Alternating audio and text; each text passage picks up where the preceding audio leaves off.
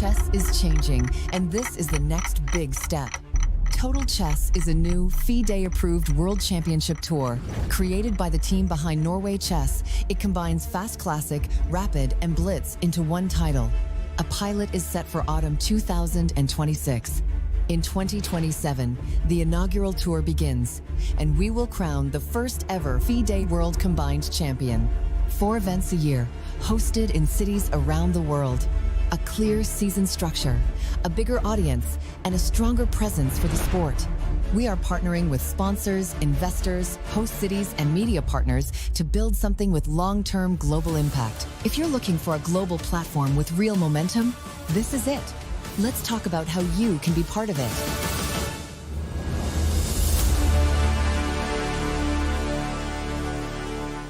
What I like about chess, there is actually a lot of similarities with the football as well. You need to plan your moves a bit ahead. You need to stay sharp. You can't lose 1 second of focus. If you do, you might get punished. You have to sometimes surprise the opponent. Chess, I have a lot to learn. In life, I have a lot to learn. So everything in life, you can always get better and you can always improve. Total Chess can turn chess into an even bigger sport for new audiences.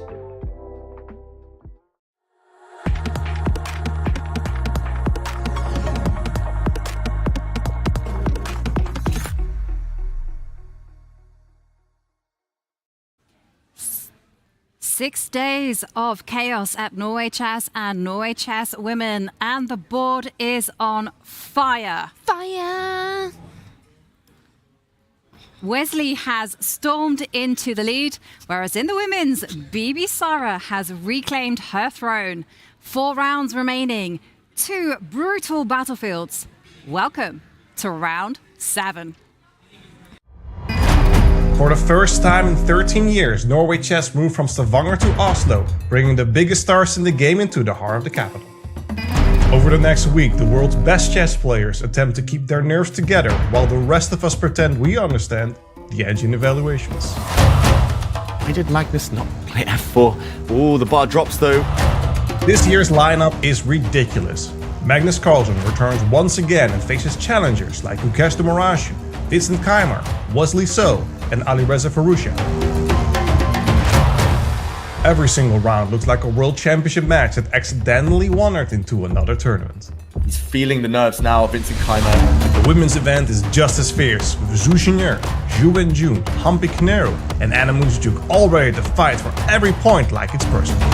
But here's the thing that makes Norway Chess different from any other event on the calendar: there are no peaceful draws. If the classical game ends tied, the players go straight into Armageddon. 1 game, 1 winner, maximum stress. After last year, we know exactly how intense this tournament can get. Oh my god! So get comfortable, the clocks are ticking, the evil bar is about to go insane. Norway Chess starts right now.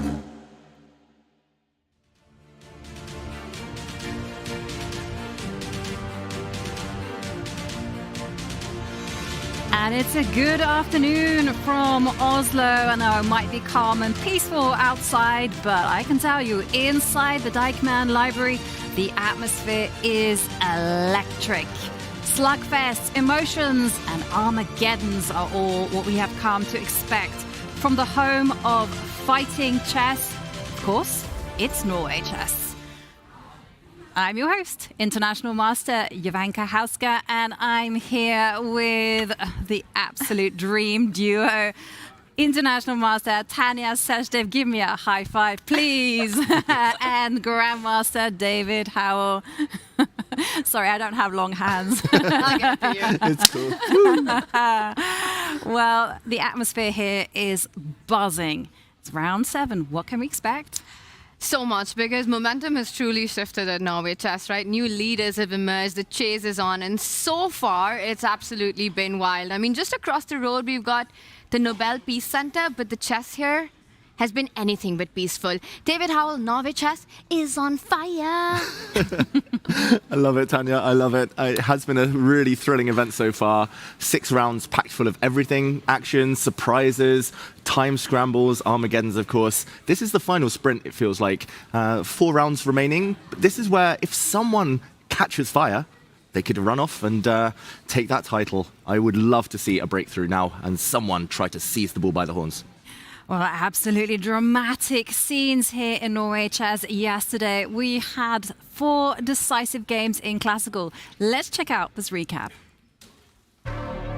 First, she delivers a check. The king moves and queen sack, queen sack. Oh my gosh, it's checkmate! It's checkmate in 3! It's queen takes bishop and she finds it! She resigns. Bibisara takes the Armageddon. I also want to win some classical games, but unfortunately from the first round I stopped doing this. 10 seconds left on the clock. Oh my gosh. And you could have an hour on the clock and it would not help if you're Gukesh right now. Vincent Keimer picked up a pawn. Oh, this is a beautiful move there from Vincent. F6, locking out the black rook. That's enough to warrant resignation. He was under constant pressure. I don't think it was so bad, but you know, this time control this time has really helped me. Like, he had to make some tough decisions with very little time, and then obviously you start to make mistakes at some point. She's going to try and block the advance of the black king, but a couple of checks here, or the black rook going behind. White is way too slow. And handshakes. Zhu Wenjun, the world champion, gets her first win of Norway Chess. The endgame is drawn and I just forgot everything I knew in the tension. Magnus, he's going for the corner. He's found it. He finds the tactical trick. And handshake, Magnus gets the win. The way he played kind of left him with very few chances. Knight takes c6, the rook's going to go back, and knight to b4. That's game over. Just right there. And that's it. It's handshake. Zhu Jin gets the win. I go to some good position after opening and I just try to play fast. And for Wesley, it's just about picking up that pawn that's up for grabs. His hand was shaking there, though. He's double-checking things just in case he miscalculates, but 2 pawns is too many, and the black rook is too passive. Another check. Don't take that pawn. Rook c4. And that's it. Wesley So takes the lead at Norway Chess. Congratulations on leading Norway Chess right now. Yay, wonderful. I don't think I ever led Norway Chess in all the years that I played, not even round 1. The nerves, the emotions of round 6, but it's a new day and new possibilities. Round 7, and it's a mirror match. The players have actually played each other before, but now they're playing with colors reversed. And we have some big matchups, as always, from Norway Chess. Vincent Keimer takes on Magnus Carlsen. Magnus Carlsen, could he be back from the dead? You know, he's got 2 classical wins now, but he still needs a string of wins if he wants to make a real case for his 8th title. He's not out of it, and that's always a scary thought. I mean, even currently not in the late or not in the hot spot of the chasing pack, Magnus Carlsen will be a favorite for a lot of those watching. They want to see him go the distance. But I think for Alireza Firouzja, the big question today against Pragnananda, can he get the reset after his loss yesterday, his first here in the classical at Norway Chess? Yeah, and the mirror match, so back in round 2, feels like ages ago, just last week. It was Firouzja with the only win of the classical portion, defeating Prague. So good memories. Of course, having black this time, it's going to be more difficult. But he started so strong, Alireza. Is he running out of steam, or can he bounce back? What do we think? He just has to remember that losing to Magnus, there's no shame at all. And the good part is you played Magnus twice already in this tournament. So, you know, looking ahead, Alireza just needs to reset himself, forget what happened yesterday, and come back today with the black pieces against a struggling Prague. He perhaps does make his chances. Now, one player who also bounced back into the lead, claiming it, Bibisara Asubayeva, the big question today with margins, such a narrow gap for that leader. Can she hold on to it? Can she hold on to her narrow lead? Well, we are going to find out today as we see Hampi Kanaru. She has the white pieces against fellow Indian Divya Deshmukh. Divya yesterday losing in a heartbreaking game to Zhu Wenjun. And for tournament leader of Norway Chess, Wesley So. You know, round 2 kind of signaled the big turnaround. You know, he lost in the Armageddon round 1 for Pragnananda. Then he came back in fighting form against Gukesh to win the Armageddon. And then he's just gotten from strength to strength. And now he's just had 2 classical wins in a row. It's been awesome to watch Wesley this tournament. He's playing at a whole new level right now. You know, he's that immovable object. He's that unstoppable force. Depending on the position, he's playing them out to perfection. He leads the tournament right now. You know, Wesley said when he joined us that before the tournament, he wanted to get to about 12 to 13 points at Norway Chess and would consider that as a success. Well, guess what? He's sitting atop, and that's within reach. In fact, I think now he gets even more ambitious. He wants the whole thing, David. He definitely wants the whole thing. He's got a great lifetime score against Gukesh as well. 2 classical wins for Wesley. Gukesh has never defeated him in classical games. I think he could get chances as well. The way Gukesh has been playing, he's been a bit loose. He's been taking chances, taking risks. Wesley, a great counter-attacker. Divya, in the meantime, will hope to put yesterday behind her. Looking sharp. And yeah, she will face Humpy Konaru. And she's got decent score against Humpy historically. Divya in second place, so she can't afford any sort of setbacks at all. Yesterday could have been a blip. Today it's all about getting into the zone, getting focused, and someone who is also in the chasing pack, it is Anna Muzichuk. She has the black pieces, but she lies on 8 points, and that's not far off the lead. It's a big day for Anna. I mean, with 8 points, she is one of the chasers to the title. She has so much experience here at Norway Chess. She is the defending champion as well. And today, she returns on the board with her lucky sweater on. The lucky sweater has brought her a lot of success, both last year, this year. Vincent Keimer had success yesterday. And it looked like somehow the belief was starting to shine through Vincent after all those tough Armageddons. 5 bad days. Yesterday was great. He joined us in the studio, and he looked really, really positive. It was awesome to have him, right? Until yesterday, it was winless Keimer, and then he gets this huge one in and suddenly climbs to 3rd place. And you're looking at Vincent Keimer showing the world why Norway Chess can be so up and down and so much rides on a classical game. Yes, exactly. And I gotta say, Vincent has come dressed to impress. It's an attire that you often associate with snooker players, and I love to see it. I think he's one of the best dressed chess players in elite chess. Ooh, I'm sure a few people would have a thing or two to say about that. But yeah, Vincent, a very stylish guy, both on and off the board. Magnus, yesterday, the slicked back hair, and he managed to win. Today, maybe less so. But yeah, with the black pieces, he will hope to at least get to an Armageddon and win that one. I think a loss for today for Magnus, and he will be out of the running for first place. He has to go all out, and he needs to do it in the classical. And yesterday, he described his fighting mood at 1.5 out of 10, but surprisingly played super confident chess and wrapped it up against the tournament leader in the classical. I think his fighting mood goes up today. I think he wants more now. Magnus, we might just see it's Carlson climbing time. And the last time he played Vincent a few rounds ago, it was really dramatic stuff, so I wouldn't be shocked if the drama continues. What do we think of Bibisara's chances? She's looked very confident in the Armageddon. And lifetime score 2-1 against Zuzhina. Yeah. Bibisara, her only classical win came in game 1 of Norway Chess Women. Since then, raking up the points in those Armageddon very impressively. But I have to say, Zuzhina, yesterday, her Armageddon win against Anna Muzichuk was so flawlessly done. And I feel like this match, we're going to see fireworks. Both these players won a 3-time World Blitz champion. The other, Zuzhina, has had a meteoric rise in 2025, the winner of Grand Prix Women FIDE circuit there. And they go head off. And I think for Zuzhina, she wants a fight in the classical. This one's fireworks. For Zuzhina, she's playing catch-up and she needs a fight. She needs to unbalance the game. She definitely wants those 3 points. And for Bibisara, if she gets 3 points victory in classical, well, suddenly she could be cementing her lead at the top. It's also their style of play, right? Neither shying away. And speaking of style, Magnus Carlsen there, stylishly signing off some autographs before he enters the playing arena.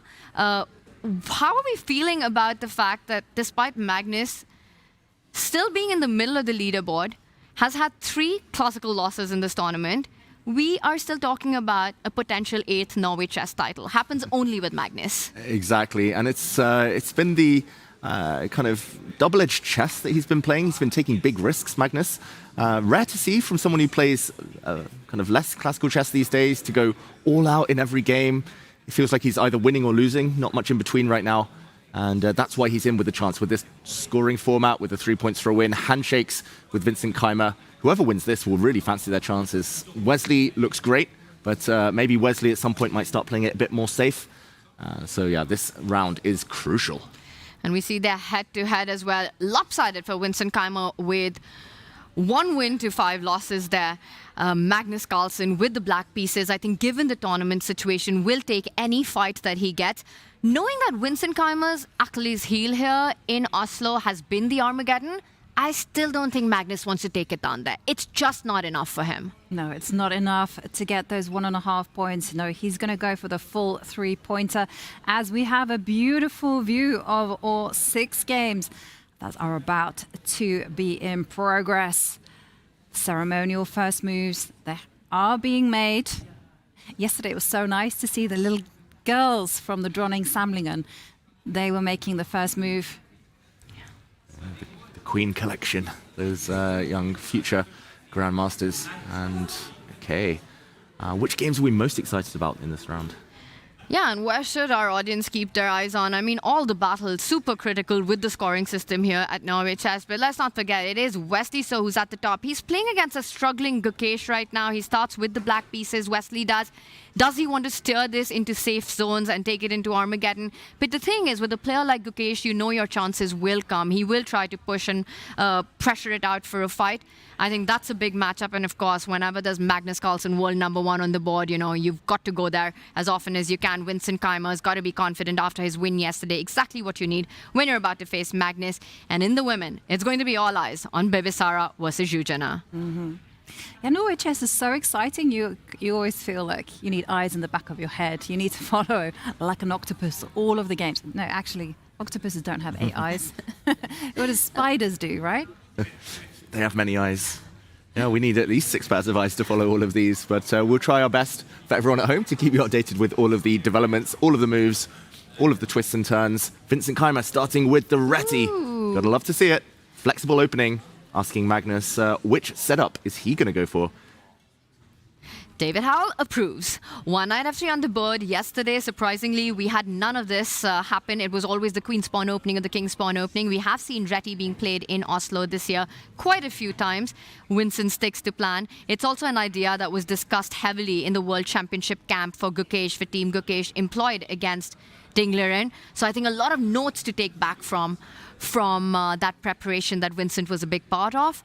Magnus, do you think he's just a little bit surprised by Vincent's decision here? Quite possibly. The good thing about the Reti is there are so many move order tricks. So no matter what the opponent wants to do, whether it's a Queen's Gambit declined, a Slav, King's Indian, you name it, Grunfeld, there's so many ways for White to put a little different twist on it and try to confuse the opponent, try to get a favorable version. So whatever Magnus planned to do against d4, he might likely still try to do, but aware that Vincent doesn't need to commit the central pawns yet. This one is going to be, I have a feeling, a long battle today. I don't think you beat Vincent Keimer many times in general with black, but if you do, you have to kind of outlast him. He's so strong and so solid. And I'm just going to add to that, Yovi, that for Vincent, I think it has to be a very clear picture in his mind that I'm not confident if this goes into Armageddon. I've lost 5 of the 6 in that format. Against the world #1 with the white pieces, if I want my chances, it needs to be in the classical. Yeah, exactly. It needs to be in the classical. And Vincent has been piling on the pressure in the classical. In the Armageddon, that's a completely different story, as Tanya is indicating, with moves and blunders being made pretty early on. But Magnus, deep in thought.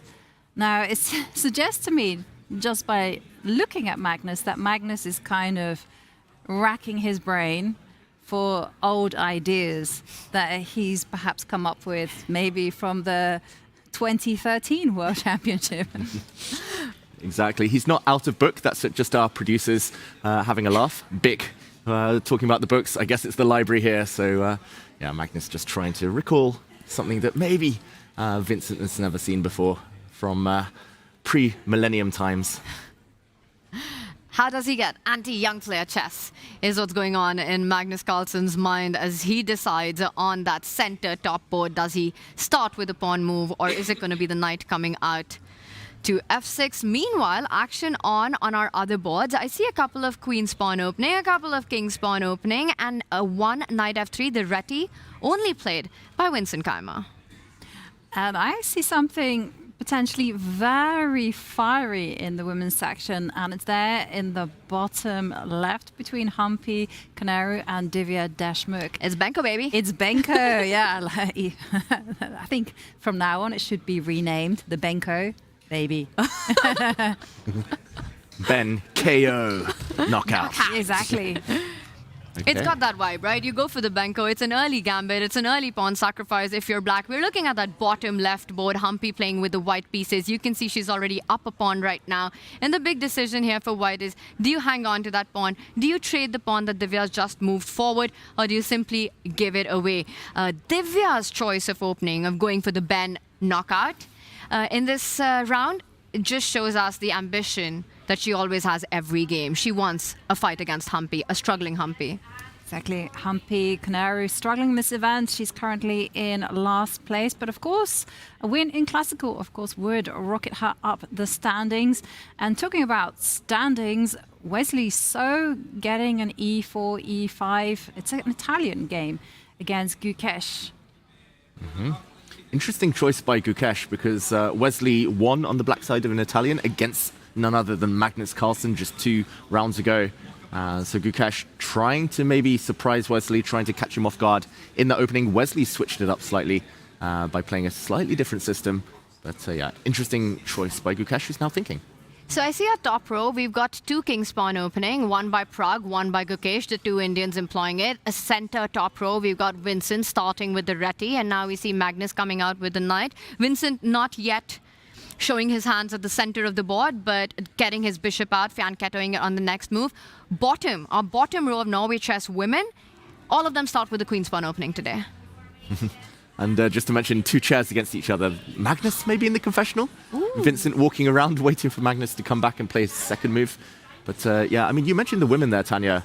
What are your thoughts? We've had 6 rounds completed, only 3 decisive games total in the Classical. Is that disappointing? Is that surprising? What do you make of it? I'd say both those things. I think I am really surprised with that. Usually we see a lot more decisive action when it comes to women's chess, and it's to me, the fact that so far, 6 rounds in, only 3 decisive games have happened in Classical, all other results going down to the Armageddon, is a bit of a shocker. But I also want to point out, it's not because of lack of excitement in the game itself. There have been a lot of ups and downs, roller coaster, missed opportunities there. And we very well could have had 10 decisive games instead of 3 in the women. And it just goes on to show that when you've got a 2R with no increment going on, just the kind of turnarounds that can happen in those final few moments, the hits and misses. I gotta say, I was discussing in the lift yesterday with Mehmet, the game theory guy, and he was telling me that the women are playing way more accurate chess than the Norway chess. Oh. So when you get perfection, you get a draw. David has something to add to that. I mean, perfection is one way to put it. There have been lots of missed chances. Like, we've had plenty of winning positions. We've seen quite a few kind of mistakes here and there, but nobody able to get that killer instinct in some of the bigger encounters. It feels like often they're happy to go to the Armageddon, some of the players.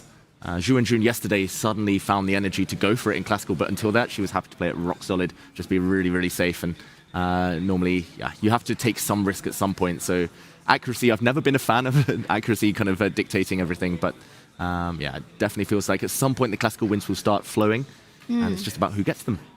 Round 6 saw the most number of decisive games, talking about fighting chess. You know, we had 3 in Norway Chess, all won by white. In the women, we had Zhu Wenjun take the win in the Classical. Her first win here at Norway Chess, and a big one. It was against Divya. What are we expecting today? Better fortunes for the players playing with black? Well, let's actually dive in and have a look at Humpy against Divya, because that one definitely seems more imbalanced than the rest. You know, we have a Benko on our board, and we can see that decisions have been made. That earlier on, we were kind of considering, you know, whether white would play b takes a6 or would they go b6. Maybe we can actually do an action replay and break down all the subtleties. Yeah, for anyone at home not familiar with the Benko gambit, it is in this position after c4, black playing c5, asking white, inviting white forward with d5 to gain some space. e6 now would be what I like to think as the kind of cousin of the Benko. It would be heading towards the Benoni defense. And after b5, c takes b5, the Benko gambit accepted. White doesn't have to take it, but very possible. After a6, White has a bunch of moves. White does take on a6, I think, more often than not. b6, rejecting the gambit, is another variation, hoping that the black a6 pawn actually just gets in the way of the rook on a8. No open lines there on the a-file. The knight still a bit stuck. The bishop can't come out to the a6 square. But White can also try to build a center very quickly. Queen c2 to build e4, knight c3 to build e4. What do we make of this, the choices that were played? I really don't appreciate that my favorite response to a6 hasn't been named by you, David Howell, just yet. Is it e4? No. I do like E3. Yes, that's the one. I do like to start with e3, and then you bring the knight out and slowly build the idea of e4 and a4 coming in as well. And in fact, I will tell you that that was one of the lines that we looked at as the Indian team for the Olympiad. And both Humpy and Divya were part of that camp. But we're seeing none of that because Humpy goes for a different option. Oh, maybe mind games then. Here, Divya saying, oh, please play e3. I have a special idea lined up. I know you've looked at it. I've looked at it more recently, though. E3 playable. We have a question from our producer. b6 is what Bic normally plays here. I'm going to admit here, confess, that I don't know much at all about this line. I've never been brave enough to play the Benko gambit. I bluffed it once, but what should Black be doing here? Should Black take back immediately?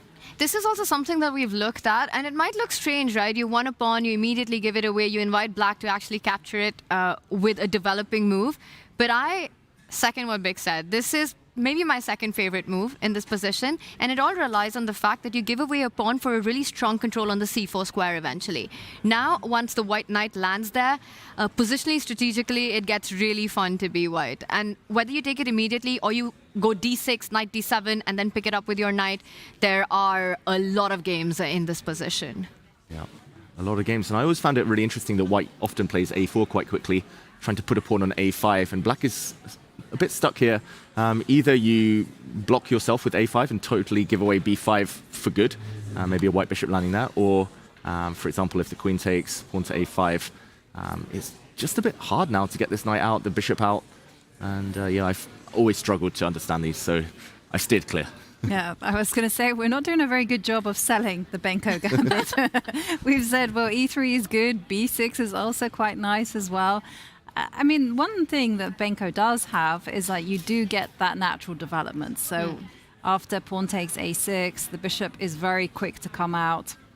Also, you have these two open lines on the queen side to start applying pressure. And usually what Black wants to be doing is going after your fianchetto d6, g6, bishop g7.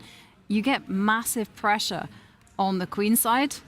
And the whole justification is that even if white is that extra pawn, it's not going to be a pawn that's easy to advance. And Black is very quick just to line up on the queen side and start just having fun. Yeah, really interesting idea played actually by Divya, and it's a very modern idea if I'm not mistaken. I used to subscribe to some opening newsletters, and I remember that Black here in the past used to always take this pawn back immediately with the bishop. The idea was to kind of pin the e-pawn. If white ever wants to move now, then bishop takes bishop will force the white king to give up castling rights. We've had a couple of moves in the meantime, but the modern-ish main line suddenly became g6 with the idea that you just leave this pawn as long as possible. Bishop g7, e4 castles, and you're trying to provoke white to go forward with e5, which is playable, but kind of overextending risk there. And the whole idea was after knight f3, Black goes out, and there are quite a few tricks in this position. I've seen many grandmasters make a mistake here. The pawn hit on e4 due to a pin by playing bishop to d3, and suddenly Black has the advantage after the beautiful knight takes d5. And this is a well-known trap. Anyone at home who's a d4 player, watch out for this one. Hitting the king, hitting the rook, and you can't defend the rook, or maybe you have to, but the bishop then on d3 would drop. Black is actually suddenly material up.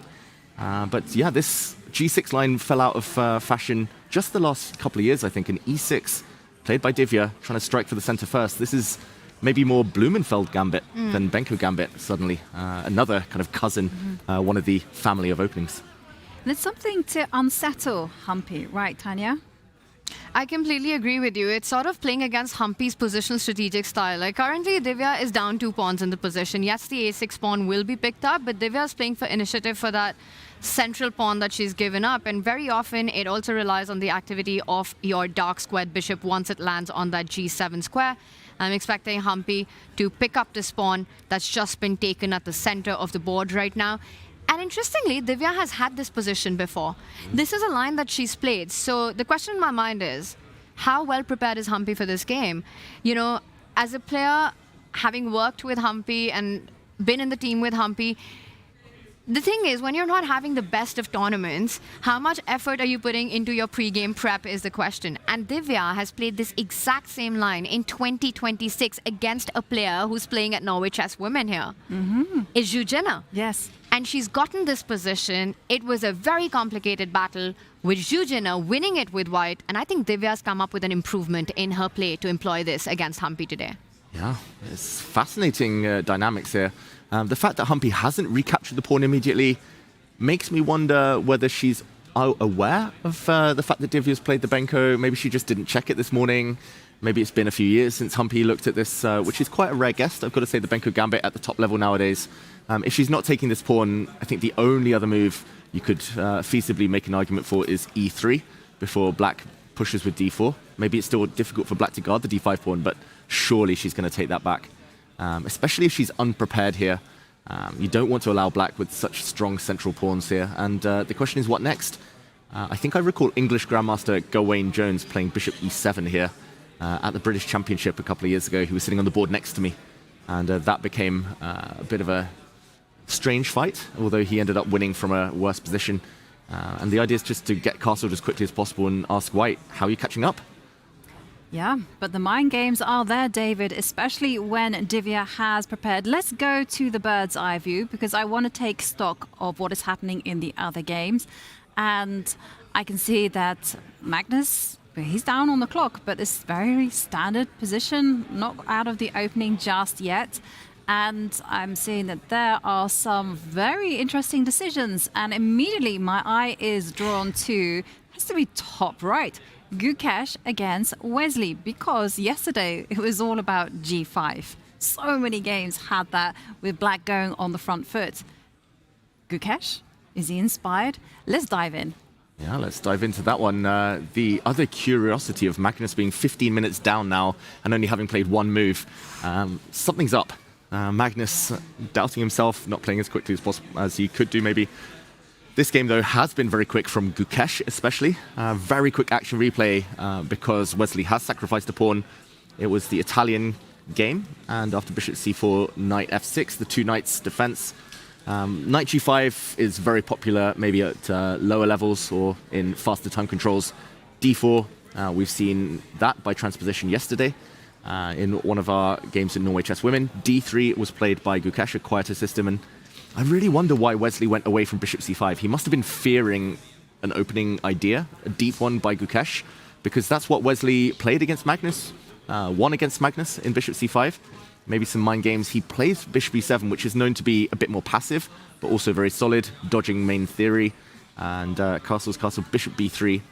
And Wesley here playing a move that I would say isn't his style. Normally I would expect Wesley to play like d6, maybe try to play knight a5, d6, bring the bishop out to e6, I don't know, h6. There's loads of ways for black to keep the game quiet. But Wesley goes kind of combative here in the center. We see a trade of pawns, rook e1 hitting on e5. It's very uncomfortable now to defend that pawn with f6 because white's going to break out with d4 very quickly, and maybe there's something even better, but this is an annoying pin. Rook e1, bishop to g4, another pin. But this is broken, not giving up the bishop pair with bishop takes f3. And this is a pure pawn sacrifice. The bishop kicked back, knight takes pawn. Reminiscent of the Marshall pawn sacrifice in the Roy Lopez. But yeah, what do we make of this? Gukesh clearly in prep, but Wesley thinking. I love it. I love that Wesley's just going all out in his games here at Norway Chess. You know, we always associate Wesley so solid with all those positional battles, playing it safe, playing it cautious, waiting for the opportunities to arise rather than trying to create them on the board. But this Norway Chess has been a completely different story for Wesley. He's sacrificed the pawn for initiative, and you know, you said Marshall-esque.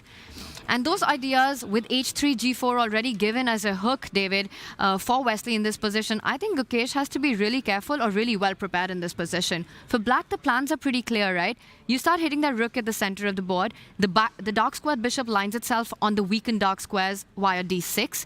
You sidestep your king, and then you break with f5.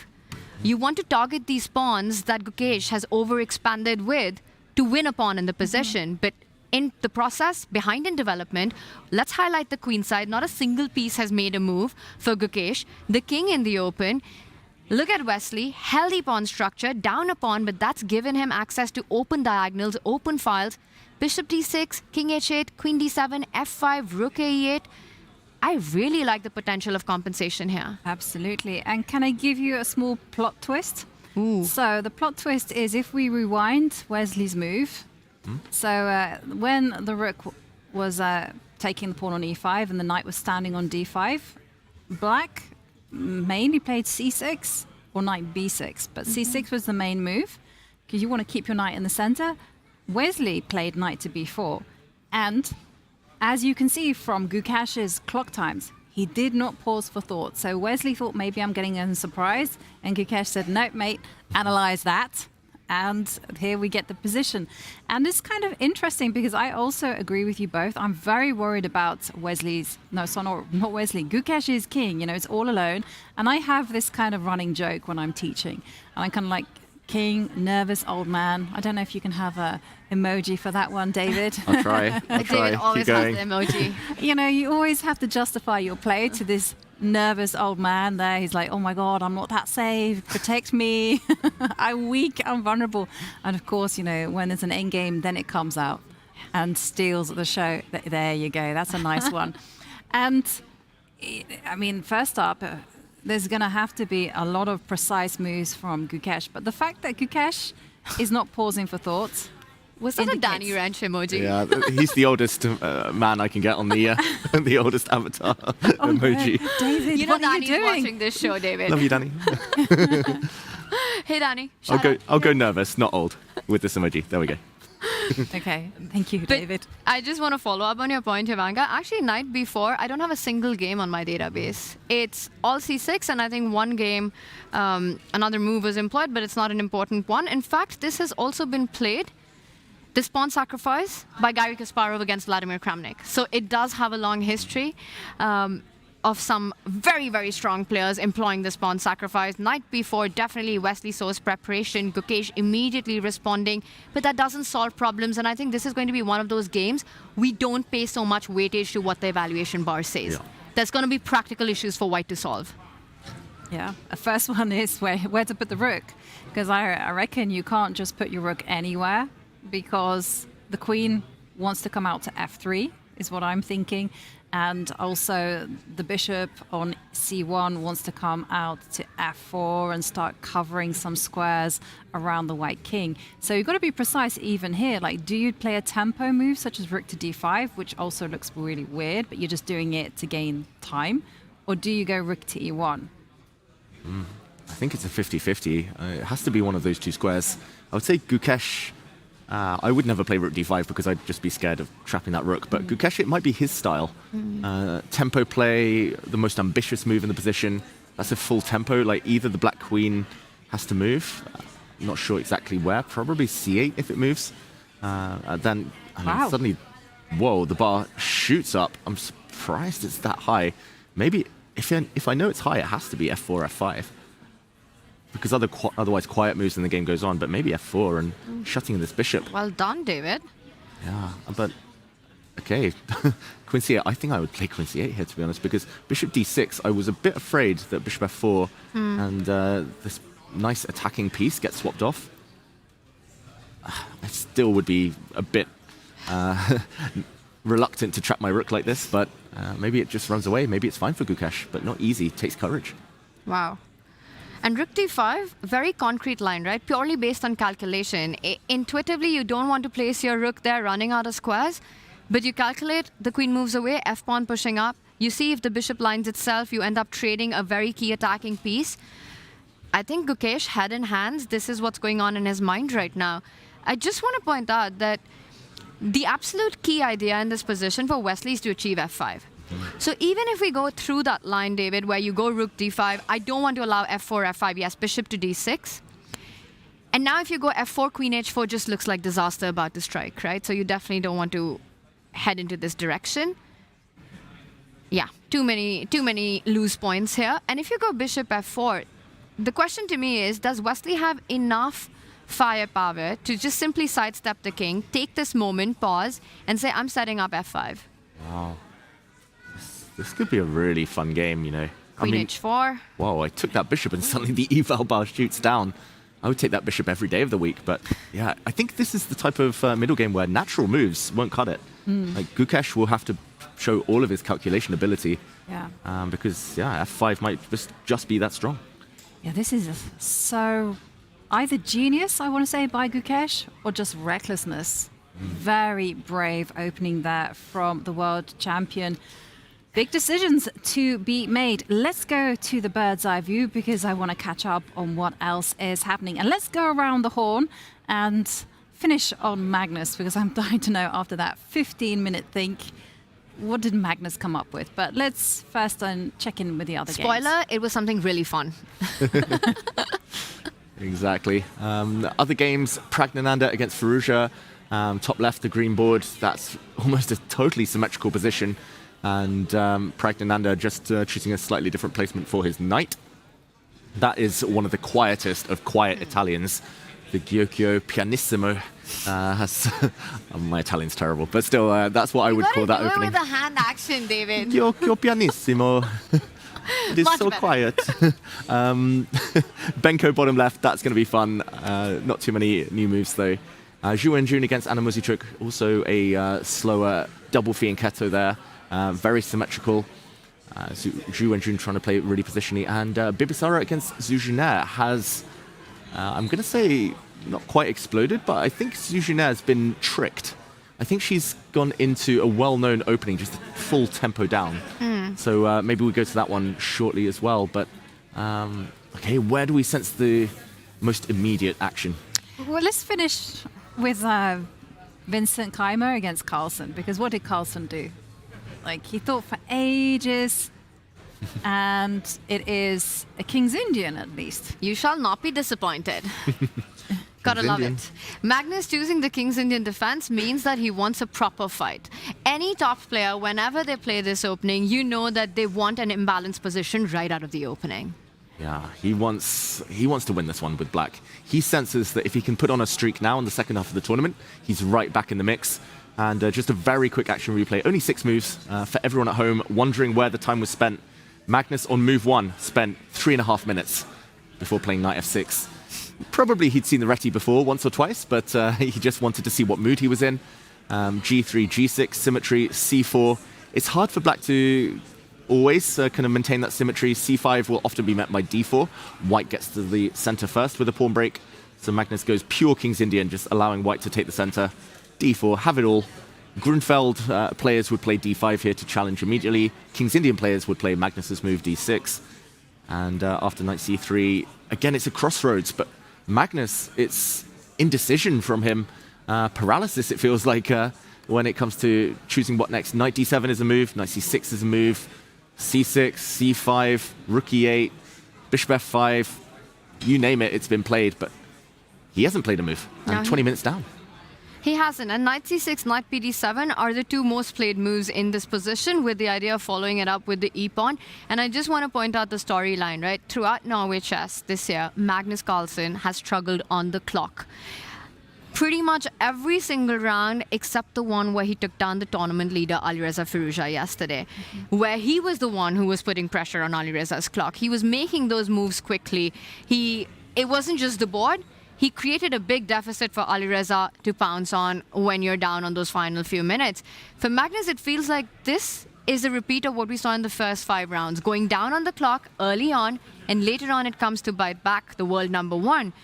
Yes, it's the King's Indian, but a really solid one. It's the fianchetto setup that White has taken, Vincent Keimer, and I do feel that, David, it suits Vincent's style perfectly. This isn't one of those crazy King's Indian openings where we'll see black flank down, the king side, white go for the queen side board being divided into two halves, but a more strategic King's Indian fight. Right, and we're still in the realm of main lines here. You guys have indicated all these moves available. Maybe it was Magnus in the confessional saying, I could play this, this, this, this, this. And he can. But we need him making those moves faster. Because Vincent, as yet, he hasn't been surprised. No surprise. I've seen Vincent play this setup before, so Magnus could have predicted it. I've played this for the last 10 years with white quite religiously, just against King's Indian players. They tend not to enjoy playing against the fianchetto because they don't get those attacks, as you say, Tanya. I know you've played it, Jovanka. You played this against me once from the white side. Ooh, how did it go? I can't remember, but long time ago. So, I mean, everyone's played it. My point is that Magnus has seen this. It's just, he must have had an idea. Why has he gone back to that pattern that plagued the first half of his tournament, spending way too long in the opening, getting punished later in time trouble? Yeah, completely agree. And by the way, David is such a liar. He does remember. He won. It was in Hastings. I had actually forgotten, but now suddenly it brought it all back. Thank you very much, David. Well, but not so long ago, David and I had some battles as well. Do we remember that one, David Howell? There's no record of it. It wasn't an official tournament, so I will deny the existence of the 2 Blitz games that Tanya may or may not have beaten me. Where are the cameras when you need them? I only perform when the cameras are on. You know, why bring my best when nobody's watching? Diva Howell. Well, okay, but can't spell David without Diva. I had never noticed that. And on our screens, Magnus Carlsen deep in thoughts as he decides what variation he is going to play just to unsettle Vincent. But Vincent, clearly in his opening preparation. We are going to go on a short break. When we return, we're going to break down all of the action that is in store for us all. See you in a few minutes.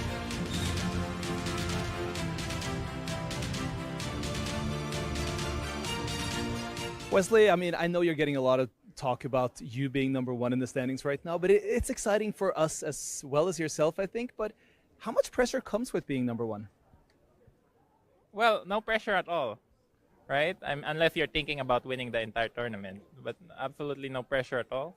Because as I said yesterday, you have some bonus, you have some space for error, so absolutely no pressure. But if you start thinking about first place, about defending titles and stuff, and then there's pressure. But okay, Magnus has won this event 7 times. I've never won it, so yeah, it feels weird that Magnus is not in #1 right now, to be honest. With Magnus's win yesterday, do you still feel like he might be your biggest competitor for winning Norway Chess? Yeah, absolutely. Yeah, for sure. He could, I mean, depending on his form, he could easily win two or three more games in Classical if he's in his best form. Yeah, depending on how he bounces back. Yeah, for sure. It's never over until there's still a lot of rounds left. Good luck today against the world champion, Wesley. We're looking forward to the game. Yeah, looking forward to it. Well, how are you feeling today, Anna? Okay, thanks. How are you? I'm good, but how do you feel like the chess has been going so far and the form you're playing at in Norway Chess right now? It's more or less of my average form, so yeah. Do you pay attention to the other games at all? For example, having Divya lose yesterday after being leading, Bibisara losing the day before when she's leading. Do you feel like it's a great chance to really take this to do a back-to-back win in Norway Chess? Yeah, one win can change the whole standings and the tournament situation a lot. So, like during the games, like it depends how much time I have. If I have time, then I can follow the games. But yeah, like when it's closer to the time trouble, I am focused on my game. And you have the chance now to go in and focus on your game again. And thank you so much for taking the time. Okay. Bibisara, I remember last time you walked in with those shoes, you played a wonderful game of chess. How much stock do you play in those? I don't actually remember, but I hope I will play good today. It's a tough opponent in Shu, and what have you prepped for this game, and what do you think you're going to see today? I just want to play good chess. We played a lot in last half year, maybe 7 or 8 games, so yeah, I'm just enjoying. Oh, we're looking forward to good chess. Thank you, Bibisara. Thank you. Divya, you're still in the top here, even though it was a tough day yesterday. How do you recoup going into the next round? Well, There are still 4 rounds left, and it's not like a tournament that you get only 1 point for a win. Here you get 3, so I think anybody has a chance to bounce back. Anything special prepared for today's game? We'll find out. Oh, I look forward to that. That's a good answer. Yeah, thank you. Thank you, Divya. Good luck. Vincent, it is, it's one of the toughest jobs you have as a chess player. I guess it's facing Magnus Carlsen. How do you prepare for that? Well, same as every other day. It's not my first game against him. I know it is tough, but yeah, I mean, he's also just a chess player, so I think same rules apply to him as well. But does it give you then a little bit of better feeling going in when you've seen his humanity this tournament, also when you played against him? Clearly, yes. But it doesn't mean that he will make those mistakes again, so I don't think that's something I should rely on. Both of you have had opportunities that you may have missed in the game so far. Does that give confidence, do you think, or does it give a bit of a bad feeling as a whole? Both. And I think also for both of us, that's just the way it is. But generally, it's a good sign if you're at least able to create chances. Good luck. Thank you. Magnus snakket akkurat med Vincent bak oss her om at både du og Vincent har skapt fryktelig mange sjanser i denne turneringen, og spurte han om det i optimisme eller litt pessimisme for at man ikke har konvertert. Hva tenker du? Vanskelig å si. Det er positivt at jeg vant et parti i går, men det er sånn, det er nok mer på en måte litt usikkerhet om form enn sånn, jeg vant et parti, jeg er helt tilbake. Apropos helt tilbake, du er jo på skuddhold når det gjelder den turneringen. Du skal fortsatt møte Wesley, og du er nærmere deg den der 3-poengsgrensen. Tenker du på det? Ja, det er ikke noe tema akkurat nå. Men det er hyggelig å ikke være sist i hvert fall. Og altså, hovedmålet mitt etter partiet mot Wesley var at skulle bli sånn noenlunde respektabelt i hvert fall, og få tilbake litt sånn en eller annen form for følelse, og det håper jeg kan fortsette å jobbe med i dag. Så er det god Disney comeback-story, det har vært ålreit, det er Norway Chess også, hadde det ikke det? Jo, absolutt, altså ting er jo alltids mulig, men ja, det skjer jo ikke hver gang. Lykke til i dag, Magnus. Jo, takk.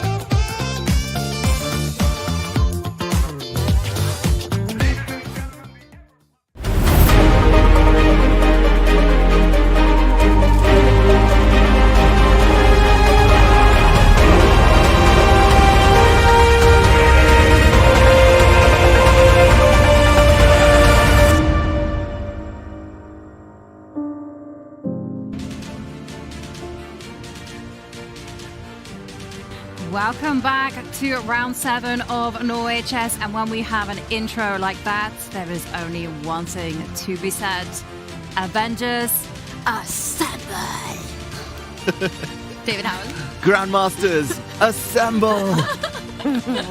Well done, guys, and that's exactly what we're expecting from our crew of 12 Grandmasters. They're assembling, they are deep in fight, and they are ready for the battle ahead. And on our screens, it's the numero uno himself, Magnus Carlsen. And after a really long think, he's come up with Rook E8. Not one of the mainstream moves, but an interesting one nonetheless. Exactly, very interesting. And okay, it might have to be story time with Dave in a second. Magnus now playing bishop to d7. And yeah, this all looks a bit awkward, all looks a bit contrived. Normally that square is reserved for the black knight. Normally rook to e8 comes a bit later. Sometimes that rook is more useful on f8 if black ever wants to push e5, f5. But Magnus is playing a very modern line that I actually discussed with him very, very briefly just the week before this tournament. Tell us more, David Howell. And by more, I mean everything. Exactly. We've had the opening, now we need the middle, now we need the end. Okay, picture this. I won't say where in the world, but a really nice swimming pool, hot tub. I was in the hot tub. Okay, I'm going to stop picturing then right here, right now. So just before I'd gone, I was with Magnus. I played a tournament in Sweden, and it was 1,000 players. Shout out to Chess Party. Fantastic event in Stockholm recently. There was 1,000 players. I managed to win the event, but I was telling Magnus about it, and we were discussing some openings, and I was saying, okay, I pretty much play old man chess. We both do nowadays. We're kind of elder statesmen of the game, and I was saying, okay, most of the games I had a time handicap because I was higher rated than my opponents, and it was really difficult, but I stuck to the same openings every time. With white, I played Fianchetto lines, like Vincent's doing now. With black, I was playing just Caro-Kann. And I mentioned that I had a tricky line in that tournament where I was really proud of what I did with the white pieces. And it was actually against rook to e8, castles, and bishop d7. And I said to him, I had never looked at this before, that game in Sweden just a couple of weeks ago. But someone online, an anonymous grandmaster, I think it's a grandmaster at least, was playing this against me constantly. And I kept falling into tricks that black has. And I say grandmaster because this person was like over 3,000 online and super strong, super quick. And so when in Sweden someone played this against me, I was like, oh God, I'm going to get tricked. I haven't looked at it. Why didn't I at least analyze my blitz games?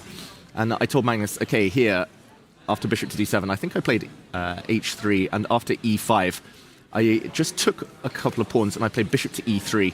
And computers say this is fine for white. Everything is slightly better for white. But I loved the fact in that game that I ended up winning, and it helped me to win that tournament, that the white bishop on g2 was still open.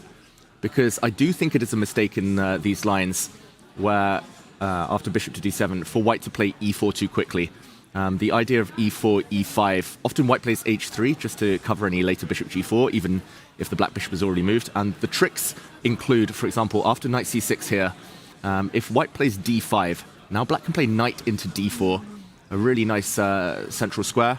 The idea is that if white takes everything, looks like he wins a pawn, but knight takes e4, thanks to the rook on e8 now, hit on the white queen. Black is suddenly better due to the discovered attack.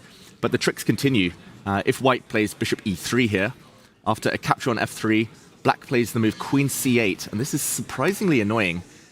Because if white defends this this pawn with his king, as you normally want to do, knight g4 check. Wow. And I fell into this like 5 times in blitz before I was like, wait, why do I keep repeating? And here black gets the bishop pair and has an advantage because taking the knight gets the queen trapped. And there are various tricks like this one. Black can also take on d4, and there are some interesting lines there. But yeah, Magnus, I won't give away anything that he said really, other than the fact that he did mention, oh, rook e8, yeah, Peter Heine mentioned this to me. So I don't know what the details. He didn't go further than that. He just mentioned that he knows of its existence, this very rare idea, which he's used to surprise Vincent now. Yeah, can't wait. That is incredible, those insights. I mean, we could have done without the bathtub Yeah, bit in sorry, that I don't know story, why David Howell. I was trying to set the scene like a good storyteller. But that was amazing. I mean, and I have to add that e4 has to be the most natural human move for white. It's such a King's Indian defense move if you're playing with the white pieces. And the fact that Magnus even has played rook e8, bishop d7, you're sort of waiting for that to arrive, right? You want white to walk into the most natural response of grabbing the center to come in with the idea of pushing the pawn, getting the knight out, taking that central d4 square. And if Kaima hasn't gone through it, doesn't have, the knowledge beforehand of these landmines in this position, I'm going to say that e4 is the move that you're looking at as white first, way before you play h3. Exactly. h3 I wouldn't say is that instinctive, because you'd be either looking at e4 or b3, getting the dark square bishop into the game. But of the two, e4 makes the most sense. You take control of the center, but yes, be aware there is danger abound. Socrates. I'm really fascinated, as you guys mentioned, whether Vincent will just go for that line and whether we'll see some nasty tricks. It's extremely subtle, the differences, the nuances that exist in this position of switching up between e4 and h3. And I just wonder, David Howell, if Magnus is going to go into the confession and give you a shout out on this one. I'm not sure he even remembers the conversation. I mean, I was just boasting about how I won a tournament finally after years and years. It was just a speed chess tournament, but I was like, oh, Magnus, I won. I don't think he was really listening, but he did say, oh, yeah, I guess Rookie 8, I've heard about it. So that was the extent of his half of the conversation, or his part of it. But yeah, just the fact that a long think, and he's clearly trying to avoid Vincent's prep. And I think it's all a psychological game, of course. It's been half an hour on the clock from Magnus, so I don't really think that he's proud of the fact he's invested half an hour, but if it gives him a decent position where both players are playing afresh, then okay, it's maybe a think worth taking. And just to add a small thought to that, I just checked on our database that Magnus's Rook E8 is 1, 2, 3, 4, 5th, 6th, 7th, the 8th most played move in this position. So it is extremely rare. Knight C6 played over 8,000 times, Knight D7 played over 8,000 times, and then when Magnus Carlsen goes Rook E8, there are about 68 games in the database. Yeah, and just to kind of last nerdy opening point, just to explain why Rook E8, I think players came across this, because Knight C6 is one of the most popular moves, most logical. After castles, here Black often plays the move E5, and after D5, one of the two most popular moves is just to go back to B8 and argue you forced White to close the center. Now you come out with a knight to C5 and try to hit the pawn, and you've wasted a few tempi. But if we compare it to the game, like after Rook to E8, castles, Bishop D7, if Vincent does play E4, either now or on the next move, and then after E5 blocks it with D5, basically here Magnus is saying, okay, my knight's already on B8. I'm going to play A5, I'm going to play knight A6, knight C7, and I've saved time, saved tempi. So it's kind of again, it's a move order trick. Very subtle, not going to change the game long term, but it's got Vincent kind of thinking. Remarkable stuff. I am loving this, and I can't wait to see whether Vincent works this out on the board here, whether to go H3, E4, and maybe for those who are new to King's Indian defense, it's important to mention that in this opening, the idea is really around White grabbing those central squares with his pawn, getting the pawns up, and Black should be ready with the response of countering E4 with the move E5. Exactly. The drawback of E5 is that your bishop on G7, the big sniper on G7 is dead. And then you need to find a way to open that up. But you have to be ready for E4, E5 if you're playing the King's Indian defense. Yeah, absolutely. And as Tanya and David both indicated, E5, big idea for Black in the position. And I love this bishop to D7 move because there is going to be no trade of pawns and eventual trade of queens. But you know what I'm really curious about? Is Magnus going to go to the confessional, and is he going to give a shout out to our very own David? Oh, if anything, he's going to blame me. Come on, Magnus, you got to do it. I'd love to see it happen. Wish I hadn't said the hot tub stuff now. That was so irrelevant. Focus on the opening, guys. It was the best part of the whole story time. King's Indian. And Bishop D7, it looks like an innocuous square right now. I also want to just add, as I went through a few games in this setup, David, that it does come with another plan. That A-pawn, when it rolls up the board, you're also ready to go A5, A4, really clamping down on the queen's side. Suddenly the bishop has a role defending that pawn. Yeah, and the other idea as well is queen C8 and putting the bishop on H3, swapping off White's sniper bishop, the Fianchetto bishop on G2.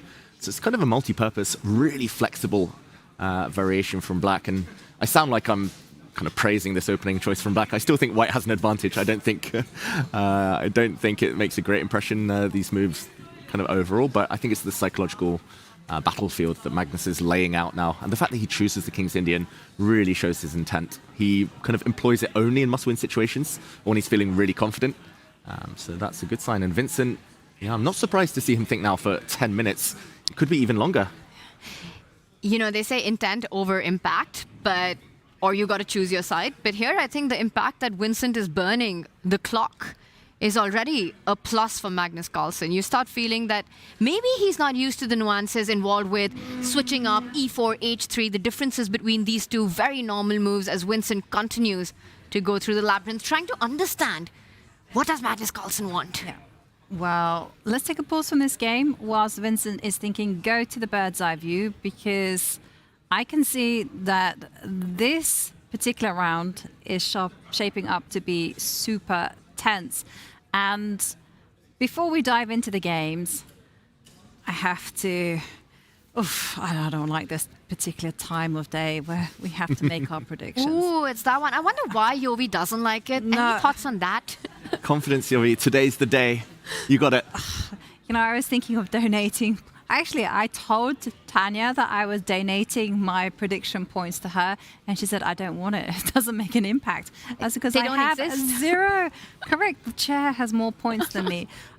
And it just seems I'm completely cursed in this game. So I'm going to just hand the floor. David won last. So David's on 3 points. Tanya's on 2. The chair's on 1. And yeah, well, 0. Let's, David, take the floor. How many decisive games are we going to have today? Wow, I get first pick. Well, you won. I know, but I feel greedy now. I'm getting it all. It's like my birthday. Okay. Ooh, I'm thinking one decisive game in the... I'm being optimistic. One decisive game in Norway Chess. The top 3 boards. 1 out of 3. And then on the bottom row... I think Bibisara against Sujinair might be decisive. And or Humpy Divya. Do I say both or do I go for neither? Oh. Okay, I'm somewhere between 2 and 3. Come on, David, take a pick. Just Okay, come on. 2 decisive games, 4 Armageddons. 2 decisive games for Armageddon. Yovi, do you want to go next? No, you can go next. Like, you don't even want to play anymore? Almost. It's like you've really given up. She's waiting for us to blunder, and then she's going to pounce and get the right answer. Yeah, right. I'm actually just giving myself an excuse because I was going to say, I was going to take 2, but then you took it from me, blah, blah, blah, So perfect reasoning. I know you well, Yovi. You're doing your entire permutation combination right now in your head as we're giving our answers. I will go with... I think today we get 1 decisive and it goes down to the wire in the other 5 games. I'm going for 5 Armageddons today. I'm going for 3 Armageddons, 3 decisive games. I feel that the floodgates have now opened, and you are right. I've got some eyes on some of these games, and I'm looking at Bibisara, Asalbeva against Jujiner, because Bibisara playing with the king on d1, but she snatched a pawn on c7. Yeah, this is fascinating, and I think story time from Dave is over. It might be story time from Tanya, because Tanya, just a few moves ago, I'll play up to that moment, but I heard you had a game in this line. I did. While checking the database, we came across one of my games from 2021. And David, if you just play across, this is the Queen's Gambit decline, the knights come out, the bishop comes out. And what I would love doing in this position is trade the pawns, try to go e3 and get my king to the queen side. But instead, in this game, after I did take the pawn, after b6 happened, I think we had b6, pawn takes pawn. And now the knight captures. If you would have taken with the pawn, very happy to go e3, also be very flexible with where the king is going, and then you start advancing on the king's side. But once the knights are off the board, this gets fun because c7's tender, but you got to watch out. You can't rush with taking that pawn. The bishop moves rook c8, too many tempos. Let's also mention the check on b4. In this position, e4 was played, and that was the move that I made as well. And it gets pretty interesting here because black has 2 choices. You can either give a check with your queen or give a check with the bishop. My opponent, Natalia Buksa, in that game went with the bishop, and I felt very brave. I traded my bishop, blocked the check, traded my bishop, and got my king out of the center of the board. But I was brave for only 1 move, because queen a5 check, and I chickened out with queen c3. And Natalia had no problems whatsoever holding this to a draw, though I do think I had some advantage in the endgame with a really nice pawn formation in the center. Nice. And how proud are you that Bibisara might have been looking at that game at some point, because she followed exactly what you did, but after a check she was also brave with her king, maybe inspired by that game, but in a different way. She played king d1. What do we make of this? I love it. I would have still gone bishop to d2, and we have a very similar position, right? Because King to d1 just feels like you keep that bishop where it is. c7 under fire as well. The queen under attack. But this is Bibisara's style of play. She doesn't know the meaning of the word chickening out.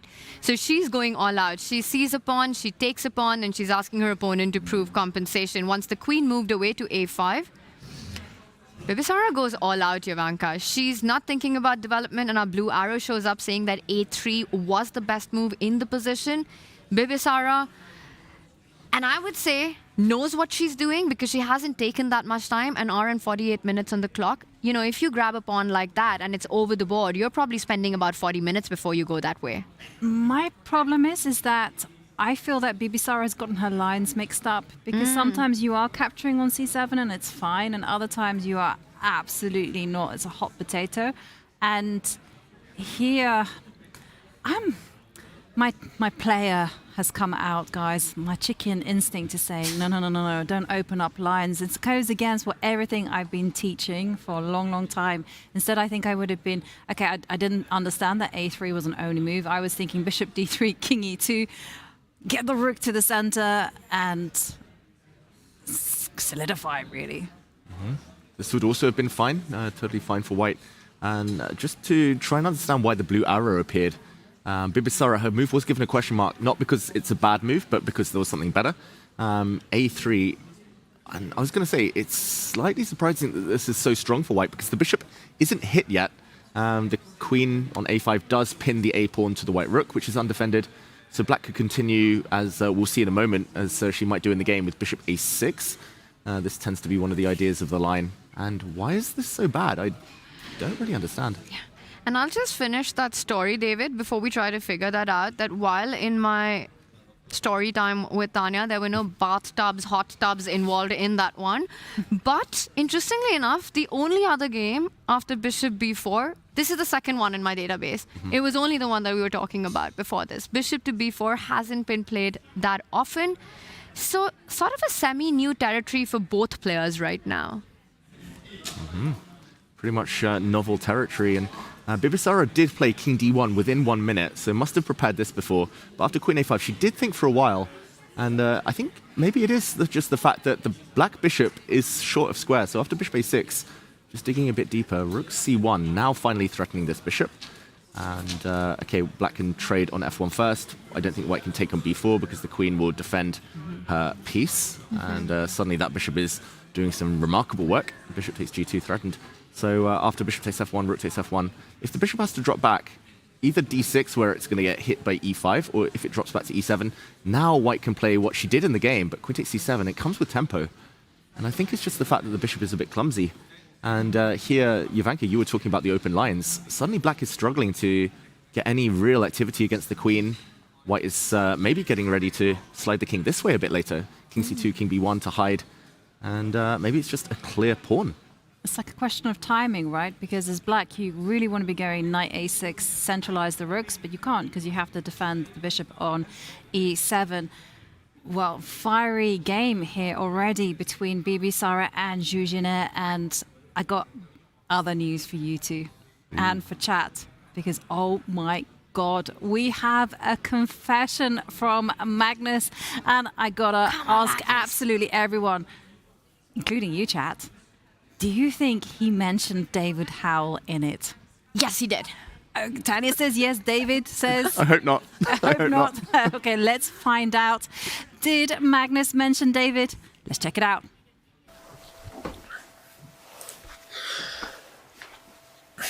When he went for knight f3, g3 on the first two moves, I was like trying to look at this position as if I haven't seen it before. And I was just thinking like, this looks so innocuous and I can do anything. Like, you won't believe the stuff that I was considering there. Anyway, I decided to do something a little bit silly. I think I was talking to somebody recently, and we had this discussion like that even this bishop d7, like rook e8, bishop d7 stuff is playable. I hope it was not Vincent. I don't think it was Vincent. It would be embarrassing if it's him. But I mean, after a lot of deliberations, I decided to go for this. But I just, I just see that all of a sudden I've spent half an hour on my clock on very little. And now I'm in here yapping, and he's probably made a move, and he probably knows the position. So there we go. Magnus mentioning that he's been talking to somebody. Somebody on this table. I love the fact that I am just in general so unmemorable that he couldn't even remember who it was. Like, that was I do think I was talking at him. I did mention that in the story, and he was quite distracted, so I'm not surprised. It's kind of a blur in his mind, but yeah, he might have been talking to someone else. Who knows about this exact line? My theory is Magnus Carlsen knows and remembers exactly who he was talking about, and I think this was just shots fired at David. I think he's just trolling you, Dave. He knows you're here listening to him. Magnus Carlsen knows and remembers it was David Howell. Someone's got to ask him once this game's over. I think he was protecting me. I didn't really protect him though with the whoops. No, you didn't. You outed everything. You were like, hot tub. Yeah, all the details. Too many details. Let's set the scene. Two men in a hot tub. Anyway, back to the chess. Bishop g5. Vincent has made a move. After quite a while, Vincent spending 20 minutes. So Magnus, while he was yapping his own words, Vincent was deep in thought, and I don't really think that Vincent's going to part with the bishop pair. Yeah. His last move, he just wants to perhaps provoke Magnus into playing h6, just like we were saying in the other line. White being provoked into h3 might be a target. And just to mention that bishop f4 is quite a typical idea in some of these King's Indians, so I think the idea is now is bishop g5. He's going to step back and he's going to argue, oh, white might get a free tempo against the h6 pawn. What do we make of this? To my eyes, it's not the most natural move. Maybe Vincent now is trying to surprise the surpriser and try to throw the mind game back in Magnus's court.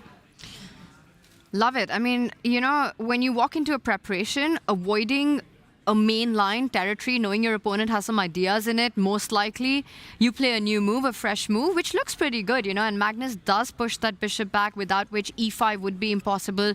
Knight jumping onto d5, you don't want to allow any of that. The question to my mind is, David, Jovanka, if Magnus falls back with his bishop to Vincent even falls back with his bishop to f4, does Magnus keep chasing that bishop? Do you want to go g5 just with the idea that no matter what, I need that central break-in? I want your bishop out of the way. I kick that out. I get e5 in. Yeah, it's an interesting move as well, because I've also dabbled in the bishop f4 line. And one thing that I was doing, not with a bishop on g5, was going bishop f4, and once knight h5 gets played, then I was going bishop g5, and then going back to e3, so that there was no business with the knight sniffing around on g4. So this was the way that I was doing things. Okay, maybe we can get that exact same position by transposition then, Jovanka, if after bishop g5, h6, if Vincent starts with bishop f4, if he gets hit, then he can go back to e3, and it's the same thing as same position. And he does go back indeed to f4. Moment of truth. Will he jump with the knight, or will we see another g5? And we live. Yeah, provocation from Vincent. He wants Magnus to extend because that gives him a target later in the game. And especially because the knight is on f6, and it's what Jovanka wanted to avoid, right? Bishop e3 can be hit again with knight to g4. Yeah. Gaining all the time, and now the bishop goes back to c1 and laughs at black. You've gained two moves, but maybe not desirable moves. This is always so confusing in the King's Indian. I must admit, this is mind-boggling to me. In this line, similar lines, it looks like black gets free time, but perhaps it's counterproductive. But what do you think? Given the tournament situation, Magnus in the middle of the leaderboard, Vincent Keimer fresh from a win, do you think both these players want to take it into these chaotic waters, go g5, maybe not jump in with the knight, maybe strike in the center immediately once the bishop retreats, but commit yourself with this g-pawn moving forward? What are the chances that Magnus goes for this? Oh, I think quite high. We might see another long Magnus think now, but I quite like it, Tanya. Like, why not get e5 in? It's impossible right now because it's covered 3 times this square, so you can force it through. And knight c6 now might just be too slow. White will gain a tempo with d5 here, and due to the fact that the bishop on d7 is misplaced, or at least in this one tactical line, you can't counter with e5. As the knight gets taken and the bishop gets taken. So black too slow to get e5 in. And it's also really fascinating how black wants to keep the knight flexible on b8 in so many of these King's Indian setups, so that when you get that white pawn moving up to d5, you can go on the other side with a5, knight a6, and kind of develop from the side, work your way towards the center. So flexible. g5, it's happening. It's coming on. Okay, prediction time. We've had our prediction with results. Tanya's predicting g5. Yovi. I also agree with Tanya. I feel like Vincent is such a stable player. In order to beat him with the black pieces, you have to take some risk. And g5 is definitely there for the taking. And I also found it really instructive the way that knight c6 doesn't really work, because you're not able to put your knight out on a5, and you're not really able to go knight e5 or strike in the center, close it up with e5. So what else to do? You've committed yourself. g5. Okay, I'll say queen c8. I don't know, just to be different, but I also secretly think g5. You know, I like the idea of queen c8, and I wanted to talk to you about that as well, because bishop h3 is another very thematic point. But for me, when I see that bishop on f4 and I see that e5 is impossible, I'm just thinking, how are you responding to e4 now? You might not have enough time to defend the idea of that e-pawn moving all the way to the 5th rank. Yeah. Okay, g5, come on. g5, e5, black needs to be quick. Makes a lot of sense. This game, all the ingredients for a real fight. Yeah, absolutely. And that's exactly what we want. Let's go to the bird's eye view. Let's just take stock on some of the other games. Some of them are a little bit more exciting than others, but we've got to give them some attention. And first up, it's looking really balanced in the game between Prague and Firouzja. Alireza there with the black pieces. Can we check in on that one? Absolutely. I think we need to do an action replay on that. But if we just quickly take a look at all around our boards, it was, for me, really exciting to see that, you know, you were talking about Avengers Assemble. We don't have any endgame, but Infinity Wars all around the board right now. Just look at the action that's happening here, Yovi. I just want to point out Gukesh versus Wesley, our tournament leader. Really exciting stuff. The bar says that Gukesh is better. Classical points, 3 wins. 3 classical win, 3 points. That could completely shake up everything. He's up a pawn, but Wesley is finding ways to attack. By the way, that last move, top right board, king sliding over. I think f5, this is going to be a really fun one as well. On our woman boards as well, we see the bars pretty level on that bottom left and bottom right board. But then, Zhu Wenjun against Anna Muzichuk. Is Zhu Wenjun trying to get his 2nd win in a row? An equally exciting game, that one. But you're right, Yovi. Let's start with Prague and Firouzja, and then we work our way around. But exciting chess all around. Exactly. And what more could you ask for? Tense game here, there, everywhere. And, well, let's do an action replay and see how the players got here. Okay. And then assess what is on our screens. e4, e5, a Italian, one of 2 this round, and also between Gukesh and Wesley. So this one a very, very different type of Italian. This is the slowest one possible. a3 has come into fashion lately. I know that Italian Grandmaster Lorenzo Lodici was playing this with a lot of success at the World Cup last year. In the past, they always used to play c3 almost on autopilot, automatic move, just to kind of step forward in the center, but also to give the white bishop some retreat squares on c2. Here, the bishop gets a retreat square on a2, as we see in a moment. a6, black does the same. The bishop is going to be super safe on this diagonal now. Bishop e3, asking a question. And rather than taking, allowing white to occupy the center, get a semi-open f-file, especially with the bishop still on c4, we see Firouzja play d6. I'm not sure it's exactly this position, but Gukesh against Ding, there was a very similar idea during their World Championship match. And I believe that was with the knight coming out to c3, or already on c3. Knight d2 was played. And if we just catch up with the current position, Prague hasn't castled. Jovanka, what do you think? Is he tempted slightly to castle queenside, especially if black plays a move like h6? Could we see castling queenside, h3, g4, going for it, pawn storm? I know why you asked me, David, because I'm the person who's going to give that the massive stamp of approval. It's my favorite thing in chess opposite side castling. It's very much in Prague's style, right? And also, when you consider the tournament situation, Prague is currently at the bottom. He's lost 2 games in a row. the scoring system in Norway Chess doesn't lend itself to playing risk-averse chess. So whether you ask me whether he's going to do it, I want him to do it, David, but I don't think he will. Probably depends on what black does. If black kind of plays h6, gives white a hook to attack later, maybe. If black's really slow and, I don't know, burns a bit of time, queen e7 maybe. But if black's quicker, Tanya, then maybe it's just time sensitive. Maybe no way that white can risk castling queenside while the black pawns are also mobile. Absolutely. You know, you've got a hook on a3 already, and if Alireza was to start with that move, I'd be surprised to see long castle. But if I have to make a prediction, I think anything apart from b5 and bishop e6 hitting the bishop on a2, Pragg is ready for a fight. I think he will go long castle and make this a race on opposite side castling. You know, you try to get to each other's king, which means a lot of fun for us. In this position right now, with this last bishop retreat that Pragg has made, I think there are so many tempting options. 8-6 maybe is something that you hold back with, just allowing a very direct path, a direct hook towards the black king. Bishop e6, bishop a7 to make sure that bishop takes bishop, you don't end up with doubled pawns on the c line, or b5. I feel like these are the kind of moves that you're looking at if you're Alireza. But look at the clock as well. He's used a lot of time, and he's just on move 9, Alireza Firouzja, at 1 hour 15 minutes. Yeah, long think, wrong think is the cliche, but 21 minutes on one move. And, I mean, bishop e6 looks pretty healthy, b5 looks fine. I think he quite likes the idea, Firouzja, of the bishop taking, for example, on c5 here, because then black gets a really nice grip on the d4 square, semi-open d-file. But he needs to move, he needs to speed up. And I saw a feature chat a moment ago saying, Firouzja, he's put his foot down. The leg is no longer elevated. His score is less elevated than it was earlier. And actually, it was against Magnus where he started putting his foot down and he was punished. He lost that game. Yeah. Would that be because like your blood isn't rushing to your head as much with your foot elevated, and you think that could be the reason here right now, Yovi?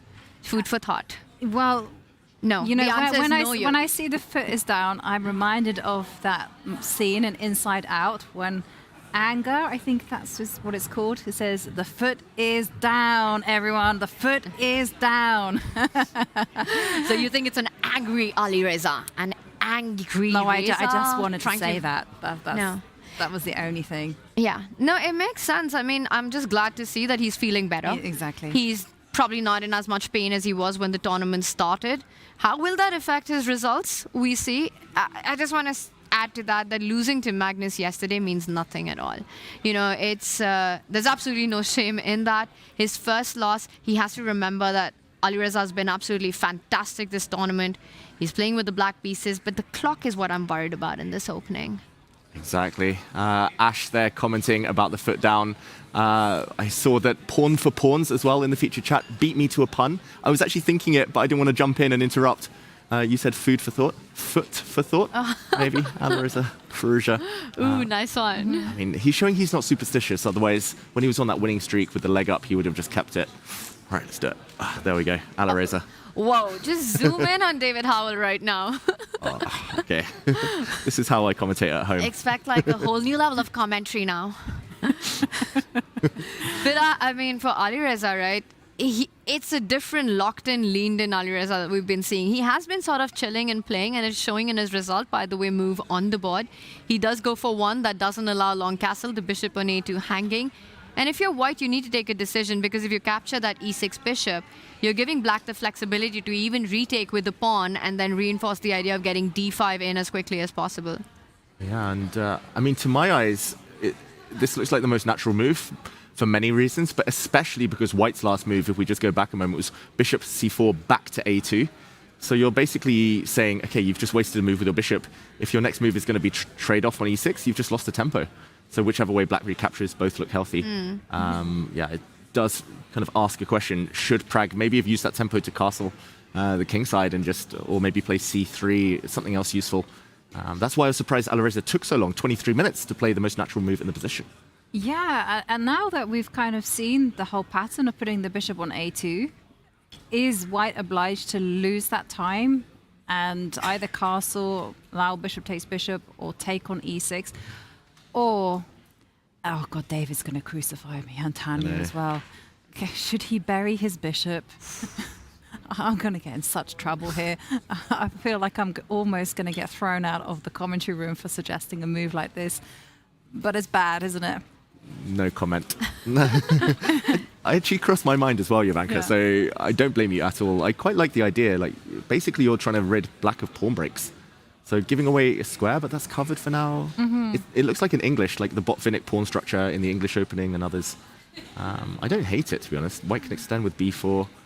Black can never get d5 now. Black playing b5. Unclear whether that works for Alireza. I think we might see this from Prag. I don't hate it at all. Yeah, it would at least justify his bishop a2 move, as you say. Completely agree with that, because otherwise, if you go Shah Castle, you're kind of going to walk into having to waste more moves, right? If black was to capture that bishop on a2, what is that rook even doing there? At some point, you'll be asked to retreat and re-centralize it. Black can get a central break-in, meanwhile, once dropping back with trading your bishop, getting that d5 move in as well. It just looks like a very healthy position if you're black right now. Rook a2, big questions around that. Bishop takes bishop, you start questioning your own decisions, the move earlier, why did I retreat? c4, we might see it happening, but it's so incredibly committal because of that d4 square. That's my only issue with this move. That at some point, ideas like bishop g4, knight jumping in, ideas like knight h5, f5 break come into play as well. I'm just worried about that central square. But looking at all the other options, the way Prag has played wants to get b4 in as well, advance on the queen side, and he takes a decision. It is bishop takes bishop, not leaving behind any dark square weaknesses. Yeah, and maybe you can use this idea of going c4 now that the bishop is not on the board. So if you're seeing a rook takes bishop, then c4 comes very much into play. Yeah, your own bishop isn't dead anymore. And now I'm happier. I know it was me who suggested to bury the bishop, but I don't know. And unbury it. Yes, exactly. Get rid of it. Exactly, and e4, e5 openings, especially the Spanish. Black normally spends a bit of time getting the knight on c6 out the way and then playing c5 and then putting the knight back on c6. And yeah, it's borrowing an idea of there. I quite like the c4 move, either now or in the next few turns. I think after rook takes, which is more likely, making use of the rook on e8, then Prag probably goes kingside now. More positional than we wanted, but still a fight ahead. Still a fight ahead with potential imbalances in the structure. By the way, a lot of imbalances in our other game, Yogi. Yeah, let's go there. I was going to suggest the same. Gukesh against Wesley. Let's head there because you mentioned it, Tanya, as being super sharp. Well, we saw it in a critical moment, right? Would Gukesh play rook to d5? He did. And the question was, would queen c8 be played? No. Bishop to d6 was the response. Wesley understanding that f4 was very problematic. And then what happened next? Yeah, so white wanted to play f4 in some other lines. It doesn't work here. The idea of trapping this black bishop because the black queen comes out to h4, white's king to Eri. Tanya pointed this out earlier. So bishop f4, blue arrow move, utilizing the pin just to trade off pieces. Makes sense. Material up. Why not start some trading? Knight e7, attacking the rook. Rook doesn't have to move yet because after bishop takes d6, the black rook on f8 would fall. Knight takes d5 here only helps white to simplify. And white here, clear pawn up, maybe queen to f3, for example, holding everything together. So c takes d6. The white rook does move this direction. Quite unnatural looking moves, but Gukesh knows he's done the hard work. He's won a pawn, so he just needs to cling on, survive. Question mark from Wesley, b6. I probably would have done the same, to be honest, a very logical move, but the computer points out that Wesley should have raced here and now, just ignored this pawn and played king h8, the same as he did, and just said, okay, I'm one pawn down already, why not b2? And f5. This would have really kick-started the attack, but b6, and same thing, king h8, but a bit slower now, with f5 needing to be played. That was literally a pattern that Wesley did against Magnus. Yeah, you're right. The exact same one, actually, with a rook on b3. He let the pawn go to play f5. But here he didn't do it. No. And it worked out to perfection in that one. Yeah, and he came and joined us in the studio and he said, well, you know, I had to attack, didn't Checkmate I? ends the game. Wise words there. I just want to point out that Gukesh is up a pawn in this position, but it's cost him 6 moves with his rook. Castle, rook to e1, taking that pawn at the center of the board, then putting it on d5, as David's highlighting the path it's had, b5 hitting the pawn, and now falling back, looking at ways of coming back into rescue of the king side via either the f4 square or overprotecting g4. But it's just a lot of time. It's just a lot of time, and I wonder if Wesley, blue arrow appears. It was his idea. It will be played on the next move. It's just a question of how quickly Wesley plays it. What is Gukesh answering that with? Yes, you're up a pawn. Your king is unsafe. Your rook's still on a1. Your rook on b4. What is that even doing there? You've wasted so much time. Your queen hasn't made a single move yet. I'm coming for your king. I want to go f5, f4, f3 if I can get all of that in. Plant my queen on h4 once the knight comes out. I would be scared if I'm white here. What does Gukesh have in mind against f5? Well, one thing that does spring to mind is that the rook on b4 is very, very safe for the time being. It has a hiding place out there on f4. And it does some nice defensive work protecting g4. I'm just thinking way ahead in the future. So any f5s, you can just start to utilize the queen. And I couldn't quite figure out whether to put the queen on e2 or d2. And then I thought with queen to d2, at least I cover and stop your plan of playing f4, hopefully. Can I come up with one more plan now that you've stopped my f-pawn from moving forward? And I know you're going to love it, Yovi. Oh, by the way, f5 played. Do I have time to get that terrible bishop from g6 to the most beautiful square on the position, bishop e8, bishop c6? I'm just eyeing your king side. I mean, you divide the board into half. All of Gukesh's pieces are on the left flank of the board. The king, completely out there on his own. I don't know how chilled he's feeling about his chances right now. But once that bishop lands on that diagonal, I'd be super happy as black.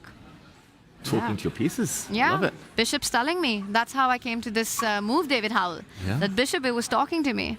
Yeah, the bishop was like chilling out, just loving life, and then suddenly the pawn stepped in its way, and it was like, wait, I need to see the screen, I need to see the king. And getting it out of the way. Rook f4, though, played instead of queen d2.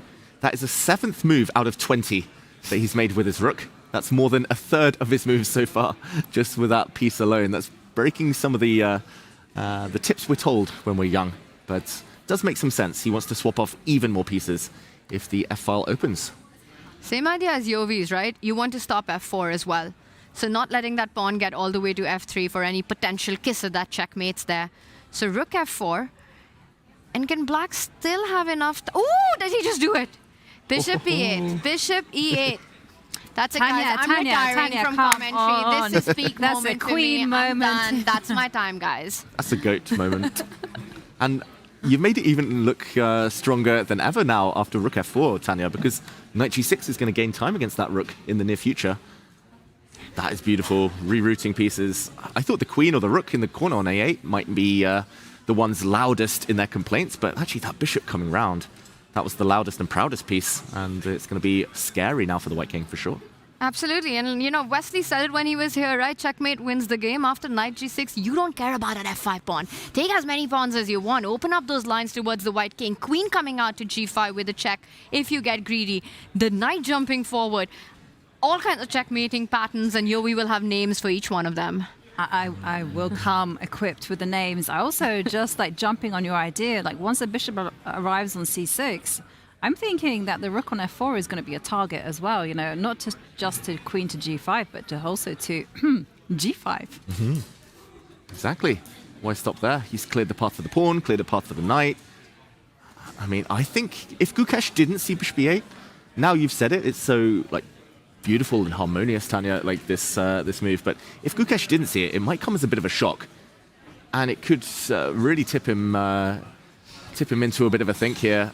I mean, this is such a multi-purpose move, and Wesley saw it from far. And you know, you combine that with the knight getting out of the way, the queen landing on h4 or g5, you start getting really scared as white right now. I mean, the only thing I'm tipping is my hat to Wesley so for the way he's been playing at this tournament. It's just incredible to watch him. It's at a whole different level. Yeah, he's playing fantastic chess. I was just going to also put the question to you too, like since bishop c6 comes with such venom and with the rook being such a target, I mean, is it time to be a bit trigger happy and deal with this? Maybe threaten some d4, d5s, or how dangerous is this? But we're going to have to leave you all on a cliffhanger because this one is razor sharp. Both players are going to have to play some fantastic chess to get the advantage.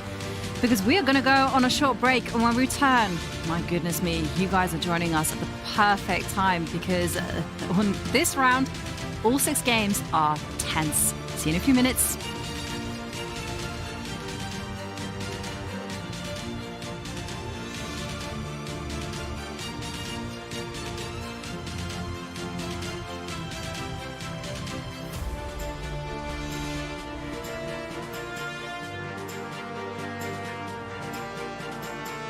What I like about chess, there is actually a lot of similarities with the football as well. You need to plan your moves a bit ahead.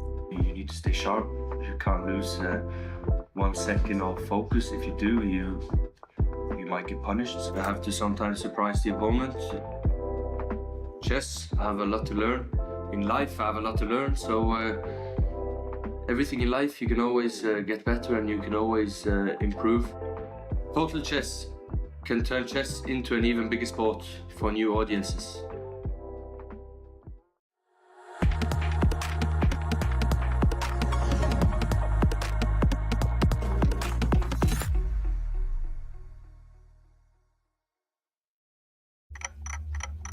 Chess is changing, and this is the next big step. Total Chess is a new FIDE-approved World Championship Tour.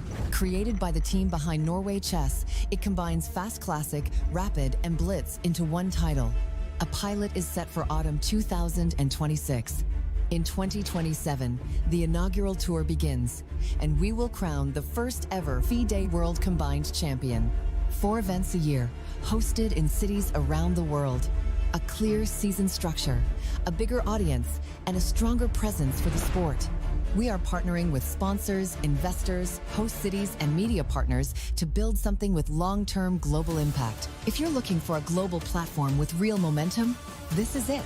Let's talk about how you can be part of it.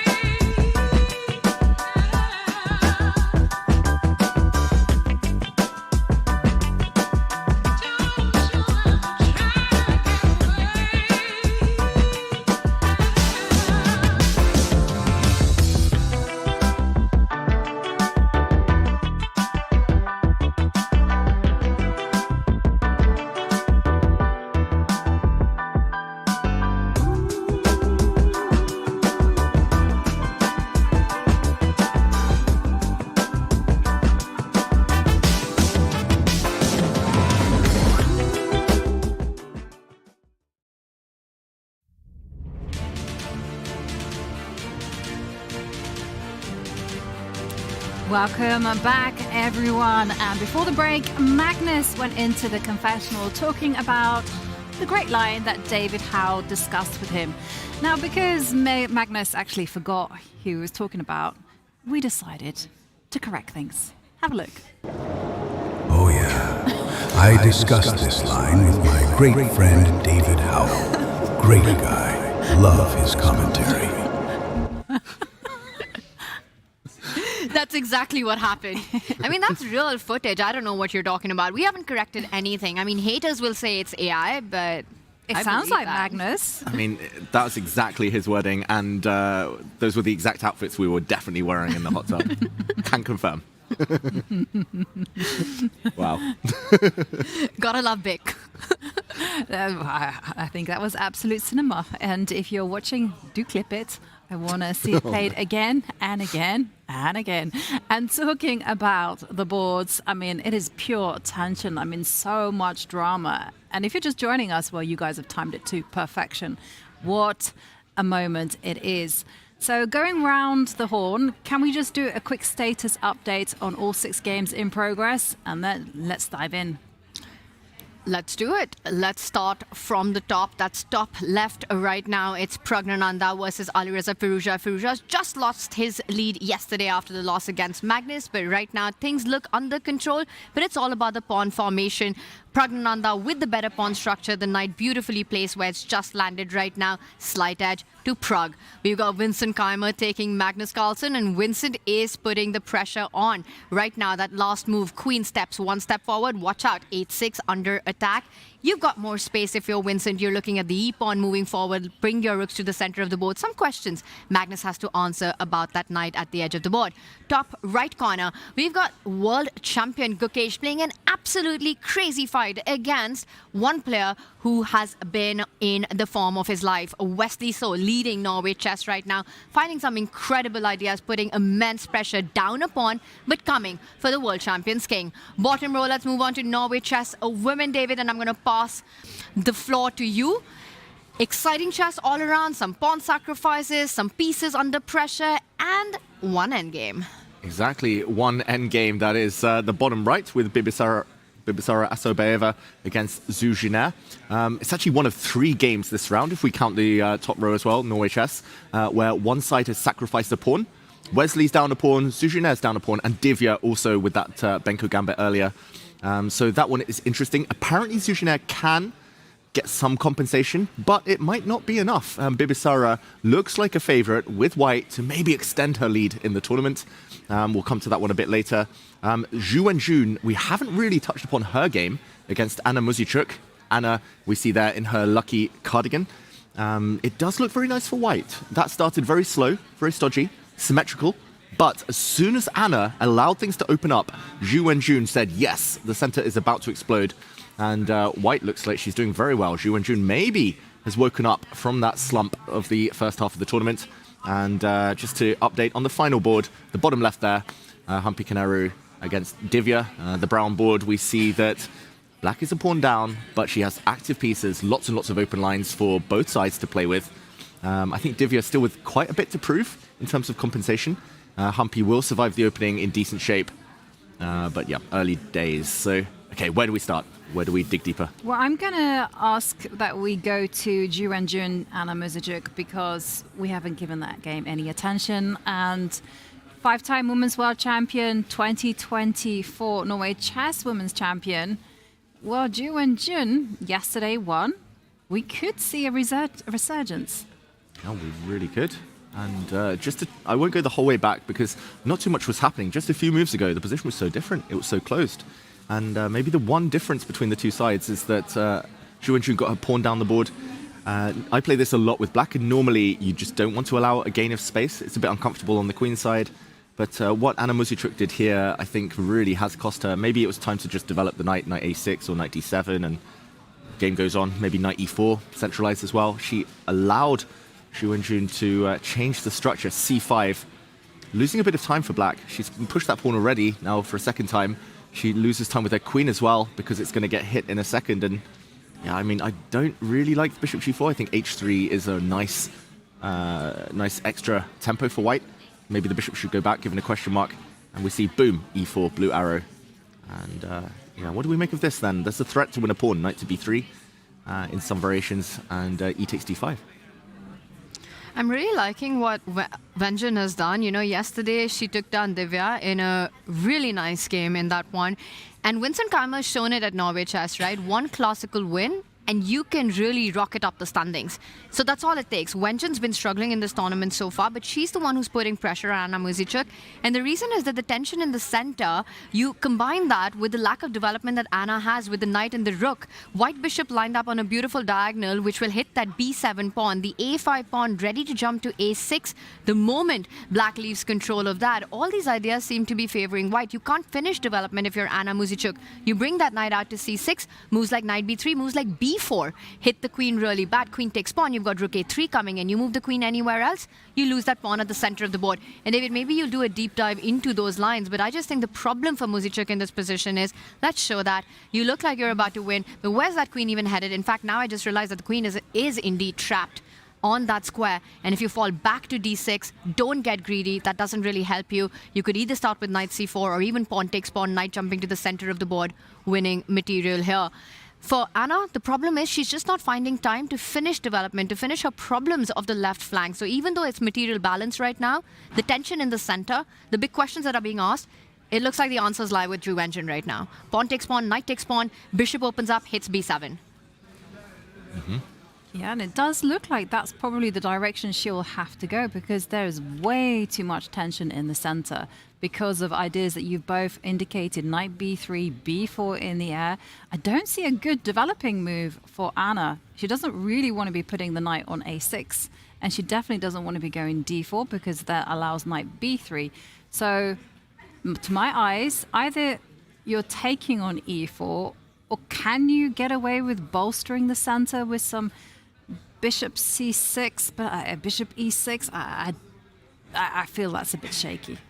Yeah, shaky indeed. I fully agree. And this is any player's dream. Like fianchetted bishops, we have a similar scenario in the Keimer-Carlsen game, but it's all about the open diagonals. So the white bishop's about to become open, as Tanya's been saying, but the black bishop as well. I think the reason black's really worse here is because her bishop's going to be staring at her own pawn. So the fact that she's got the center, Anna Muzychuk, doesn't really help. It's just a target for the opponent. Maybe we can start... I quite like bishop e6, bishop c6 as an alternative.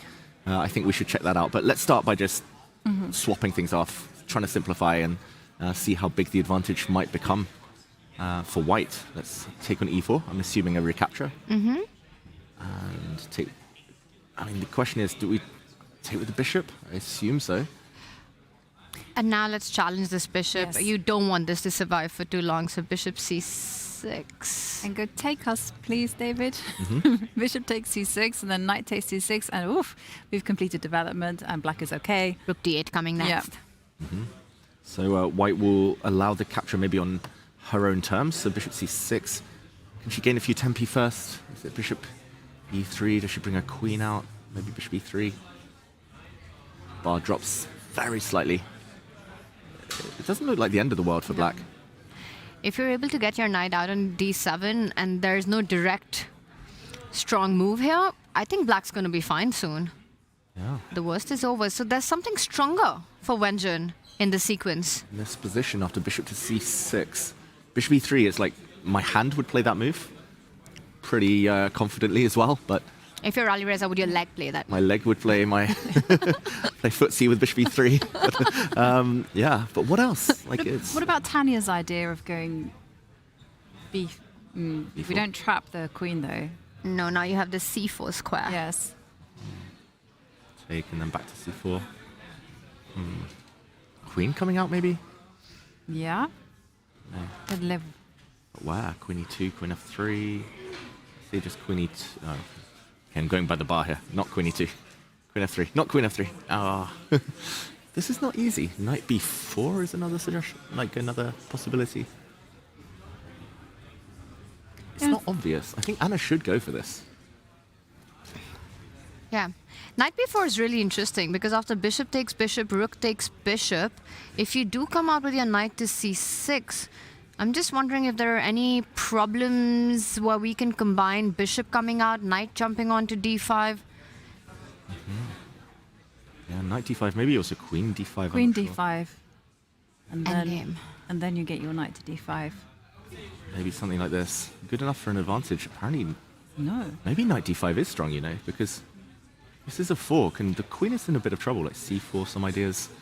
She's going to have to, pluck up some courage and take on b2 in the near future. But this still looks like an advantage for white. Apparently something even stronger here. And also the decisions are so much more difficult to be made with the black pieces here, right? If you're white, we're seeing so many options that still keep a bit of the advantage going, even if it's not the best move in the position. But it's on Anna to be a little precise right now. She could be in big trouble if she doesn't choose her path wisely. With the knight and rook still trapped at the corner of the board, not finding the time to go knight c6, the queen coming under potential pressure, Anna needs to be precise. Mm-hmm. And the same is also true of Ju Wenjun, because as we saw, it was so easy, right, if you didn't follow through in the correct way, to have that small advantage in initiative disappear. Mm-hmm. And just to check with our fourth commentator, Mr. Fish, first name Stock, apparently bishop to e6 is the best, followed by queen c8, which I think is very difficult. The queen just came from there a few moves ago. I guess hitting h3, we saw a similar idea in the Carlsen game, but I just wanted to say, bishop e6 game goes on. Apparently g4 is white's best move, but never ever going to happen. Fighting for the light squares, very difficult though. But the line we were talking about, I think, is the most human, most natural. I'll ignore the other variations for now, but challenging the bishop, and it is knight to b4 the best move. Trying to force the hand of black, trying to get for the bishop pair. White's light square bishop so strong that a trade has to happen. Knight c6, I think, also the most natural move, and it all depends on this position. White finding something clever. She has taken on e4, so we're heading in this direction. Here, apparently, white has a couple of ways to an advantage, but they all revolve around getting the queens off the board. So either taking first and then going queen a4, or this really lovely move, beautiful move, queen f1. And I say that because I'm an endgame grinder, but this forces a queen trade, nowhere else to go with the queen. And the king takes. Suddenly black's got issues with the queenside pawns. This pawn weak, a6 coming to undermine.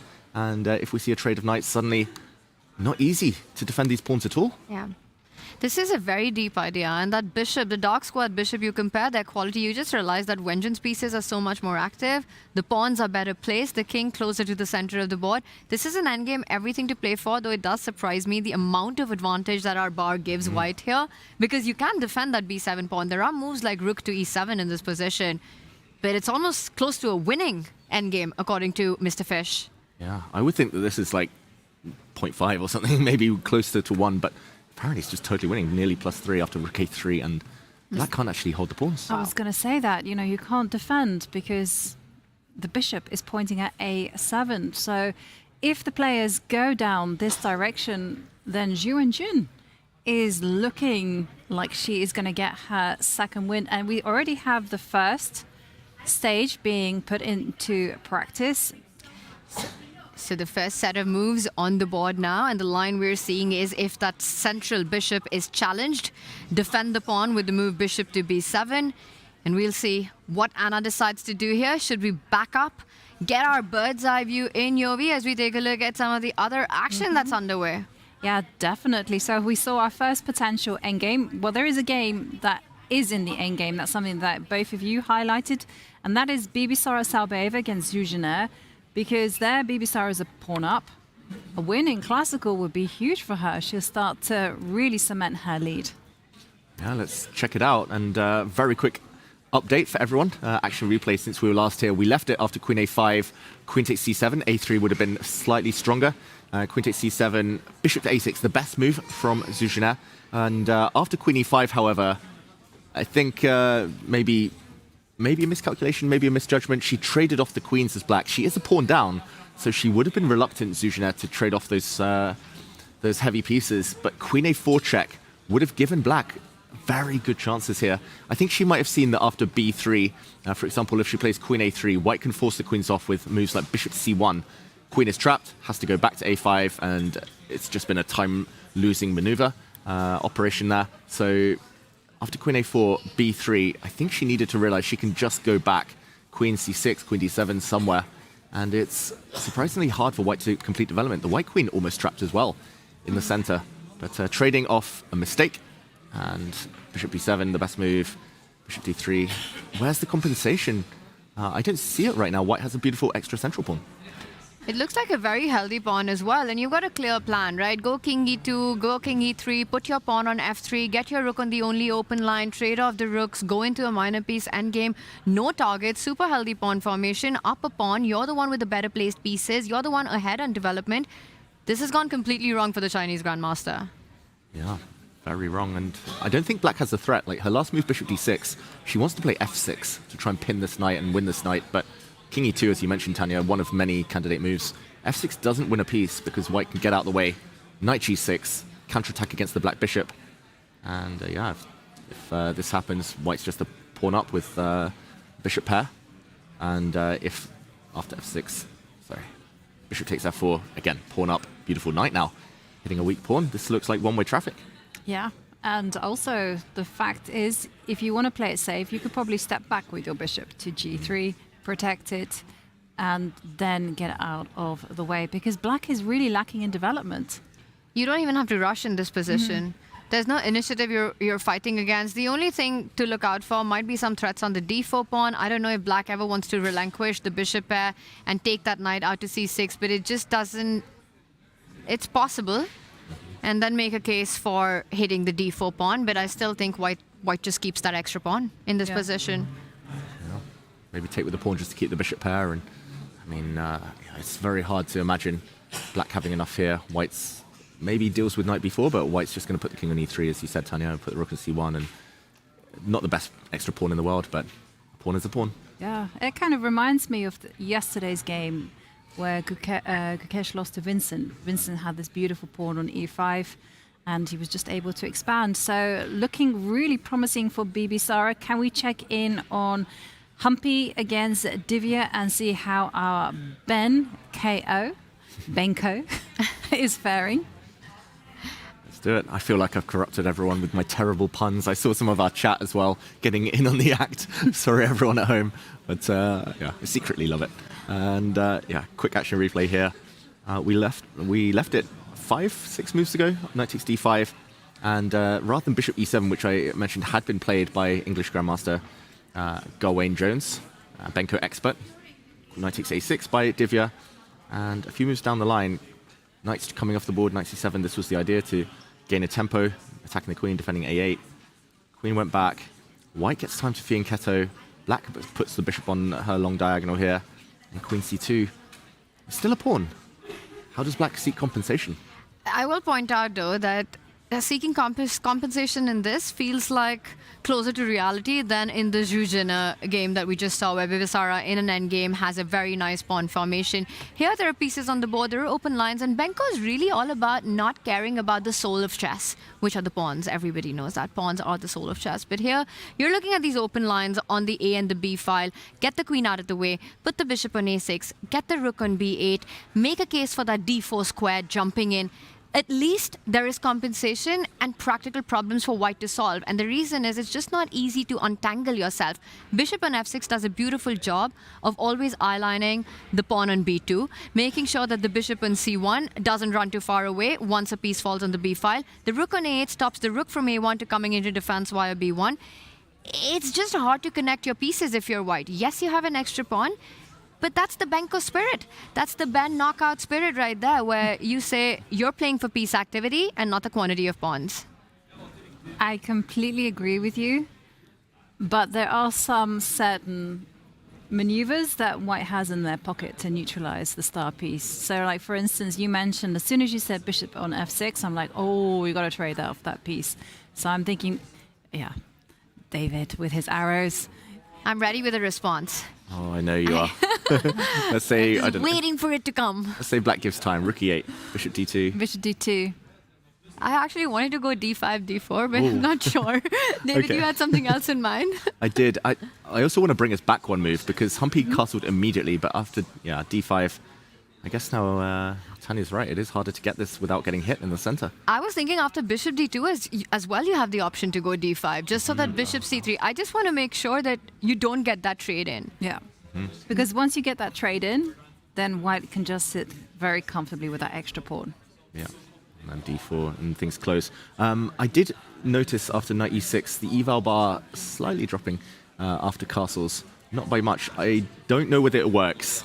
This is just because I've fallen for this trick in similar positions in so many blitz games online. Could white have thought about a nasty cheapo, loose pieces drop off, rook undefended, knight g5. Ooh. I see the bar crash. I just want to point out everyone at home because some people might have been tempted. This was a sacrifice from Divya. I suddenly realize why. It doesn't work. There's a check in the position. This is a checkmate threat, but black can just take it. Bishop takes a8. Looks like white's doing well, but at the end, whoops, check. And it drops off. And the main reason I wanted to mention this is because actually after castles, this is a threat now. Knight g5 to win material and win the rook on a8. That makes me feel like maybe we avoid rook to e8 then. Because rook to e8, then knight g5 would be a possibility, and maybe that's why the bar went up as well. Yeah. So, and I just wanted to also jump on what you guys are saying. If the bishop comes to b7 and you think that you've avoided that trick, well, no, you haven't, because knight to g5 anyhow. Which means that the best move in the position is maybe the d-pawn moving up the board. Anyway, d5, let's go. Yeah, it's got to be then d5, rook b8, or bishop a6. Oh, sorry, my arrows. Bishop a6, there we go. At least then protecting the rook. Something to do with covering this rook on the long diagonal. Avoiding any howlers. Exactly, that was a big howler I just made with knight g5 earlier, so now she's got to avoid it the second time round. I actually quite like rook b8 as well, just making sure that white doesn't manage to complete development. But we can all agree that Divya down a pawn has sufficient counterplay just based on piece activity, just needs to handle this threat of knight g5 right now. Yeah, it's a big one, and we'll keep an eye on this one. But it's looking like Divya has enough activity to hold the balance. Let's go check on Vincent Keimer against Magnus and see what's happening there, because Magnus went for this particular opening and David gave us some little antidotes. Oh no. Oh no. No, it was but I'm just looking at this and I'm thinking, this seems to really fit in the spirit of your h3, bishop e3 idea, which was all about taking control. Yeah, exactly. Taking control, keeping the white bishop open on this diagonal. Just very quick replay that after h6, bishop f4, we left Magnus thinking here after a good 14-minute think, almost. Played knight c6. d5 hit the knight, which went to the edge of the board, hitting the c4 pawn. White protected it, of course, building a nice chain. Magnus undermined that. Well, he forced en passant, of course. He played e5. Vincent didn't need to take the pawn. He could have retreated his bishop, leaving the knight on a5, but that would have allowed black to potentially continue advancing. So, en passant. One of the first times we've seen it, actually, this tournament. Bishop takes e6, and now we see why Vincent provoked h6, gains a tempo, and this is the live position, hunting the bishop pair. Magnus says no. I've got to say, I love what Vincent's been doing. I think he's played fantastically, reacting to this surprise, and white definitely with an advantage. More active, centralized pieces. I do love it, and it feels like it's easier moves with white, right? You want to put your rooks at the center of the board, go e4, get more space, clamp down on d5. Is it just me, or does it happen to you as well that anyone who says en passant, your brain goes en croissant? Yeah. Just me, apparently. Maybe Farouja, en croissant, but yeah, no? We're in Oslo, we're not in France. I don't know why my brain goes there. I have never been in that direction, no? Tanya, so thank you very much for now forcing my brain to go there. En croissant. No en passants or en croissants in this game. Yet being the keyword. I really agree with what David just said. I think Vincent has played this out to perfection after Magnus's early rook e8 surprise. You know, your pieces are developed. And Magnus's big question is, you go into the King's Indian defense. You do have that bishop on g7 that's opened up, but that knight on a5 is still stuck there. You get that back to c6. You have to deal with the worst pawn formation for the rest of the game. While for Vincent, he just keeps advancing and gaining more and more space. Yeah, I kind of call this position enjoying your space. I mean, there's nothing fundamentally wrong with black's structure. It's just it's really, really cramped. The knight on a5 is misplaced. Yeah, sure, it's going to go back to c6. But the big problem is that there are no pawn breakouts. And if Vincent just keeps on denying piece trades, then white just has this beautiful clamp on d5 and can just simply sit there, enjoy absolutely everything. And Magnus is the one that's going to be struggling for a plan. So in conclusion, we love what Vincent is doing, but how dangerous is the position for Magnus? Yeah, I think no immediate danger incoming, but it is a long-term type of danger that he just gets squeezed. that, as Tanya was pointing out, White can improve. So many easy natural moves: Rook D1, E4, Rook E1, H3, King H2. What does Black do? If no pawn breaks, do you just try and trade pieces and hope to survive? Black is very much struggling for space here. Only one piece past the third rank, the 6th rank here for Black. That's the misplaced knight. Nice pawn chain for White. Easy plans for Vincent. Yeah, I think Magnus, he's slightly worse. It's nothing dramatic, but definitely on the slightly worse end of things. Well, we're going to have to see how the world number one, Magnus, how he handles this unpleasant position. We have seen him perform miracles. Will this game be one of them? We are going to go on a short break. When we return, well, it is getting tense out there as the positions, they reach their critical points. We'll see you in a few minutes.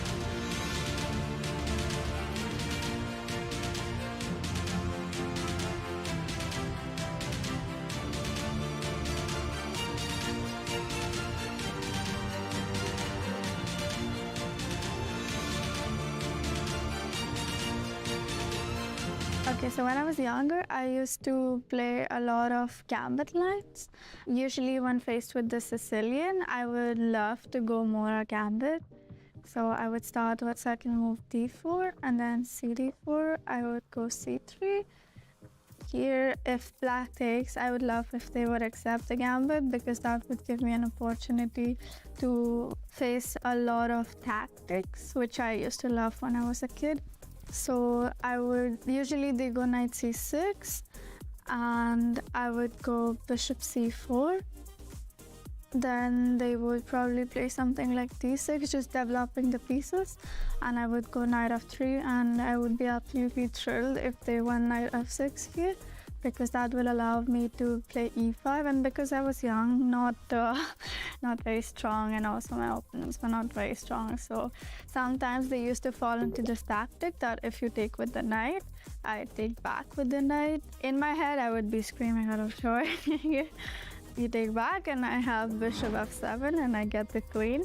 I'm pretty sure I have won at least like 5 games like this.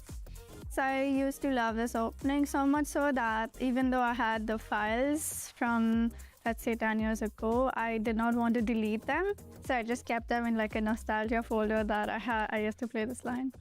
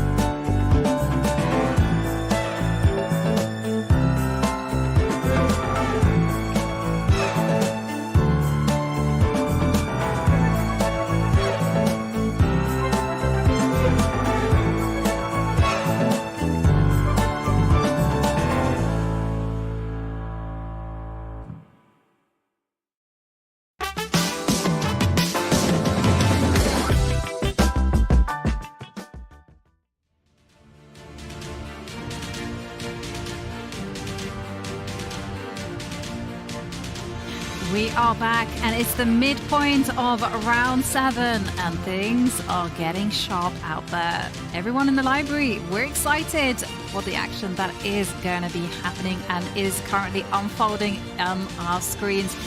Gotta say that during the break, we had a visitor to the studio to interview our very own David. He's a superstar.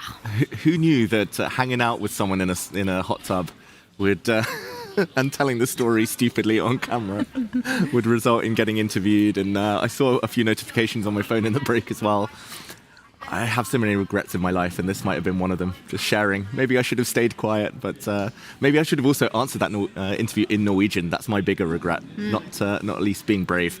I was a coward. I answered in English, and I do feel guilty because Magnus may be slightly worse in the position. Yeah, I have to just tell everyone that David is a complete superstar here. Whenever we have walked the streets of Oslo, there are fans lining up for his autograph.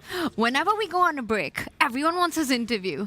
David Howell, how do you feel about being, well, I wanted to say the most popular chess player, but okay, second most popular chess player in Oslo after a certain Magnus Carlsen? Oh, I think Ariane Tarry would have something to say about that. But you also got caught out on the street. The three of us were walking, Tanya. Some passers-by caught your eye, and they said hi. Yeah. They recognize you. It was super nice, and there's, I think, quite a bit of a big Indian community in Oslo. A lot of them have been coming to watch the chess happen here at the Bjørvika Deichman Library. I think it's an incredible atmosphere in general for Norway Chess happening in Oslo. We see house full every day inside the arena. You see fans lining up for the autographs for the players when they walk in. It's been awesome so far. It's a very open environment. Like, the players come out and everyone is there waiting for them. I mean, there's no airs and graces here in Norway Chess. It's just pure fun. And that's very much reflected here in Bjørvika, the Deichman Library. And talking about fun times, well, you mentioned a game to me, Tanya. You've had your eyes on it for quite a while. It's getting really sharp. It's between Gukesh and tournament leader Wesley So. Wesley, not so solid today. I mean, we have got to do a backtrack right now. Position super spicy. I'm really glad that we decided to go here. I mean, for our tournament standings as well. Wesley, currently leader of Norway Chess here in Oslo. Gukesh, he's been struggling. You know, we've seen glimpses of Gukesh's fighting spirit. We've seen him try to get those battles going where, you know, he wants those combative positions, but it hasn't worked out in the end for the world champion. Yeah, it hasn't really worked out. It's been up and down and missed chances, not quite being accurate. We left it after bishop e8. We were praising this move so much. Fantastic spot by Wesley. So retreats are the hardest thing in chess, especially if you're trying to attack your pawn down, retreating pieces. But he clears the way for his knight. That might become relevant soon. More importantly, he gets his bishop to the beautiful long diagonal. Loads of open squares there to stare down at. Queen f3, trying to fight for squares. Bishop c6 does hit the queen, though, defended by the knight. Sidesteps, queen g3. Queens are great defenders. And after black plays queen d7, defending f5 now sufficiently. So if white were too slow, for example, and played a move like rook e1, turns out that's fine. But knight g6 was the idea, hitting the rook. And f5, it would just lead to, taking on f5 would lead to a bunch of exchanges where I think actually the black queen is pretty happy to come out. And knight e5 threatened. Eval says fine for white, but this looks terrifying, got to be said. Instead, rook to d4 from Gukesh, and here we are. Wesley has been thinking for 11 minutes. How does he defend d6, or does he defend d6? Are there other ways to seek the activity he needs? That's actually a question. Sorry, I jumped in there, Tanya, but I had to pause because it's not entirely clear, right? You think rook f6? Well, that could be met with g5, and the question still remains. Are you going to sideline your rook to g6? I don't think so. Are you going to go rook to d8, go on the passive for a little bit? But it doesn't feel like it's in spirit with the position that black has. Yeah, it looks passive, looks slow, Tanya. He needs more. He wants something a bit more sharp here. I completely agree with that. I think if you have to decide between rook f6 and d6, Yovi, as you said, rook f6 walks into g5 and bishop f7 on the next move. So you definitely want to avoid all those ideas of playing against the rook. My first instinct was defend that d6 pawn, not because it's a pawn, but I just don't want to offer any queen trades in the position. Queen takes pawn just feels like a move. It'll come through, and I Don't see how I'm going to keep my attack going if I'm forced into a trade-off with the queens. So unless there are tactics in this position and I'm not being able to spot it, David, my bet's rook d8 and just keeping all the threats on the board. Eventually, the dream for black is to get f4. I really want to get f4 in. I want to try to get f3 in and then get my queen to that h4 square. I'm struggling to find a route for it currently, but find that maneuver. But to start with, I want that pawn on f4, but I think it has to wait. Although I did see the bar go up after rook to ad8, so probably, and it's definitely not knight c8.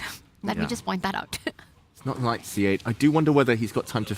It is a pity to give up on f4 forever, but does he have time for f2, g4? Well, whoops. Eval bar shoots up.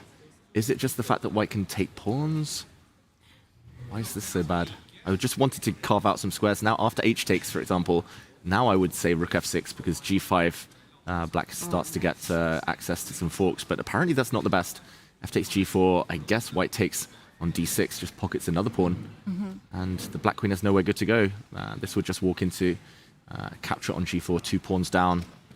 Not enough for Wesley So. Can I just embrace the spirit of the position, David, Tanya, and just simply say, I don't care about material anymore, maybe play queen to b7? So, okay, the evaluation bar doesn't like it, but my idea is I just want to... It's quite interesting because I think what you want, Dave, Yovi is knight g6, knight h4 after queen takes pawn, right? I just want to get kind of like double up. Yeah, and there's knight to g6 I love, by the way, Tanya, thank you. Oops, knight h4, that would be a deadly check if he gets into f3. We have a decision by Wesley. Ooh, rook to d8. It felt like the human move, even if it's not the best move in the position. And I do think that he wants to go knight g6 next. I want to point out, if black gets f4 after knight g6, Gukesh's queen will be forced to a very ugly square on h2 with very little future. I think Wesley's getting prepared to go knight g6 next. So, hang on a second. You're giving me a big idea, Tanya. Was the best move, instead of rook to d8, knight g6? Nice. But then queen takes pawn.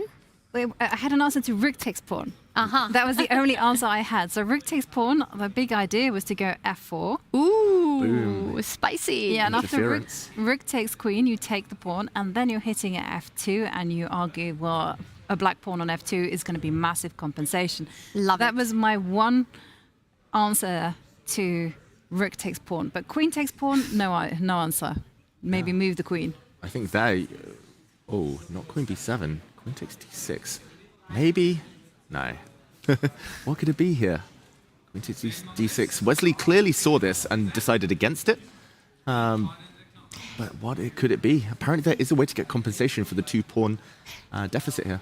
Are you arguing that you simply move the queen? But queen b7 we saw already. I was thinking queen e8 taking the e file, but I don't think that's the move. Don't...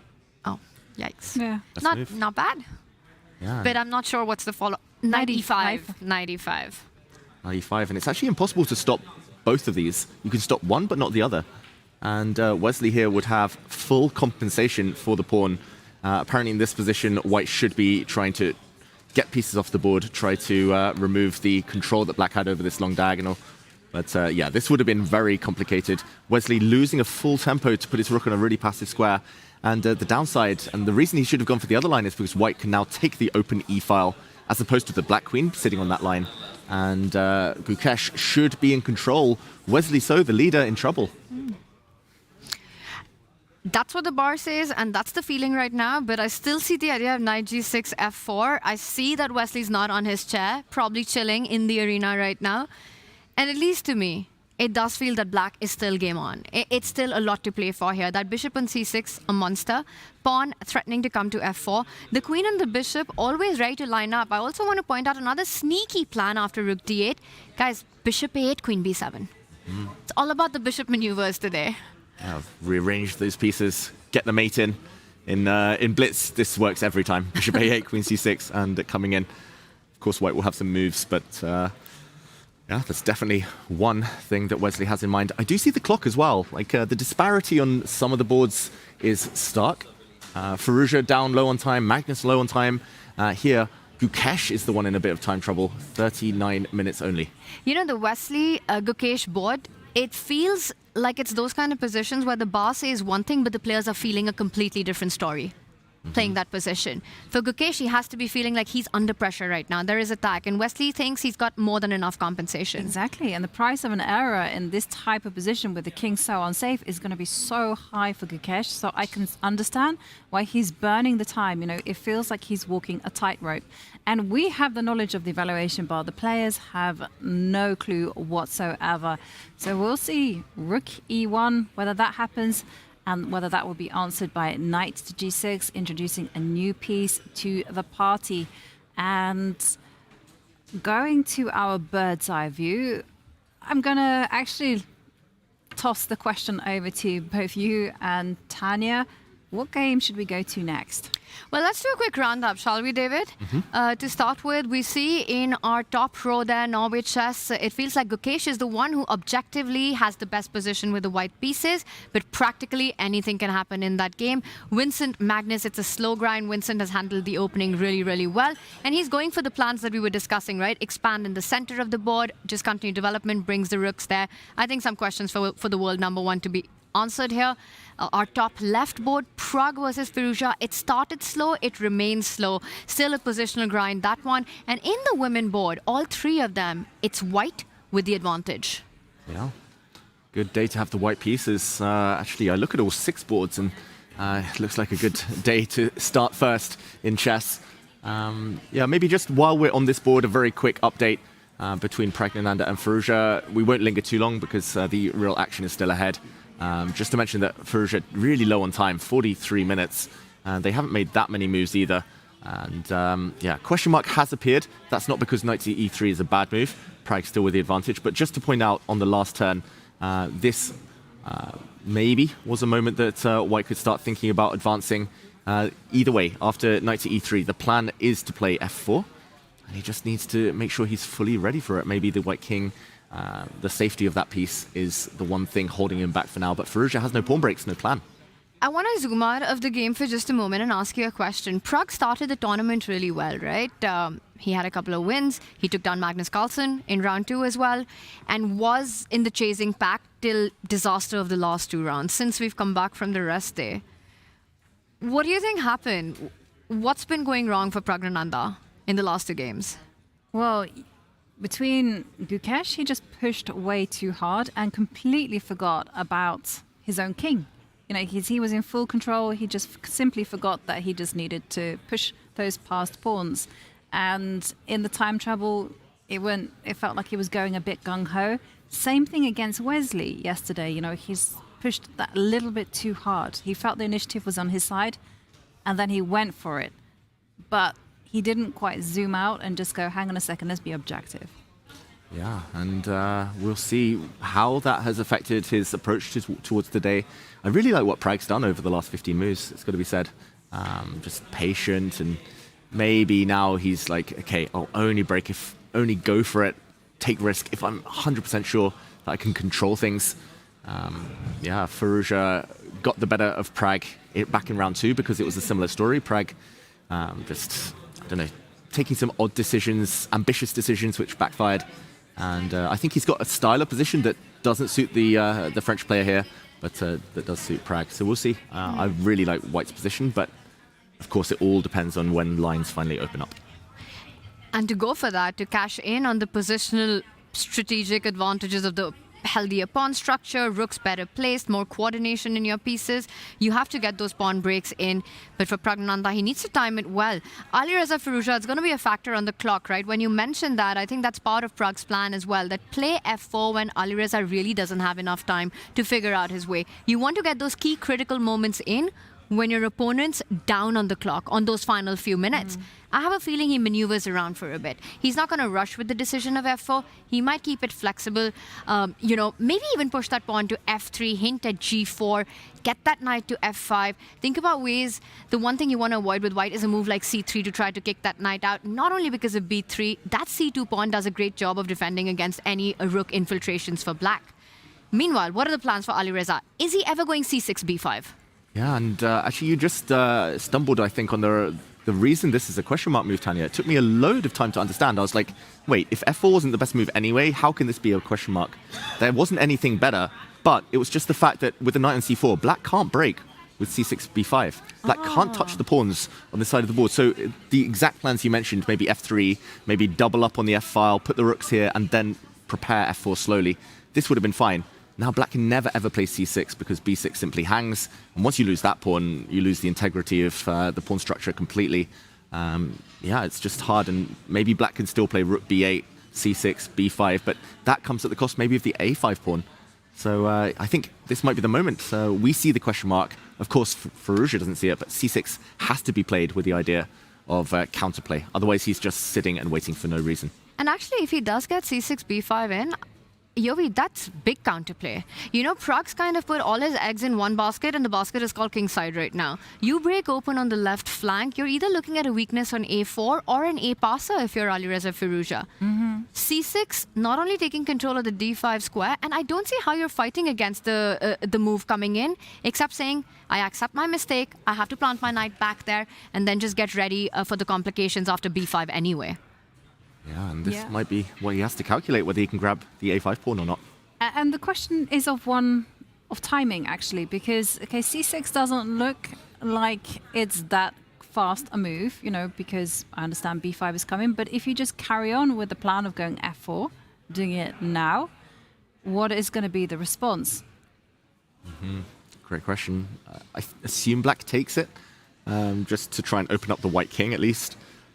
Now there's a dilemma for white. Do you take with a rook, risk, or I say risk, invite black to try and fork two pieces? Or take with the rook. Okay. Ooh. Okay, taking with the rook. Feisty. It's not my position. But I don't think g5 is particularly concerning because I suspect at the worst of it, you can just take the knight and then just live a happy life with a knight on f5. Yeah. I say. Love it though. The knights are better than a rook. Like here, rook f1's coming, queen h5's coming. Eval bar frustratingly says 0.0, but that, if anything, is a good sign for white, right? The full compensation, and maybe black is the side that has to be accurate. Very interesting. And the thing is that if this was to happen, if Alireza does go for the plan of c6, b5, because of Prag's last move, we might see something like this being played out. And we know that Mr. Fish, he loves his pieces, super materialistic. And the fact, as David, you're pointing out, it doesn't give a big advantage, just means that that exchange sacrifice works to perfection. That knight on f5 looks incredibly strong. And maybe that's what is stopping Alireza Firouzja from rushing with the only active plan he has in this position. Going on in Firouzja's mind, c6, f4. Yeah. There's a lot of calculation ahead for both of those players as they start to maneuver in order to get an opening of the line. Let's go back to our bird's eye view because you guys called it. The very cool move has been played between Bibisara and Jugener. That was a very neat idea of knight to g6. It's made an appearance. Ooh. And Bibisara looking like she's in control with that extra pawn. And can we revisit Ju Wenjun, Anna Muzychuk? Because that one, we saw that both sides had to be careful in order to get, for Ju Wenjun to get an advantage, for Anna to maintain some of the balance. Let's do it. Let's jump in. Ju Wenjun, who's finding late form here, late surge here at Norway Chess. A win yesterday, advantage against the defending champion today. I have to say, I really like her position right now with the bishop out to g5. You know, the queen ready to hit that knight as well. The white knight will jump to d5, that pawn on a5. You've got plans of a6. You've got plans of h5 if the black knight ever left the board from the square it's on. Rook d1 hitting the queen. Meanwhile, black just seems a lot more passive. White's rook on c4, not naturally placed, but can't be hit easily. Taking away a lot of key squares from the black queen as well. I don't know if there's a knockout immediately, but a really nice looking position here. Bishop g5, rook d1 coming in, queen f3, follow up. Yeah, I mean, so many ideas for white. I'm really struggling to see for black. I think rook d1 is so scary here, mainly because the white knight will jump in, leap into d5 after some exchanges with some tactics that black surely has to challenge. But this does come at the cost of an uncomfortable pin. I don't see the immediate knockout for white. At least queen to f3 can be met by a defense, hitting the rook, defending the knight. So for now, I think this would limit the damage. Rook d8. Any slow move like h6 here, and white can get away with anything. Maybe you take the knight first, just slide across, all of white's pieces are so active, and okay, there's something even better than knight d5, maybe a6 first. Actually, this is very nice, and yeah, this just shows that black is facing immediate danger. This is tactically an issue for Anna Muzychuk right now. And very interesting, because Ju Wenjun currently in third place. A win in the classical would suddenly potentially see her leapfrog into first place if Bibisara doesn't win. Absolutely, and after losing 5 games, few would have predicted that, and that's just the nature of the game here at Norway Chess. You know, it's up and down with the scoring system. 3 points for a classical. Speaking of nature of the game, it's all excitement on some of our other boards here. Yeah, we got to go to Gukesh against Wesley, because that is where things are so sharp. And we were kind of looking at Rook E1 being played. It indeed has made an appearance. And then we were discussing that Wesley could still keep the game very much alive by going knight to g6. We didn't factor in pawn takes pawn, and now bishop to e6.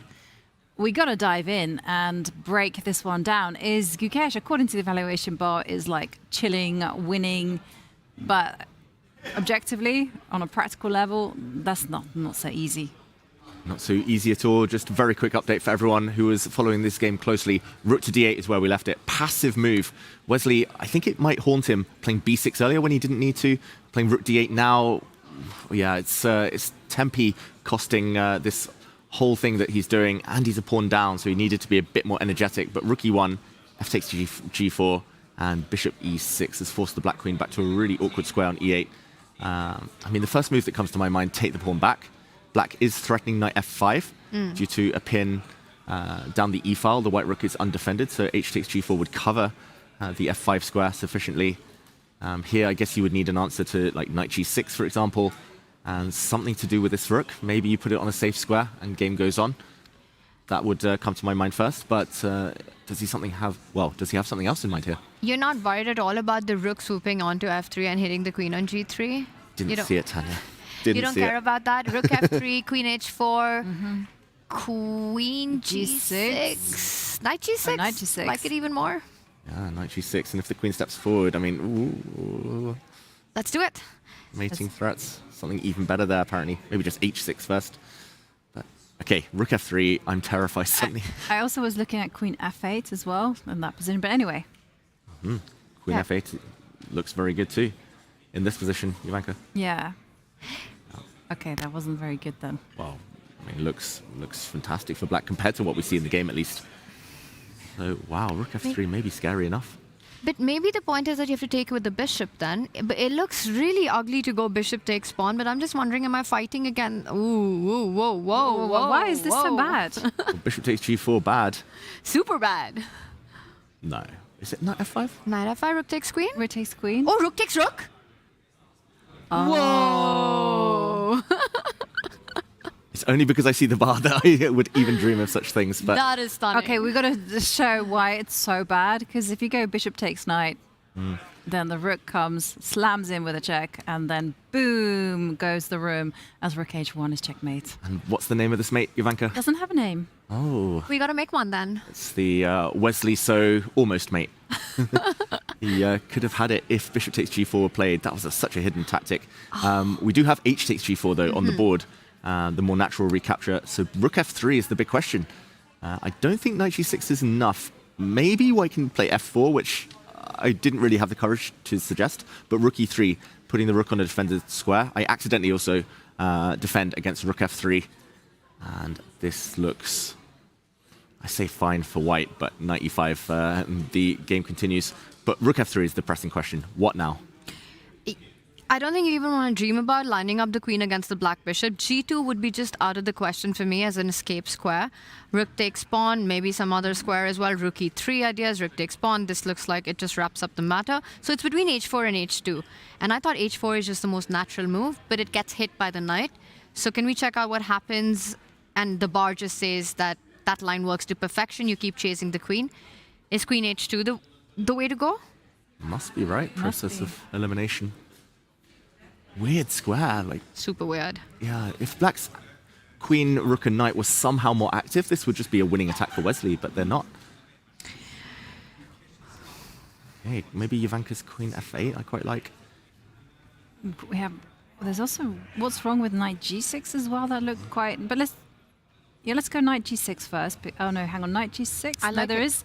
There is no uncovered because the rook on e1 is unprotected. And you're also threatening rook f6. Yes. Winning the bishop. Knight f8, winning the bishop. Why is white so much better here? Is there some funny business? Well, there might be some funny business with knight e4, but there isn't. Yeah, this is very mysterious. Is it, I hesitate to suggest, but is it just getting greedy? Oh wow, that's gutsy. Brave, David Howell. Brave, but also maybe just foolish. Oh, it's definitely not that move. Maybe you just take and go rook h3. Rook f3's on the board. Guess what? Whoa, It's appeared. Yes. And we saw big danger, right? Red alert here. The queen h4 and would be a game-changing mistake. Yes, the bar just dropped straight down. And it is the more natural move to make. Queen h2 is not a happy square for the queen. And the thing is, Gukesh has no idea that white is clearly better here. He's just playing this on human instinct. And I ask everyone, on human feelings, human evaluation, how safe are you feeling right now with the white pieces? Not at all. In 28 minutes, he does find the best square. He had to. I think that would have been quite an easy choice, considering he had been calculating for a while. Wesley just adjusting his rook. I thought he was going to bring his rook back maybe to f6. Suddenly, that caught my eye, coming to h6 and coming in. But no, he just touched it to adjust the piece. Shadub. Shadub. Wow, so many moves with so many threats. Okay, so did we... No, we thought knight c6 was very dangerous, but Davis just suggested rook f6, which actually has a dual idea, right? Your knight g6 coming next hits the bishop, and rook h6 comes in with an x-ring checkmating attack. That one I'm not so worried about because I think g5 is going to be really dangerous. And no, it's... Well, queen g6, hit the bishop, hit the pawn. Yes. Wow, this is so wild, this position. Wild. I love it. Pins galore. I was trying to make some sacrifices work, like if the rook moves, I can't quite get it to work, but like some kind of queen takes h7, rook h4, checkmate, but g6 is currently, g6 is currently an escape square for the black king. But yeah, I guess white, white would have other ways to win this one, but okay, rook f6. I want to ask you both a question right now. You're playing this position with the white pieces, you're up a pawn. In your head, are you better? Are you worse? Or do you think that this is just a crazy position, I'm just going to focus on my next move? What's going on in your mind? I'm just, as white, I'm playing for survival, hoping that I'm still a pawn up when the dust settles. With Wesley, I'm just playing for mate. I'm going for mate. I'm saying, okay, I'm a pawn down, I'll lose an endgame, so I have to deliver that killer blow. And for me, at first it was panic, I must admit. It was sheer unadulterated panic. I was like, oh my God, you mean I see so many things happening? And now I'm like, as white, I would be thinking, actually, the most dangerous piece that's been proven time and time again is this bishop on c6. And you can rely on the law of exchange to help you, right? So if you go rook f6, bishop d5, surely I'm getting away with everything now. Those bishops are traded off. Oh, that is a great move. Great move. Suddenly I changed my mind. Rook f6, I hate. Wesley can't allow this. The pin is really annoying, and yeah, you can't even take the bishop because suddenly black is tied in knots. That is a great resource, actually, in the position. But I just want to finish both of your thoughts. I think I'm completely with you. If I'm white, I'm thinking about dinner already because this has gone out of control. I'm definitely getting checkmated on h1 one day. Yeah, I mean, if rook f6 doesn't work, knight g6, we didn't come to a full conclusion. We've had a suggestion from secret grandmaster Bick in the control room just down here, and he said, how about rook e2? Since the white rook being undefended has been the source of many tactics. Rook e2, I quite like that idea. Ideally, we wanted the rook on e3, but impossible there because rook trade and the bishop would drop off, so rook e2. Makes a lot of sense. The bar doesn't hate it. Good move. Bishop d5 coming in next. Ooh, knight g6 on the board. We're going to find out. Wow, knight g6. Is it... Oh, whoa. Whoa. Wow. Bick's got the right idea. But there's a better move, king f1 defending. That is difficult. So difficult. It's so tough. And I think it's sort of, again, that one move, many grooves kind of a thing where you defend your rook and you're also making a case of sidestepping any checks of that black knight. You know, you're saying there's nothing going to be on f3, there's going to be nothing on h3. And you just put the king on a very counterintuitive but a safer square. King F1. Guys, we're having a roll with the prediction game. Do we think that King F1 will appear? Yes. Whoa, you David think? says yes. Tanya? So Gukesh finds King F1? Yes. Wow. I believe in Gukesh. I'm with David on this. I think he plays King F1. And I think if he does it, I'm going to tip my hat to that. I think King F1 is just an incredible move. To use your king to defend itself, to save the rook, to line up bishop d5. Oh, I would so like to see in which direction his eyes are pointing to. Yeah. Like, is he looking at the king? He'll look at his king anyway because he's almost getting mated in so many variations. But I think he gets there because of the type of player he is. He's a calculator.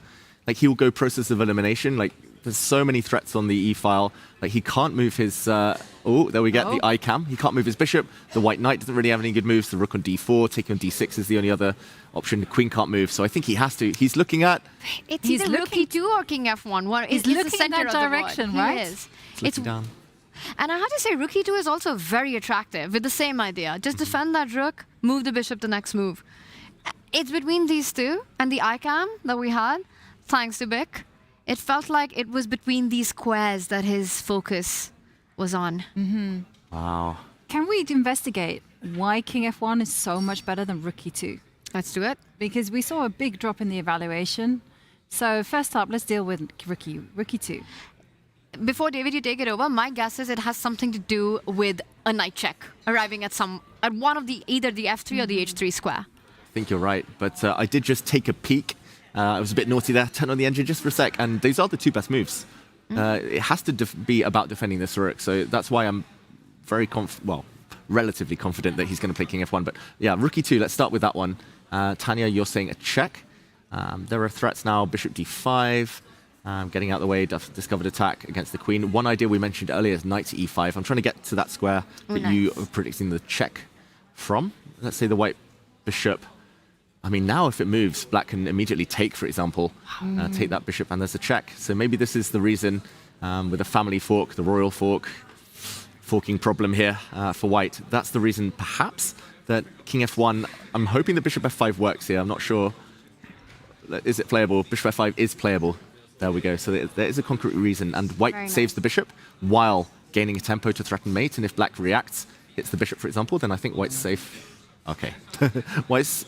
Oh, wait, same idea. Rook takes takes knight. With rook takes knight, yes. Same idea, different order. Rook takes knight. Nice spot, Jovanka. Oh, okay, we've got to show that one out to its completion because that is beautiful. Rook takes rook. Queen takes pawn. King has to move.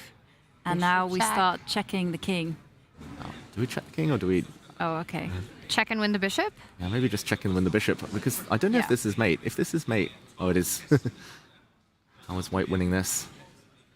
In a very complicated way that's not entirely obvious. Okay, also winning. I'll just turn it on. White, knight d5 apparently. Attack goes on. The black king isn't super safe. But yeah, I think the easiest one may be queen e6 check and then just take the bishop and two pieces for a rook. Yeah. Okay, come on, Gookie. You got to find King F1 right now. I mean, this gets really complicated if you allow knight e5. You don't go g6, but all the other ideas of rook takes bishop after bishop f5 look incredibly scary. He finds it, Yovi. Yeah, well, I got a big question, right? If you do not spot King F1, Rook E2, is white busted? Good question. Answer is no. Third best move G5, but... Oh, who's playing that? No one's playing it. No. I think I suggested it at some point, but it's a different way. Different position. It does stop Rook F6. I guess that's the only reason. And I do still see, not right now, but Queen takes H7, Rook H4, swinging across some kind of checkmating attack. Oh, now knight e5 is even more attractive. You want that g6 square for your king. Yeah, and after knight e5, apparently the best move here. Only way, well, not only way, but... Rook h4? King F1 now. Why not Rook h4, though? Just the bishop's hanging. The bishop's going, yeah. No, wait, what? Yeah, I guess this hangs and... No checkmate. Give a couple of checks and it's black delivering the... the attack, I guess. Probably King F1, Rook H3. And white's queen finally. That's why we never put queens on H2. And Gukesh is down to 22 minutes on the clock as well. And he's got 13 moves to make. If he finds it, he's got a big advantage. Like, this might be the critical moment in the game, the one, where if he finds it, the other tactics fall into place. If he doesn't find it, then the clock is a massive issue. The king has to leave fork down. Get out of the way, defend your rook, hide against any checking ideas on f3. Gukesh, he's looking at that direction. It's between king f1 and rook e2. Well, our panel are very confident that Gukesh will find this very sly king move. Gukesh. It's a world champion move. It is a world champion move. It's also a move that you make when you're in calculating mode and you don't care about the principles. I think it's good that we go to the bird's eye view, but keep an eye on that game on the top right. Will Gukesh find the winner? That is king f1. We'll let out a cheer if he does. And talking of winning moves, Jovanka, critical moment on the bottom right board. We'll just slide down one. That's the red board. And maybe we jump in because Bibisara is suddenly winning. She's a full piece up. She's won king of the hill already because the white king is sitting pretty in the center on d4. But she has to deal with a dual threat, rook e5, rook d6, something to win this bishop. Does she just move her king? Does she bring one of her rooks across to kind of prepare to defend that piece? What do we think? How close, how easy, straightforward is the winning sequence now? Feels like it should be quite trivial, right? Both the moves that you pointed out, develop the rook, move the king sideways if the bishop comes under attack. I don't really see a way for black to regain material in this position. Not even a single pawn to boot right now. For Bibisara Asubayeva, she's about to stretch her lead. She does go with the idea of rook to d1. If rook d6 or rook e5, you simply go king to c4. And this might just be handshake soon. For Zhu Jina, where's her counterplay? Where is the way to keep the game going? Not even a single pawn to boot. No, I mean, as you guys have indicated, you double up against the bishop. You just sidestep with the king. And the king can remain in close contact with the bishop. Wow. And I just want to investigate because we did see a brilliant move, a couple of brilliant moves from Bibisara. Let's just quickly go back. We left it with king to e2. I just want to discover how Zhu Jina, how it went downhill so quickly. She is a pawn down, but after f6, knight g6, a brilliant way of counterattacking the black bishop while defending her own bishop. Rook to d8 was played. We saw an exchange, knight back to f4, saving that piece now. e6 is hanging if the d4 pawn is captured, but knight c6, knight takes e6. Beautiful tactic. And rather than try to just defend a pawn down, which she probably should have done, Zhu Jina, she fell into this tactical sequence. King e3, bishop takes d5, question mark, king takes d4, and the problem is now going back with her bishop doesn't work. Bishop c4 would be a deadly pin. So bishop takes e4, she gave up the piece, and I think just a miscalculation, bishop d5, the fact that her king was on a light square came back to haunt her. And Bibisara has been so incredibly alert. You know, she mentioned she won the first game and hasn't won a single classical after that. I think all of that changes today. Yovi David, breaking news. Ooh. Gukesh plays king f1. It's on the board. He found it. He finds it. World champion move. Catania said king f1 played by the world champion. Everything is now covered. And that is the move to net Gukesh a significant advantage.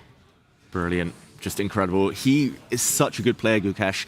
I think especially this type of position suits his style, where it's a little bit on the messy side, but there is a lot of calculation to be done. He's got something to cling on to, so he doesn't have to go hunting for the chances. He doesn't have to create too much himself. He's already a pawn up, and he can consolidate with difficult moves that you can only find through a process of elimination like king f1.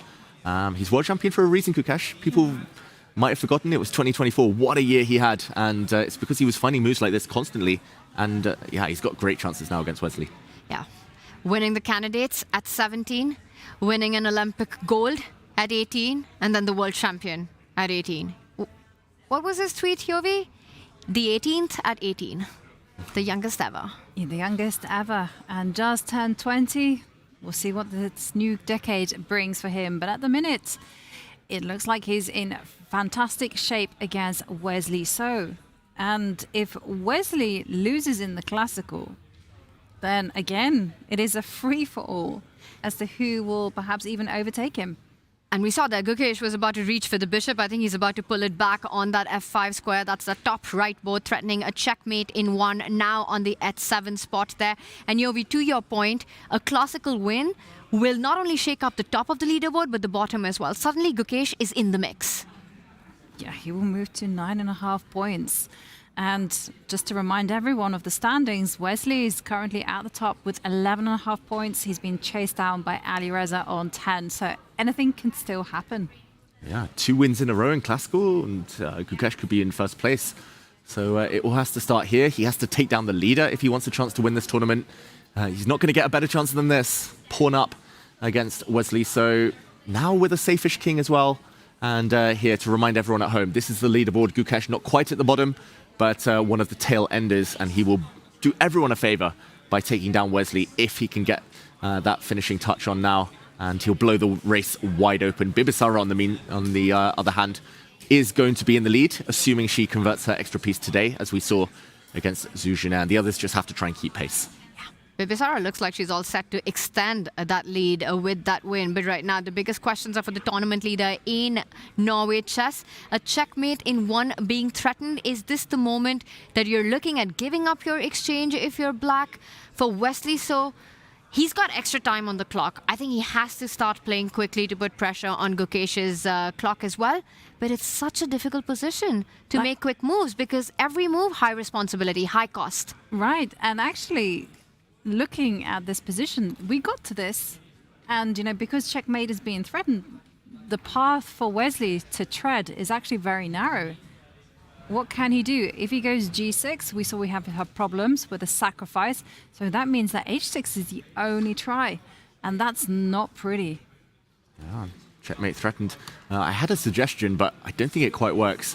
Queen takes, yeah, it's simply g6, h6, or you sack the material. I don't think he will even dream of playing a move like Queen G8, way too passive.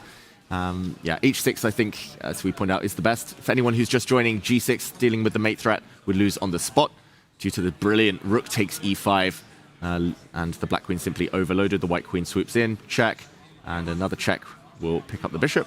So we saw this.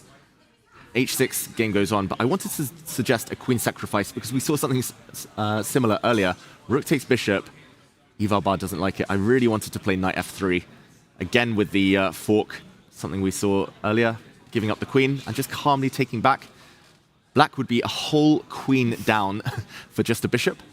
But yeah, there is a threat of rook e1 in some lines. There is a threat on the queen, on the rook. Are you just making a case that you move the queen away and you're saying, sure, give me a check on e1. I'm going to go with g2 and I'm going to just start fighting and running away with my king. Maybe take on these... Oh. Take on d4, or maybe I can... No, I wanted to take on d6 with the queen, but yeah, this looks good. This... Yeah. That would have been perpetual, so queen takes d6 he wanted to play. Oh, but doesn't help. Check. Maybe I have a draw here with a knight coming back and forth between f3 and g5, no matter where you go. Please show where I shouldn't go. Definitely shouldn't go to h5 for many reasons. There's checkmate in one. There's also various ways to delay it. Just bishop e8 first. Bishop e8 first. Can you not be nasty and just give the checkmate in one already? There's g6 first, but yeah, rook g5. Okay, if you insist, Tanya. End the misery. The king has ventured too far. So, okay, we haven't refuted it yet. This queen sacrifice. Oh, that's a very creative idea. So okay, let's work through the candidate moves. What about queen h5? But let's do it. Let's do the checks again. Advantage. Okay, check. And now check. I say check. I mean, also tempting to take this rook. But I guess any capture, the white knight will throw itself in the way. No more fun. So rook g1 check. Have to come up the board. Yeah, this is really clever, Jovanka, because... But you lose the queen? Oh, I know what Jovanka wants. Oh, not this way. King g3, sorry. Yeah, I wanted to go rook takes d6. Yes. That was it. That was stunning. Yeah. Well, I don't know whether it was stunning. It but is. You're hitting the bishop in checkmate? Yes, that is true. Yeah. Beautiful line. Beautiful. White's going to be up at least a pawn or two come the end of this variation. I don't know why king on g4 wasn't winning, but king on g3 is. Chess is mysterious. Is it because you'll have rook h4, rook d4? Maybe. Yes. So I wanted to go here, and in this position, rook check. Oh, no. But the bishop is still hanging in that line. Maybe it's something to do with a fork, like knight e5, when rook takes c6 happens. You just move. Rook h6. No, but d8 is checkmate. checkmate. Sorry. Checkmate is still what? Sorry. What is this engine seeing? That is g6. beyond our eyes. That's good. No, g6, f6. g6. No, g6. Yeah. f6. 6. But now the rook's defended, so there is time for a check. No, you go. Yes. And get your king out. Yep. Oof. This is a minefield, a tactical, like this skirmish that's about to happen. Like, I think Gukesh has worked something out, but it's terrifying. Especially when you have about 19 minutes on the clock and there's no increment and you still have 11 moves remaining. Yeah, and that was really scary, and it felt like there were so many variations. It's definitely, I think, a very good practical try. So let's run through that one more time. Rook takes bishop. Gotta take it. Gotta take it. Knight fork. Do we have anything alternative? No, we don't. So rook takes queen, you've got to do that. And queen h5 is what you said. There's also another move. If I want to play it simple. Rook takes d6. I don't even want to suggest this, but rook takes d6. Okay. No, that's bad. Queen drops with a check and black saves. I like the idea though, and keeping it simple. I mean, queen h5, very non-simple. That's very difficult. But how about go for it, Jovanka? I was going to say the knight is trapped on h. Can we use that fact? No, but I'm like just maybe. What do you call it? Spitballing ideas. Yes, I really want to save our queen. I actually really like queen h5. I just think that why give your queen with a check? I see that there's something stronger. The bar suggests that there's objectively a better move. It's funny, I've taken a peek, so I'm not going to say it. Okay, but is it findable? It's findable. Is it? Gukesh finds this. But do you think we head this way? Do you think that, what are the chances we see? Oh, okay, he goes h6 though. h6, we'll catch up with that. Just for everyone at home, I will reveal, because this is extremely difficult, but Gukesh would have found this. Queen attacked, rook attacked. What do? You move neither, and you just defend the queen. King g2, getting out of any checks. The knight should take the queen. If he takes the rook, then the white knight blocks. White has the extra queen. But when the queen is captured now, no need to bother about trapping it. Just take it immediately, and white's just a pawn up in the endgame. Easy. King g2 would have obviously happened. Oof. Everyone and their cat finds it. But that would have been such a cool variation. I think in Blitz that would work for black, because King g2 is, well, it takes a bit of time to spot, but h6, Wesley finally realizing that that was tempting, but not quite enough. So h6, game goes on. It's still only a pawn and still quite messy, this position. Very messy position, as there's tremendous risk for both sides. Let's pause from this one and let's go to Vincent against Magnus. Because earlier on we just said Magnus, less space, potentially unpleasant position, and it's still the case that he has less space. Vincent going for your plan of going e4, but going for queen to c8, setting up a battery, hitting the pawn on h3, that's something that you've been mentioning, David, as a plan. Yeah, typical idea. That whole bishop d7 very early from Magnus. This is a tempo gainer, and I play this a lot with white. I mentioned that earlier with my long stories. I've played this system so many times. When I first started playing the Fianchetto lines back in the mid-2010s, like 2015, 2016, I lost a lot of games with white because I never really knew how to deal with a kingside attack. Somehow white's king is a bit airy, and I mean, the way you want to deal with this is to play king h2. But suddenly I'm seeing ideas like rook to e5. Oh, wow. I was going to suggest rook to a5 originally to try the same idea to swing over, but maybe white can throw a knight in the way.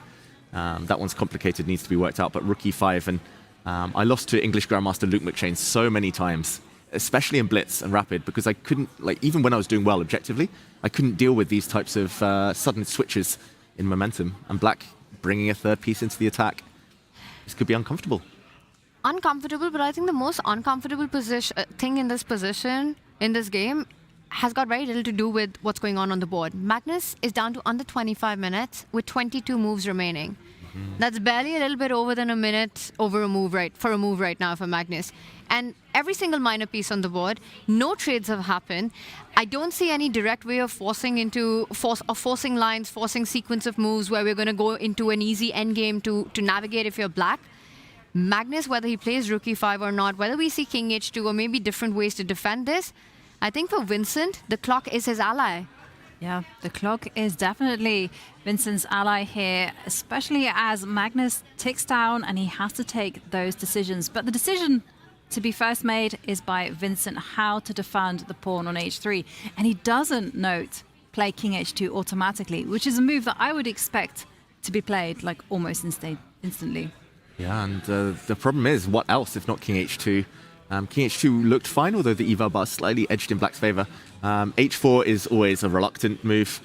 Here the black knight will jump into g4, remove the dark squared bishop. He plays g4 instead, the third of the options. This is such a high responsibility move. There's going to be sacrifice ideas later. There's going to be h5 to deal with later.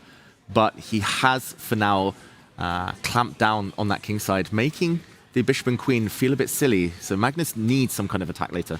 I would be very tempted if I'm black in this position and I know the number of moves I have to make with no increment to first just trade the entire queen side. Get pawn takes pawn in, get rook takes rook in, and then I really like the idea of playing h5. Of asking some questions to that pawn that just move forward. You take pawn takes pawn, knight takes pawn, h3 is super weak. Magnus, he does take a decision. I think he's just trying to get some moves in at this point. Trade off as much as you can and then strike on the other side of the board. Great call, Tanya. And yeah, sometimes there are tactics as well against the rook sitting on a1 with the bishop on the long diagonal. So we'll Are you see. ever taking with the knight? Ever?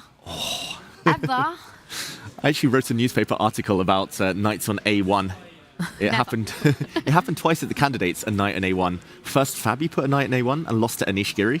Really instructive game, one of the final few rounds there. And then in the last round, Fabi learned from that. He was on the other side, forced Yesipenko's knight to a1, never let it out, won a game.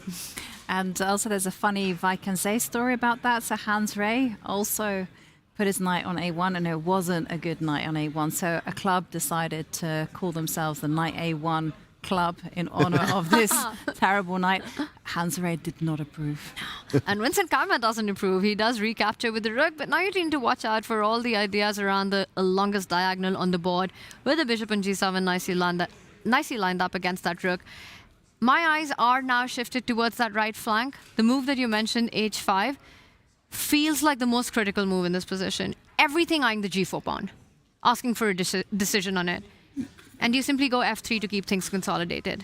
Yeah, probably f3. I guess he can calculate g5 as well, but that's asking for some sacrifices. And Magnus asks the question. You're going to find out, Tanya. A great move, and why not? Why not just nudge white on the side he's slightly weaker? And that's why I was talking about like rapid and blitz. This is uncomfortable for white. Vincent has 42 minutes, so probably finds a way to defend, keep control. But yeah, suddenly it's black creating some kind of initiative.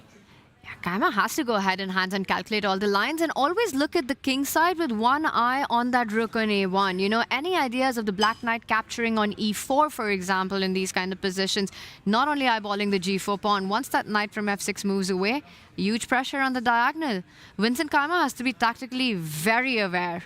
And like I said, it's a change of approach here from white. You know, g5, that's very ambitious, very, very risky. I don't think we'll be seeing that from Vincent. I think instead he's going to go for a move that you two have been pounding the table for, f3, lock it down. But can we check g5? Because I know why you're hesitant to go towards it. It's all the sacrifices on h3, bring the queen into g4, take that bishop. And it I'm looks worried really about scary. the light square. So yeah, we can look at it, but I don't think that Vincent's going to play it. But go bishop takes h3. Boom. I knew it. I knew that Yobi wanted this. Yes. Knights are overrated anyway. Like, who needs a knight? Especially if the knight would be on g8. Who needs that piece? Go for the king. Okay, pawn takes knight. In for the penny, in for the pound. And now if you go queen g4, there's at least f3. Yes. Defending the bishop with the queen. But this bishop takes bishop instead. And that one is slightly concerning. And I'm being British with the slightly. Very polite. Just a little bit. Just a little Tiny bit. tad bit right there. A wee bit interesting. Okay, king White's getting f1. checkmated on the other side. King f1, a la Gukesh. Yeah, but I was also worried about Okay, there's some checks, but I'm worried about like a Frenchy thing happening with h5, h3. Why is it a Frenchy thing? Because they do this in the French. Oh, just like give up pieces for the h-pawn. Yeah, no, yeah. Okay. Well, they don't give up the whole army, but they definitely go bishop takes pawn, and then I'm thinking h4, h3. Nice. As Bishop takes pawn, and yeah, just white is a bit tied up. Like on this diagonal, there's some issues. Not sure where the white rook goes. Knight e5, knight f3. This is maybe even more of an initiative than Wesley was able to generate, and just at the cost of 1 point, piece for 2 pawns. Yeah, the h-pawn's a menace. This is how I'm getting trauma flashbacks. This is how I lost so many games when I first started playing this system with white. I don't think Vincent can allow this, or at least in practical terms, he might live to regret it. So f3. Yeah. Ooh, and he does it just as you say. So g5. Too terrifying, even if objectively it was the best move in the position, but as a human you just don't want to walk into those lines, allowing the black queen forward. Magnus Carlsen ready with his response. Trades on g4. You take capture towards the center. Now also threatening ideas if you're white. I know wishful thinking, but king f2, rook h1, bishop h6, line up the queen and the rook, and then give checkmate. I think it's more than wishful thinking. I think it's very plausible. Barring there be no sacrifice on g4, why not? I would be looking in that direction as well. Oh, this has been such a well-played game by both sides. I've got to praise them both. Magnus is currently on 99.2% accuracy. Vincent's on a mere 98.5% accuracy, but both players playing fantastic chess. I think, though, like, Magnus doesn't have to worry about being cramped anymore, like with rooks off the board. His pieces actually have some harmony, so he's been playing great. Magnus ever since maybe that slightly suspicious opening. And yeah, Vincent up on time, no issues yet. He just has to watch out for all these knight takes g4 sacrifices in the near future. And maybe that's the point of this last move that Magnus played, right? It discourages Vincent from the plan of the king left, get the rook to the h-line, try to threaten some checkmating ideas. Knight takes pawn, and so many of those positions will come with a check and a fork. Yeah, absolutely. It's a position now where both sides have their chances, and it's getting close to that time where the clock starts ticking down and the pressure is on for our players. So we're going to take a quick break. Now's the perfect time to stock up on your drinks, your cups of coffee, your cups of tea, and just get motivated and get sharp for what is to come ahead. See you in a few minutes.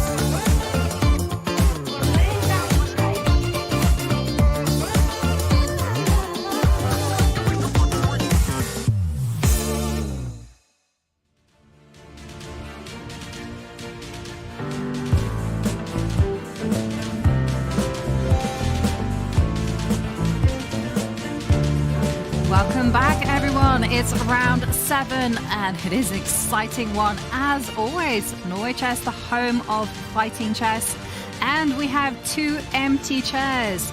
You can see from the kings that it is our first decisive result of the day.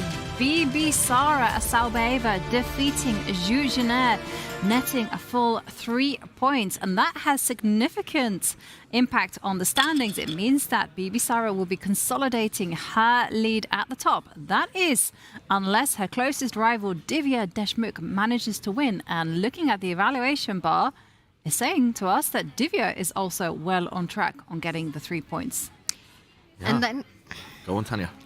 she gets those 3 points, and then Bibisara still maintains that lead going into that next round before another rest day. I mean, Bibisara so far has been the player who's dominated Norway Chess Women, getting that first round win in, keeping the lead throughout, losing it briefly for 1 round to Divya. For Divya to keep the chase alive, to stay as close as possible, she needs to win a game, and she's made quite a few inroads.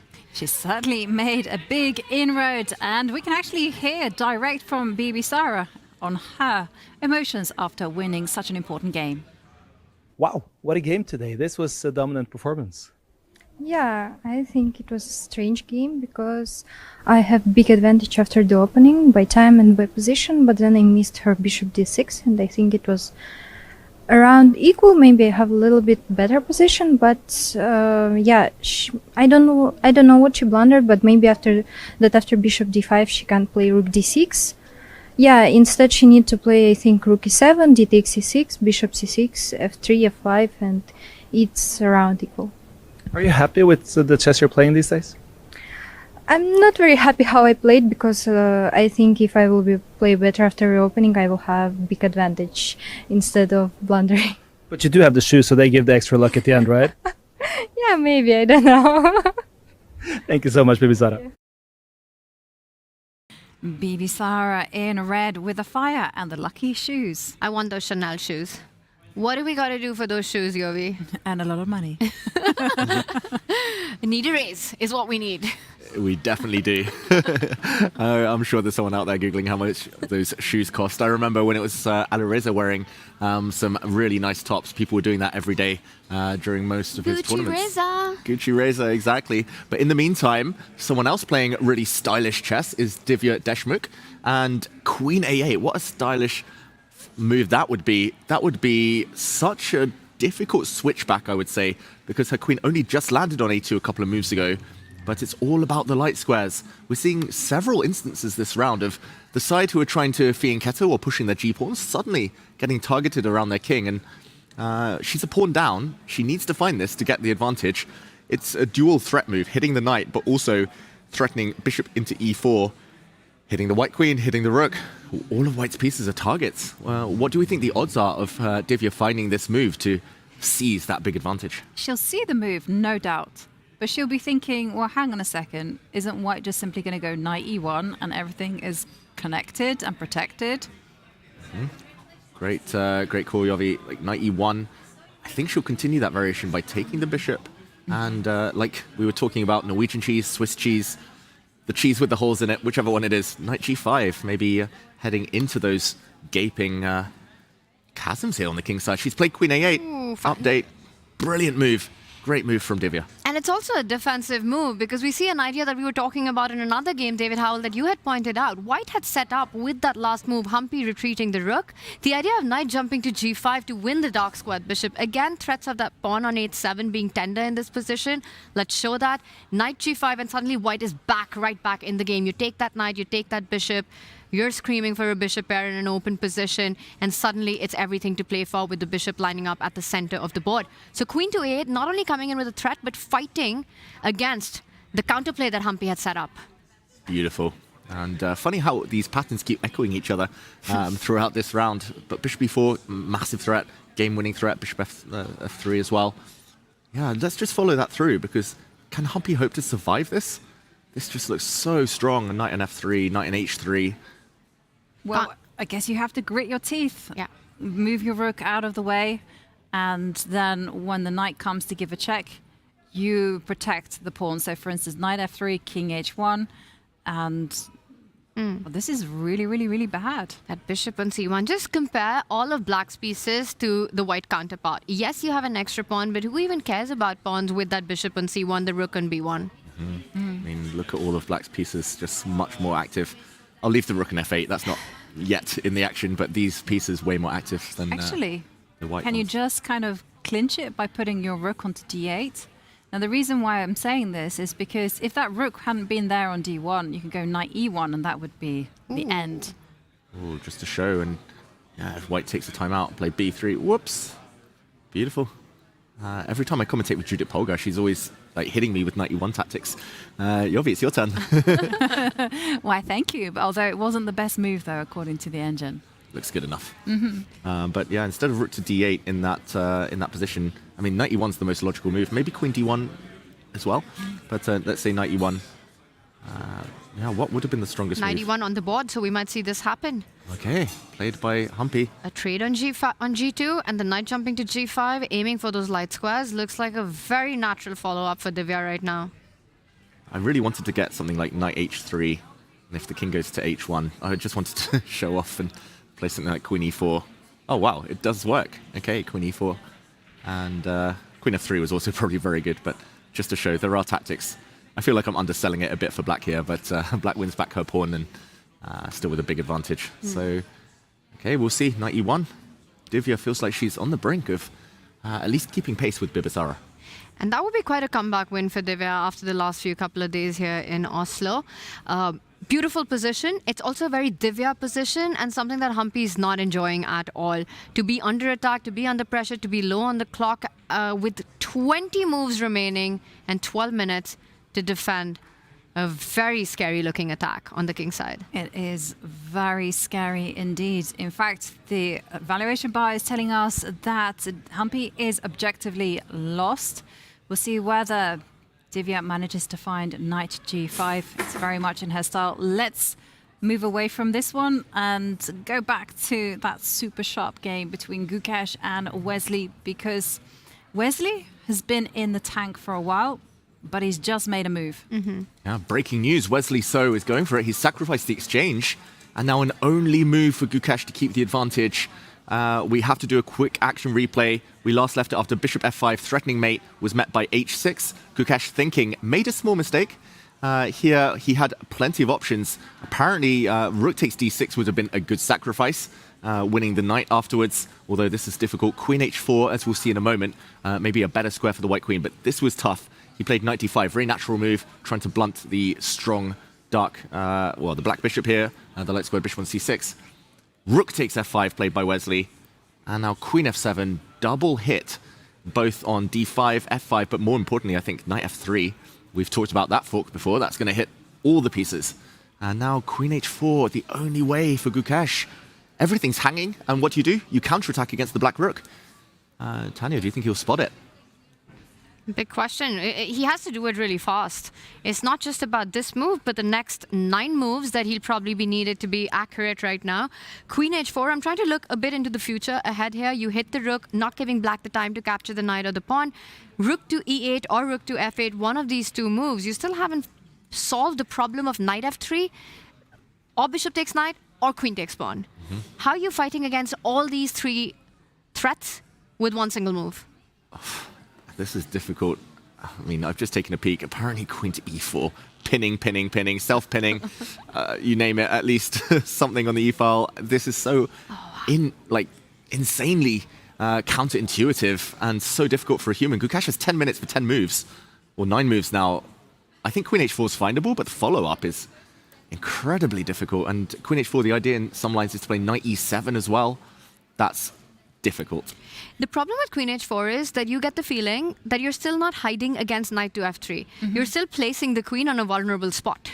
Yes. So your mind isn't going in that direction. The only argument you can make for it is that it comes with a tempo. But you know one thing? I think queen h4 is findable, and maybe even queen e4, because everything else loses material. You know, literally, like as you mentioned, Tanya, knight f3 is coming, and you can't do anything about that. So if you drop the knight back, do we have a move?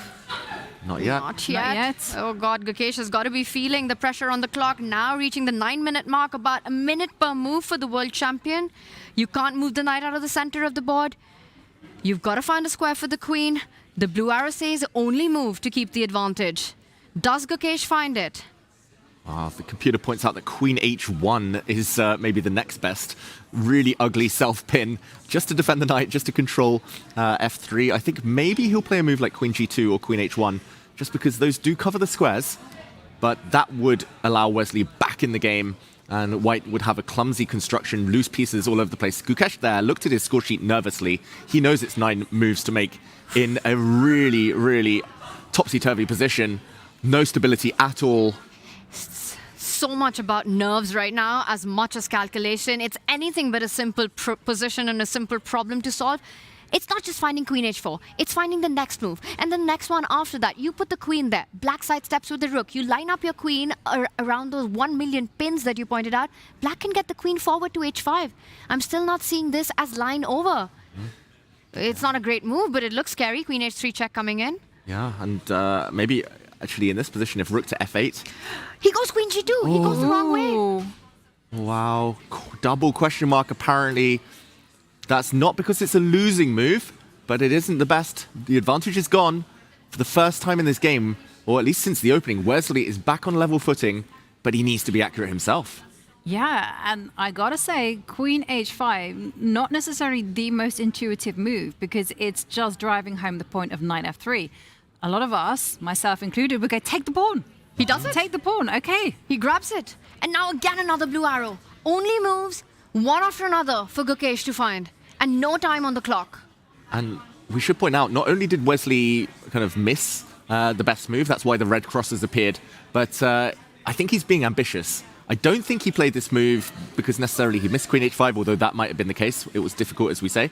But taking this pawn, just to very quickly mention, if rook e3 now, the blue arrow pointing out that move, if the black queen were on h5, there would be a nasty, nasty check on the d1 square. That's why h5 was better than f5. But that's difficult to see. You need to dig so deep. Wesley's playing partially with an eye on the clock. Can I just mention an absolutely crazy point, and maybe irrelevant, but I'm going to say it anyway. David, I see the difference between queen g2 and the h1 square you pointed out earlier for the queen. In the case of the queen being on h1, Gukesh would have the option to step in with the knight to e7, forking the bishop and the queen. And your queen doesn't drop with a check. Now there's no knight e7 on the board. Oh, that would be so beautiful. That would be a winning tactic, potentially, for Gukesh, if it wasn't for the fact that the queen did drop with a check. Tanya, that's a great spot. And that's where time is needed on the clock to realize these small differences. Queen h1 would also have stopped that queen h5 idea. So multi-purpose. But queen g2 is such a much more natural move. It looks like a nice cozy square, protects f2. Now he needs to stop knight f3. He will find rook e3, surely. And you know what Wesley's done? He played this move so quickly because he is being practical right now. He's not being objective. He's not looking for the truth in the position. He's playing against Gukesh's clock. He wants that to tick it down to the last few seconds and then strike, and then pounce. Absolutely ambitious play. Just play fast. More important than find the best moves. And someone who needs to play fast as well, it is Alireza Firouzja, because take a look at this on the right side. Prag has got his king out there on f3. Don't know what it's quite doing there. However, it's the clock situation. Alireza down to 4 minutes, 18 seconds. Wow, and a quick count shows that Prag is also up a pawn, so not just up 30 minutes on the clock. This feels like a good opportunity, although I do notice that the white queen is trapped. I do wonder whether we might see a draw in the near future, because white's queen, Prag's queen, can't get out. That's the right board there. The black rook is going to slide back to a5 to start harassing it. And maybe we'll see a repetition, but for now, the game continues. Alireza is the one who needs to force the draw before it's too late, before he runs out of time. And, okay, I know it's Prag to play, but is Alireza's threat simply to go rook a6, rook b6, and then keep the queen honest in that direction? Exactly. Something to do with harassing the white queen. We'll just quickly step to this game. The queen can go to c6 and try to escape via c8 and maybe out via h3, but it looks a bit weird, and white's king is an issue. If black gets time and puts the queen back on a8, just like Divya, there might be some tactics on that square, and hitting the white king. Not easy for Prag. 0.0 almost. Small advantage for Prag, despite the fact he's up a pawn. And we've been talking about one break in this game which still hasn't happened. At some point, Pragg wanting to step back with that king, trying to get f4 in as well, but first questions to be answered about that white queen there. Alireza, 4 minutes on the clock, 9 moves to be made in this one as well. Super tensed. Yeah, I think it is the draw on the spot. If Pragg doesn't play queen to c6, just to point out for everyone at home, the most natural move in my eyes, other than queen c6, would be maybe to slide the king back to safety. But then Black will close the door. Black can play a move like rook to d8, and there's nothing White can do without giving material back. For example, h4, rook a5 hits the queen. You can never step back to c4. You get trapped. And if you step to c6, then it's similar to what Jovanka was pointing out. Queen c6, the rook continues the harassment of the queen forever, and we see a dance and a repetition. Why are we not counting knight c4 as a resource for Pragg to take control of that square? Ooh, great call. Rook b8, I still have the c6 square for my queen to run away. Aha, in this position. After Yes. rook to d8. Ooh. Good move. I guess c2 At least the is game hanging. goes... Oh yeah, the c2 pawn. e5 is also hanging. Queen c6 coming in then. The game goes on. Game goes on. Maybe Black takes a timeout, defends the e5 pawn, and threatens to trap the queen. And if White deals with that, c2 still hanging. David, I don't know. I feel that Pragg's going to try to flag Firouzja here. If there's no direct way to force a perpetual with rook d8, Firouzja has to be incredibly fast. Well, that's something that he knows how to do. Yep, he is the one-minute man in. Loves playing Bola, super speedy. I think queen c6, trying to get the queen out, hitting the knight, gets time for queen c8, and queen out the whole way. The queenside holds itself, all the pawns. I think this is the way for Pragg to try and play for a win, if he's inclined to do so. Yeah, that is definitely something that Pragg will be calculating. He will be trying to play for the win. He's currently in the last place. Big blunder by Wesley. So Okay, we've got to go there. Let's head there directly between Gukesh and Wesley, because Wesley, if he loses, well, Gukesh is back up there. Let's go. Oh, wow. This feels like a blitz game almost. Wesley has 30 minutes, but he's playing so quickly. He's trying to pressure Gukesh on the clock. Down to 4 minutes now to make 6 moves. The world champion, b5, a big mistake for everyone at home. Just to mention, in the last position, Wesley should have been, again, playing queen h5. Blue arrow appeared. This is the idea. He needs to find this at some point, but b5 played instead, and this is difficult still for Gukesh to consolidate. He should be taking that pawn, as we see with the arrow. He moves his queen forward. A decent move, and he looks up. Oof. Checking out the move count. He's no longer writing down his moves. No time. Yeah, absolutely. And while Alireza Firouzja with 4 minutes is Speedy Gonzalez, for Gukesh, it's not going to be easy. Not in this position. He's somebody who relies a lot on calculation, and for that, you need those extra minutes on the clock. Wesley trying to keep things apace right now. Do you get rid of that knight at the center of the board? Do you now go queen h5, threatening infiltration on h1 and d1? Queen h5. If the queen were already there, there would be some really annoying checks for White to deal with. So Wesley just choosing the wrong square for his queen. We should point out there's a threat. Rook to f4 is a winning threat right now. Hitting the queen, hitting the rook. So Black has to deal with that. I think Wesley might have missed this queen move. Great spot by Gukesh. C takes b5 also strong, but this one more practical. Out of the pin, the white knight released. Knight e7 in the air. Knight f4. Knight jumps. Yeah. And does this mean that the black queen just has to go to h5, the move that she should have been playing? Get out of the eye line of the rook. I'd love to get that move in even now with all the checks being threatened. If you're Wesley, so you want to play moves quickly right now. Gukesh, 4 minutes, 5 moves to go. Yeah, he needs to stop though, Wesley. His last move was inaccurate. He's been getting a bit overexcited maybe, trying to rush Gukesh on the clock. Sometimes the best strategy is to play a few quick moves, then stop. Spend 10 minutes, the opponent's heart rate slows down. They no longer as kind of on high alert, hyper focus, and suddenly switch the pace again. Slow, fast, slow, fast. Against time trouble addicts, that's the way to beat us. My concern for Gukesh is that, you know, in these kind of nervy moments at the end of the game, somehow something goes wrong for the world champion. He's been losing so many points, positions under control, winning position, slipping out into a draw. Equal position, 1 move blunders. That's been the storyline for Gukesh Domaraju over the last year and a half. Yeah, and one other thing that I gotta say, it does worry me that if Wesley spends a lot of time, Gukesh is going to be given that time to calculate. And he's so good at that, keeping calm. And in those big match moments, he's able to rise to the challenge. So Wesley has to dance that fine line between playing fast and playing practical. You don't want to rush and play bad moves, but at the No. same time, you definitely don't want to spend too long that the opponent has time to think. He plays the best move, Wesley, so he gets rid of that knight, meaning that rook to f4 is no longer possible. Now he takes the pawn. This is where Gukesh has choice. You want to take back that pawn automatically. There are options, though. You can take another pawn, undermining the black knight. d4 might be on his radar, trying to pin and win that knight in the center. But you have to always watch out for a check on b1, right? Queen's got infiltration squares. If you're Wesley, so he takes a peek up and Gukesh takes a pause before capturing, pushing. Which pawn is he going to pick? Will it be c4? Will it be d6? The worst thing to happen to a player is the problem of plenty, the problem of chess when the clock's going down. Yeah, it sucks to have so much choice, and he has to be practical about it as well. Does he take the pawn on c4 and allow the checks?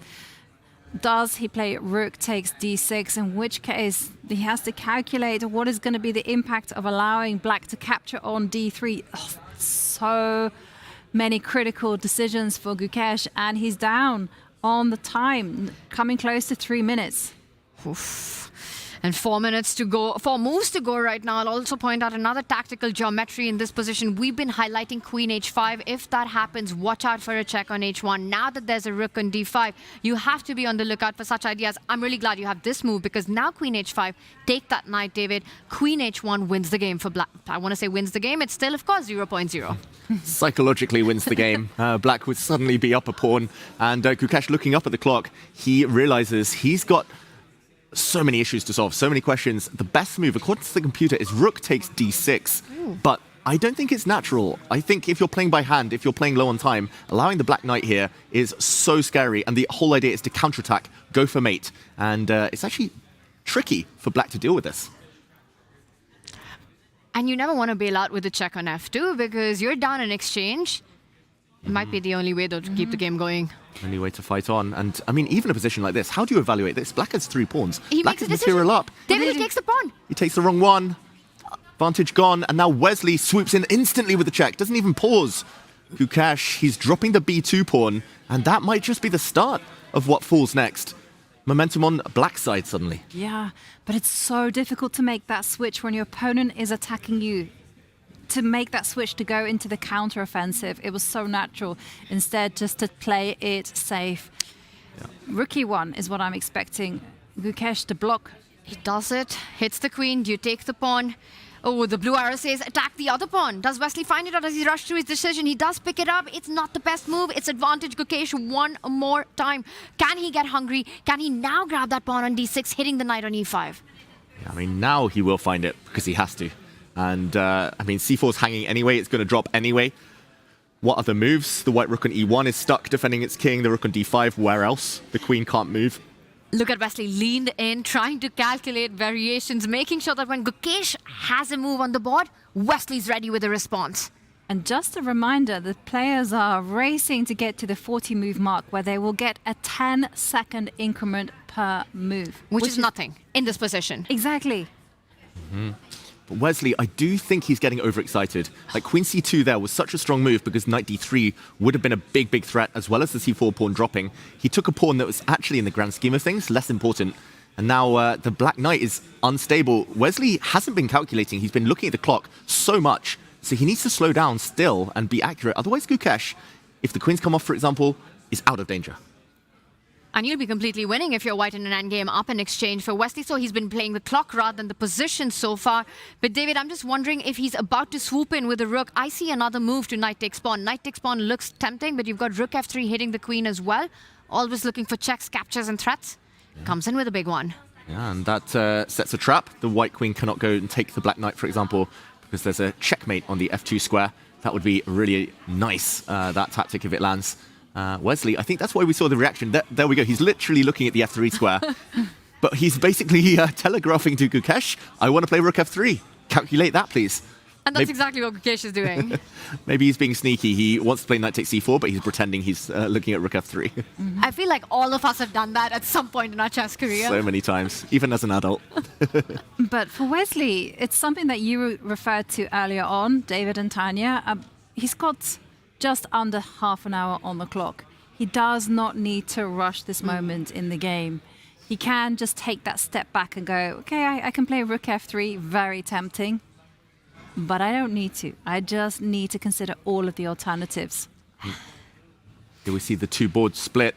Magnus Carlsen against Vincent Keimer objectively in the balance, although the pawn structure has changed. It looks like Vincent's been doing everything he can to protect that white king. That's the left board. He's put all of his pieces around it. This one, it looks like it will start to get even more exciting as the clocks tick down. Magnus down at 9 minutes, Vincent at 19. And Magnus really playing the man as well as the board as well, you know, choosing a very provocative opening, c6. And suddenly with the white king being a little bit shaky, you feel like you would prefer black here. Yeah, I mean, it's really difficult to evaluate, and I think that's what both players have been going for. We see the board on the right in the meantime. We see Pragnananda having retreated his king and Firouzja instantly retreating his rook. Is that the sign that the game might fizzle towards a draw now? Prag missing a tiny opportunity to keep the game going. Rook a5 followed by rook a6, harassing the queen, chasing that piece will result in repetition. Prag taking a sip of water. Has he missed that move? It's a big threat right now, and the only way to keep the game going against that, we were discussing the idea of the knight jumping forward, protecting the square of a5, also attacking that e5 pawn. If Prag's happy to take this to Armageddon, he goes for a different option here. But if not, then he's got to play knight c4 and create those imbalances of giving that c2 pawn. That's such a strong part of that pawn chain. He looked away for a second just a moment ago, as if he was like, oh God, how did I not see this? I think he felt that he could still get his queen out via c8, but that avenue has been shut. And we'll point out one more time that after the rook falls back on a5, do not put your queen on c4. It ends up getting trapped with the black rook stepping up to d4. So many pitfalls that he could walk into here, Prag, still, if he wants to play for a win.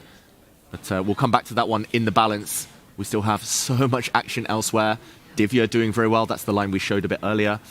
Zhu Wenjun still with a small advantage against Anna Muzichuk deep in the endgame now. Keimer Carlsen, the most tense of them all. Yeah.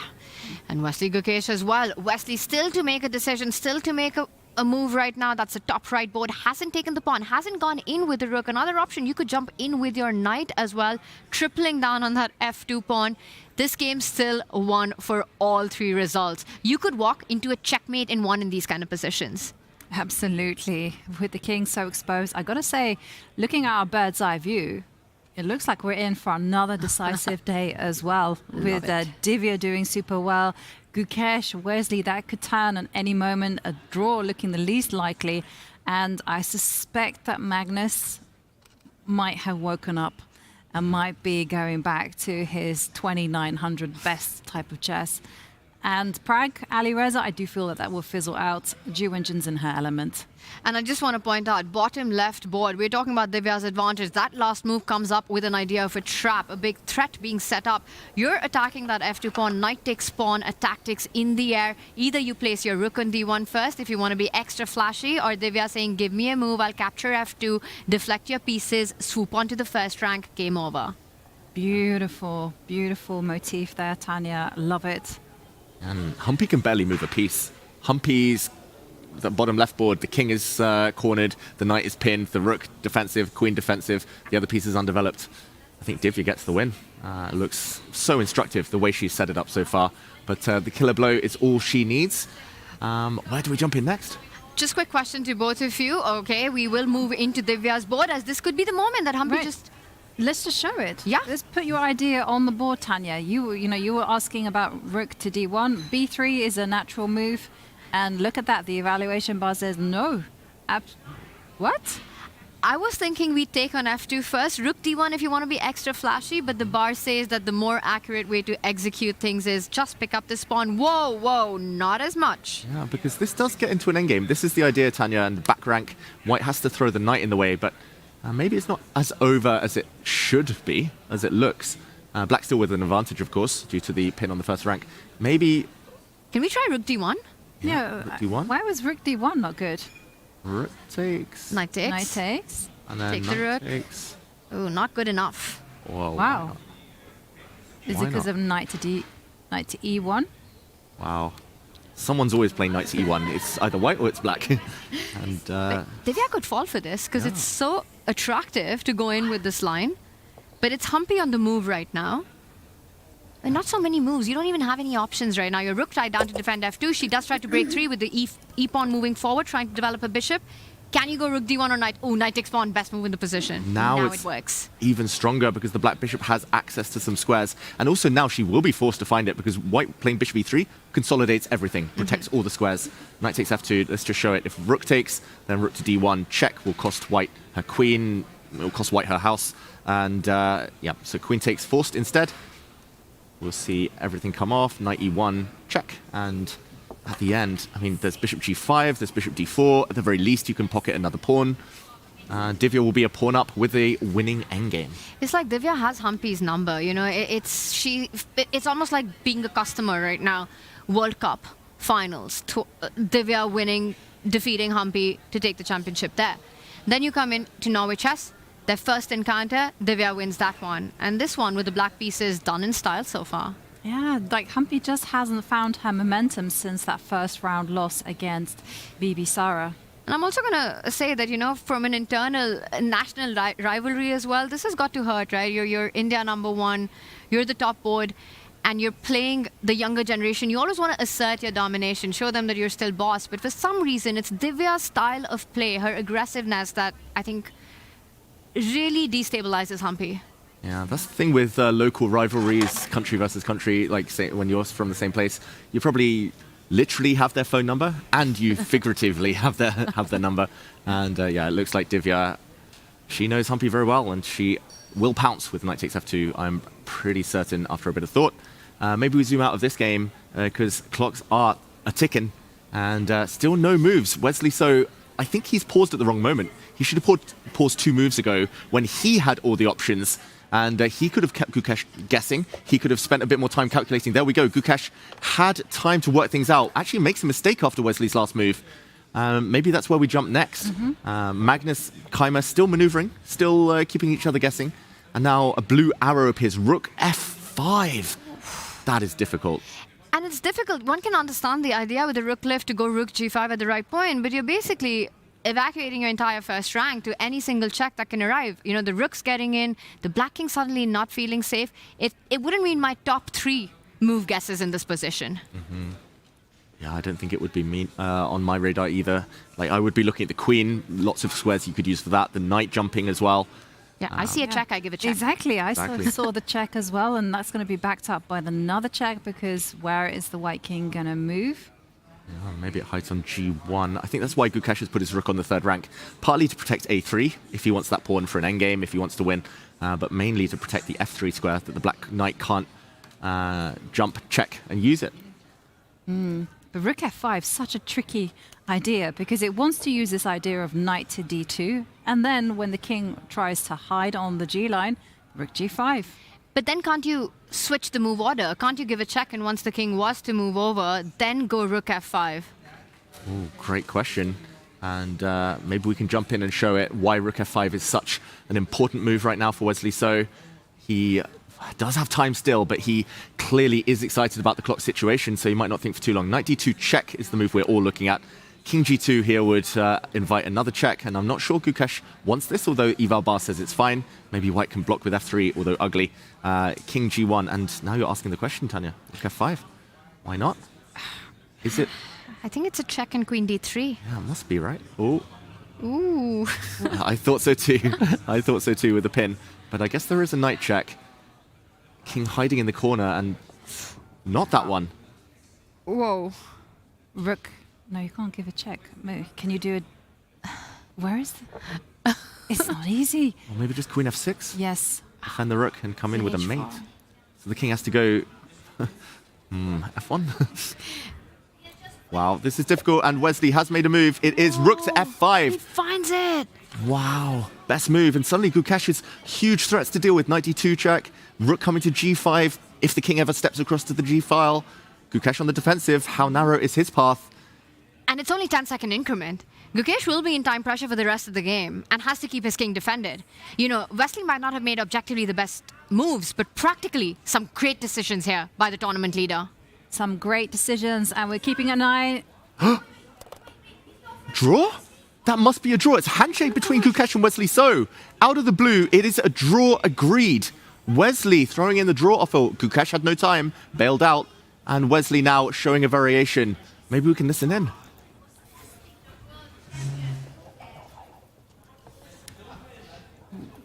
We're not getting any audio. Okay. No, we're not getting any audios, but what a surprise there. Gukesh, no time on the clock. A draw, I think a fair result. I don't know, Jovanka. It feels like both players could have played on. I think from Wesley's perspective, it makes sense. Whoa, hang on a second. As the piece is being set up here, let's go to Pragnanda against Alireza Firouzja and find out what is happening there as moves are being made in a flourish. Whoa. A knight's just been picked up, which turns out to be a blunder, but I see an exchange for Alireza Firouzja. Yeah, we'll get them up in a second on the camera. Prag, I don't think it was a blunder. I think it was just a small glitch with the boards. Here we jump in, and brilliant tactic from Pragnananda. This was so difficult. I thought it was a forced draw. Alireza now shaking his head. He's down to 1 minute. Just a very quick action replay for everyone just joining. It was an exchange sacrifice from Prag. It looked like a draw imminent. We said, okay, the queen is trapped. You can just slowly use your rook, hit her. But yeah, she does escape to the c6 square after rook a5. Question mark. Hitting the knight now. And after rook a6, rook a1. That is genius from Prag. And deflecting away, look at that brilliant move, double exclam. Deflecting away the black rook. Now f6 falls.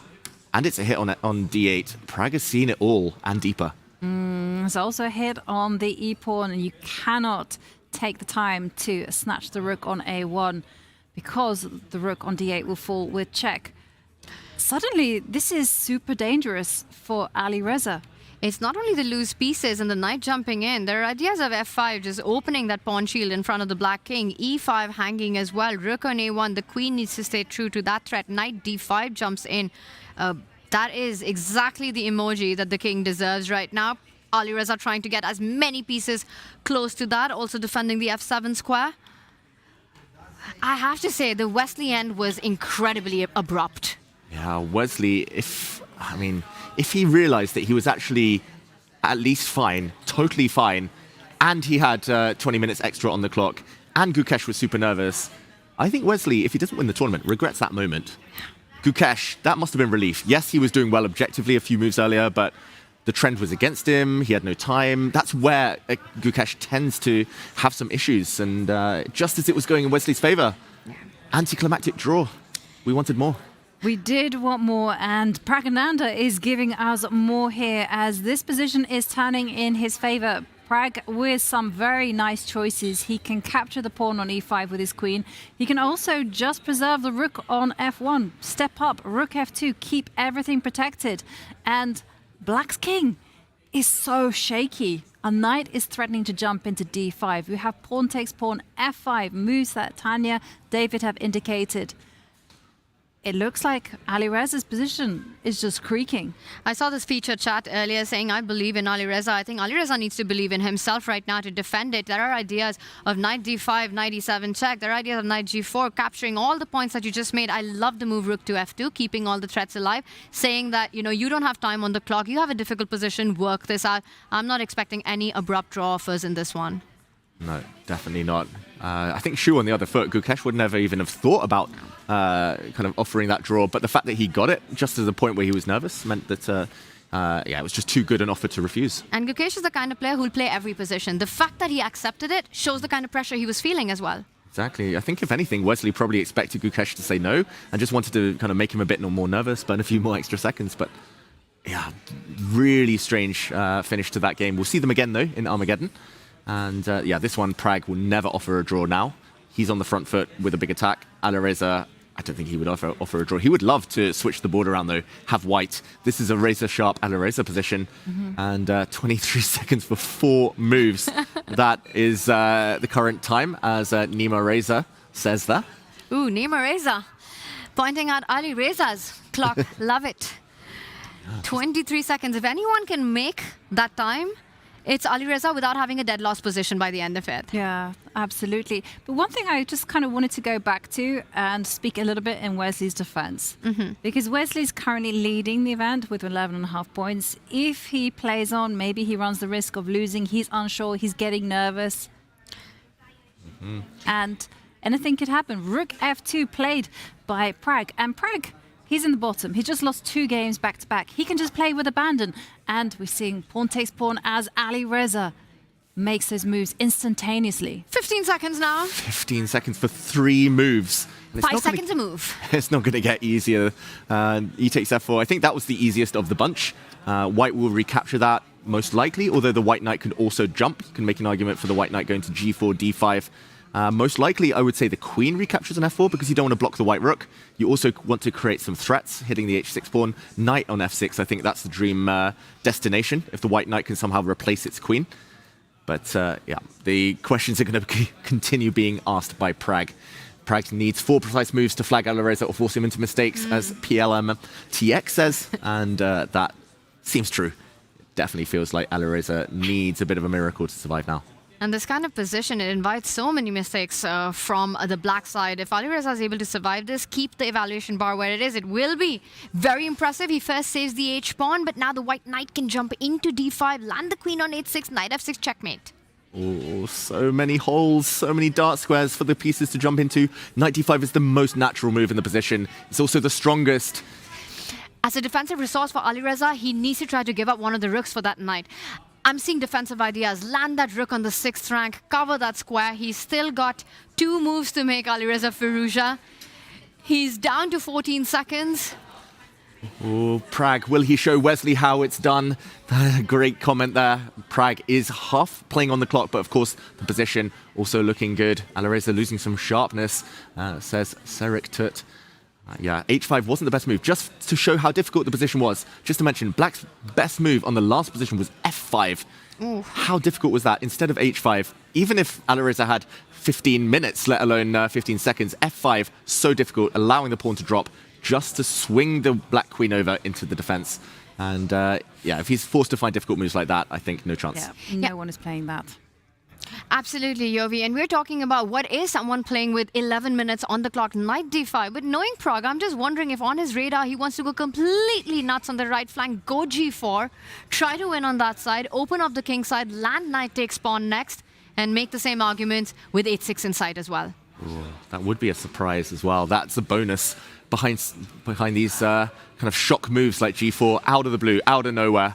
Knight D5 is the obvious one. That's what Alireza is calculating, though. So Alireza will have an instant reply lined up. Maybe there are no good replies. That's why Knight D5 should be played. But yeah, we'll see. We'll see. Pragg needs to just calm himself, use his 11 minutes wisely. Maybe 1 or 2 minutes now would be a good investment. I'll just make a case that if knight D5 happens, the fact that Alireza's had these few extra seconds while Pragg is thinking, he's ready to go rook back, give up that rook for the knight on that F6 square, say, I'll suffer down a pawn. It's not happy, though. It's not happy, and that is a lot of suffering. Down a pawn, he'll be losing every endgame. Queen's still in the mix, though, maybe some chances. But yeah, he might try and find another way to defend. Who knows? But I agree with Harley D, by the way. Ooh. Good call there. I don't think Pragg wants to go to an Armageddon against Speedy Gonzalez here. Exactly. He also wants revenge for the first half of the tournament where Pragg went down to Alireza in the classical. Well, it's a matter of pride for Pragg. He's just suffered 2 back-to-back losses. He knows that if he wants to make any inroads into the standings, he has to strike in the classical. He has to get those 3 points. And now, big question, knight to D5. Will that fall into Alireza's hands? Rook A6, what we're expecting. G4 is another suggestion. Blast things open. 6 seconds. He goes in with the knight. Big threat. Queen H6, knight F6. Alireza ready with his response. 1 more move to make with 10 seconds on the clock. F5. Pragnananda needs to find the best move. Queen to G5. It's a killer. Not only hitting an all-important pawn on G6, but allowing the white knight to threaten more checks. Looks super strong. Also very natural. Alireza will be calculating this, so Pragg will want to calculate deeper before he makes that move. But it will likely end up on the board. And I love that Alireza did not fall back with the rook, even if objectively it was the move to be played, because you're only delaying the inevitable. Here, you're trying to just go into complete chaos. You're hoping for miracles, but you're creating your chances. Yeah, and F5 may be coming as a surprise to Prag. Because, he would have been calculating rook a6, moves that give back the material. Instead, Alireza's just rolling the dice. Queen to g5, queen to g7 is the move that both sides will be relying on. And I think this is definitely calculable. It's all forcing moves. Queen g5 threat, the black queen slides across to g7. I think white can just, e5 is very tempting there to get a knight to f6, but also e takes f5 to be calculated. There are ideas of knight e7 check. All the black pawns on this side, the 3 black pawns might just drop off the board. Want some GM advice right now. If Pragnananda wants to flag Alireza on the next move, only one move remaining, what's the shocker you want to make here? What's the spanner in the works? You cough, you look over his shoulder and be like, look at that! And then make a move. And then you make a move. Knight c7, could that throw you off? But the thing is, though, Alireza's so fast. He's got really good instincts. I don't think anything is gonna throw him off. Yeah, I think a true professional tries to win on the board. If he were losing Prag, and this were the clock situation, then we might see some gamesmanship. But no, Prag is so locked in on trying to outcalculate Alireza. He doesn't just want one move to try and burn Alireza's time. Alireza is going to have 10 seconds per move for the rest of this game. It's also the position where Prag is clearly better. He can't have any confusion about it. It's not that you're down in exchange and you're double guessing the evaluation here. So Prag trying to work it out the professional way. He's trying to win on the board. And also, Alireza is only going to get a 10-second increment per move. Queen g5. It's got to be on Prag's radar. Queen h6 is the other option that I see. Coming with the queen on the other side, d6, e5. Queen e5 looks extremely attractive as well in this moment.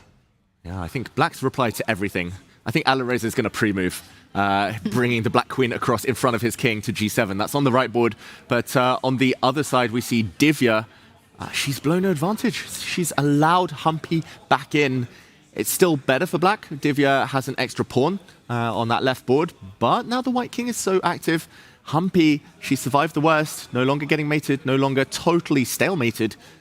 She is back in the game.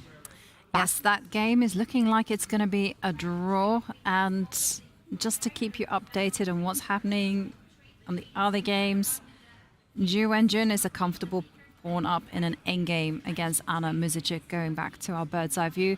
And Magnus Carlsen, he's trying to work his endgame magic. He has better pawn structure, but everything's still looking relatively balanced. That's a crazy position with 3 minor pieces, queens on the board, and only 2 pawns remaining. That's the top center board right there. Vincent Keimer, who was on the push in this game, but Magnus right back. The better pawn formation because Vincent's pawns thrown apart there, both weaknesses. Magnus has got to be feeling good about his chances right now, even though low on the clock. Yeah, Magnus feels like he's playing without too much risk. And yeah, he loves a better pawn structure. He loves active central pieces. The clock situation slightly in Keimer's favor, but I think both low enough that it's blunder territory incoming in the near future. So we'll keep everyone up to date, of course, if anything dramatic happens between Vincent and Magnus. For now, still roughly in the balance, as it has been most of the game. And there's an Armageddon coming up soon. There's an Armageddon, yeah, between Gukesh and Wesley. So will Wesley walk away with 1.5 points? Well, he'll have draw odds as he takes on Gukesh with the black pieces, and this is the most dramatic game so far, as Prag, 5 minutes and 33 seconds on the clock, just going into the tank, trying to be very precise. Queen to g5, as indicated by the blue arrow, is the best move. Love that move, but there are other options. Queen can come to d6, queen can come to h6, even e5 at the right time is going to be something that black has to worry about. And this game, huge for the standings as well. You know, while Wesley's getting ready for his Armageddon, he's also rooting for Pragnananda right now. Alireza with 10 points closest in that chasing pack. And I think if this one goes to Armageddon, or worse for Alireza, he loses in the classical, Wesley will be quite pleased. Yeah, and Prag will go from last place up into the middle of the pack. Back in the tournament, things could start turning. So many storylines here at Norway Chess. But yeah, the early leader of the event in trouble. Queen e5 is Prag's choice. A surprise going into the center. Queen g7 is a pre-move almost. There we go. Alireza blocks. He controls everything. He covered his rook in the corner. The black queen, a great defender, now has to run with this king to h7. Best square, protecting his pawns. He's down to 4 seconds. Makes blocks with his queen. It's a mistake. The queen sidesteps. No trades for you, Alireza. Hits the pawn on c5. 97 check. f5 lose. Oh, that was the mistake. And now 4 back to seconds, 4. 3. Oh my god, he's about to get flagged. He's going to get flagged. He can't find a move. He makes it with 1 second on the clock. Queen g7. Pawn takes pawn. Wow, keeping it simple now, and the white rook will join the party. Maybe some checks in the air with the knight as well after that pawn is recaptured. Got to be really careful, but Pragg will go back to the calculation mode. We saw the nerves there. Alireza, no time. It's just, he's just playing purely on instinct now. That was pure panic, that last move by Alireza, realizing he's got no time on the clock and barely saving himself from getting flagged as Pragnananda keeps the pace, picks up that pawn.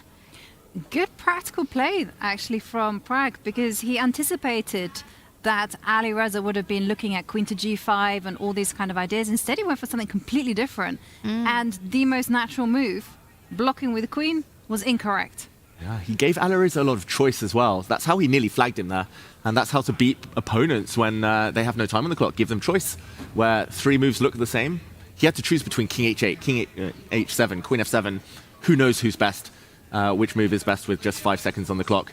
And now Pragg, it will be so tempting to come in with the knight.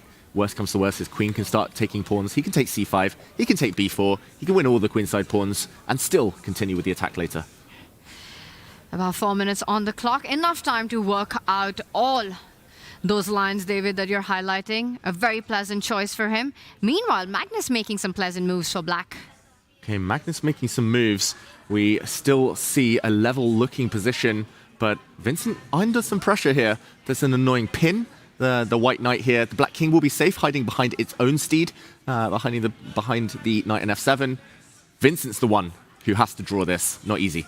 And you have to be careful. Magnus's last move hints at the move bishop c4, pinning and winning that knight as well. Queen g3 is only one single check. King on f8, and there's no mate. Magnus, the clock isn't in his favor, but the position feels like he's not risking much, and Vincent only playing for the draw here if he finds a bunch of accurate moves. But here we see both boards. Pragg still thinking, no moves yet. He's down to 3.5 minutes. How does it always come down to the time scramble? It feels like we're on edge. Normally we would say Pragg's going to win this 100% of the time, but the clock adds that extra dimension, a bit of spice. Exactly. The players do not get a break after move 40. Instead, they just get 10-second increment per move, which levels up the pressure. And for Vincent Keymer, the big question is, how is he going to defend his weak pawn? Because as Tanya's pointed out, a bishop is going to appear on c4. b4 is the target. For Pragg, he's just comfortably calculating whether he should take the pawn on c5 or jump in with a knight to deliver a check.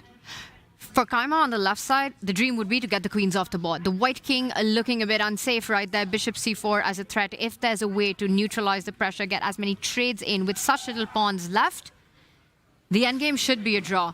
I mean, the Armageddon then just gets started, and that's a nightmare for Vincent Keymer, but that's a problem to deal with later. Meanwhile, a choice by Pragnananda on our right side. The rook moves in, it's about to come in. It is about to come in, and some instinctive play, f4. f4, the bar goes sky high. Firouzja's just thrown the pawn away. Everything's covered by Pragg. It's knight and 2 pawns now for the rook. Material parity, but the white rook coming into e7. The black king's so open. Checks all around. No time. It's about the clock. The queen goes across. He delivers a check of his own. But if the white king can hide, that check can be blocked in so many ways. Then Pragg, it'll be his turn to attack. And it doesn't look like any shelter for the black king. Rook to e4 now looks like maybe the most simple way to avoid any further checks. He could also think about walking forward with his king, but don't walk too far up the board. Pragg in full control. In full control, and the queen on d6, she is poised to start munching on the pawns. Very nice, safe block there from Pragg. There's nothing that Alireza can do to generate play. I mean, he can go rook to c1, but queen to g6 is in the air. Queen takes pawn. Okay, he drops the rook back. Living life on 1 second, a pawn drops. Pragg's actually just calmly, not even going for checkmate, he's just going for the pawns. h5 hanging, b4 hanging, rook c8, the last try from Alireza, but he's leaving his king bare. That black king has no clothes with which to survive this attack. This is looking very bad for Alireza. His campaign about to take another hit right now after going down to Magnus Carlsen. Praggnanandhaa on the brink of victory. 13 seconds. Alireza needs a miracle to save this one. He's trying to come in with his rook, set up some tricks. He is a tricky player. We've seen miracles happen in Oslo. We've certainly seen both players just rise from the dirt. And for Alireza, he's just going to rely on his instincts. And, you know, there are some counter chances. Rook takes pawn being one of them. The Black Queen will swing over to block any checks to try and survive. Tanya, do you spot anything immediate? Are there any knockout blows? Oof. The bar seems to suggest so. The fact that Pragg is thinking, I'll say one thing. If Pragg comes down to the 20-second, 10-second territory, we're talking blunderfest all over again. Alireza will be right back into it. Alireza may be the more confident of the two in bullet territory. So Pragg has that one extra minute. He does have a few checks he can give in the near future. He can, at the very least, trade off some queens. He plays queen f5. Very impressive control type of move there. The white king is going to hide out on h3, where there will be no checks. Alireza takes the pawn because what else? But now, the white rook's been released as well. But now you could force a trade, right? Queen c8 coming in. I'm pinning your queen. He goes the other way, puts it on f7. And there are ideas of knight going to e6 to block that trade, David. Pragg only has one winning move now. Only one to keep the advantage. He has to give a check with his queen. That is the only check in the position. He will find it. Queen trade, not enough for an advantage. He has to play this move. He does play this move. Comes in with a check. Alireza's sneaky. He's setting up rook a2, double up, and a checkmate on h2 as well. Pragg gives a check, gains 10 seconds, and that's it. He resigns. Praggnanandhaa takes a win. Praggnanandhaa takes the win. He was about to win the Black Queen with his rook.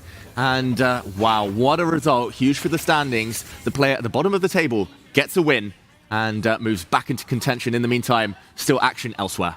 Action as the clocks tick down between Vincent Keymer and Magnus Carlsen. Magnus with just 20 seconds. And although we're in an endgame, not too many pieces. Okay, looks like it should be a draw. This should be level, but Magnus, he's trying to win a pawn. He's trying to win eventually the b4 pawn. Vincent locks up that side of the board. That could be the clincher. Cemento, as Peter Lecker would say right now. White covers the dark squares with the queen. The pawn and bishop control the light squares. Magnus now facing a fortress. Vincent looks like he's about to clinch a draw. And Fortress is the name of the game, as we also had a draw between Humpy Canary against Divya Deshmukh. So we're going to be seeing another Armageddon.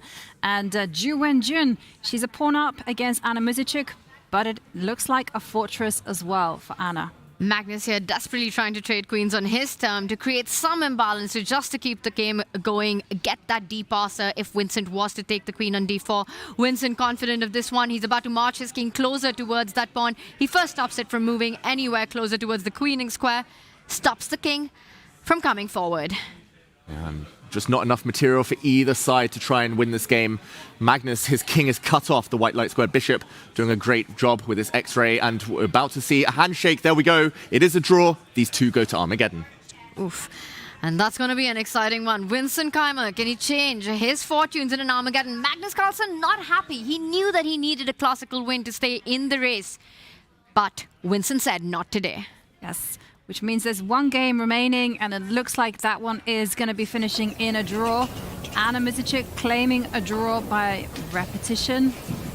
She's correct. It is the third time the players reached this position. They weren't notating as the clocks were so low. So this is a great spot by Anna Muzychuk, who gets out of jail. She was in such a difficult position, lost at some point, but Ju Wenjun unable to put on the finishing touches. It feels like one that slipped away. And we'll get draw confirmation shortly. But in the meantime, Armageddon. In the big one, it's tournament leader Wesley So playing with the black pieces against world champion in their decider right now for Gukesh. Has to win with white. Wesley, a draw is enough, and so far a cagey start. Definitely a cagey start. Well, Wesley will be happy because he will at least walk away with a 1 point. But he has the black pieces, and a draw is sufficient to net him 1.5 points. So Gukesh in a must-win situation. Castles, and everything is building up for a big breakthrough. Yeah, this is still very well-known stuff in the symmetrical English opening. Both sides just angling for the first pawn break. Black going with the Botvinnik pawn structure. Pawns controlling the dark squares, controlling the pawn breaks, but leaving some holes behind. No matter what happens here, Wesley will maintain the lead. Alireza falling in the other game means that Wesley is happy. The chase is not making any inroads on his lead there. He attacks a loose pawn with his bishop, asking for a decision, and he completes his development. Yeah, cagey was the right word, Tanya. It is very locked up for now, this pawn structure. No trades, but some holes on the light squares as the white knight jumps forward. At some point, Wesley wanting to break free on the queen side. Jovanka mentioned the pawn breaks. I think they're about to land here and now. They're going to be definitely making an appearance. Whether one side wants to build right now or do it. He was reaching out for the queen side pawn, and there it is. Mm-hmm. I mean, he was dictating it. This is a very well-known tactic. You give up light squares, but white can only control one at a time. If white had one more move and was able to deploy the other knight on c3, clamp down on the b5 square, Wesley would have been suffering passive, positionally dubious position for a long time. Instead, breakout. And black's rook on b8, very strong. Bishop, annoying pressure on this diagonal. I don't really like how Gukesh has handled the last few moves. And I'm still thinking about the decision that Wesley So took against Gukesh in their classical to abruptly finish that game with a draw offer in an absolutely crazy position with Gukesh down to seconds. Is that something that he will live to regret? It all depends on the result of this Armageddon. Yeah, it's something that will definitely be clarified later on in the tournament. This is going to be a moment where perhaps Wesley will look back and go, well, I should perhaps have played on. But the rook slides back to its starting square there on b8. And now it is all about how is Gukesh going to start to improve his position. He does have a lead in time. He has to play quickly. To play quickly, but without pawn breaks for white, he's facing pressure along the b file for eternity. He can swap off some knights, sure, doesn't change much. He brings his other rook to the c file, but watch out, there will be c4 ideas. Wesley does the same. He doesn't need to go for anything special, Wesley. He has a grip, controlling the pawn breaks, and a draw is enough. More space.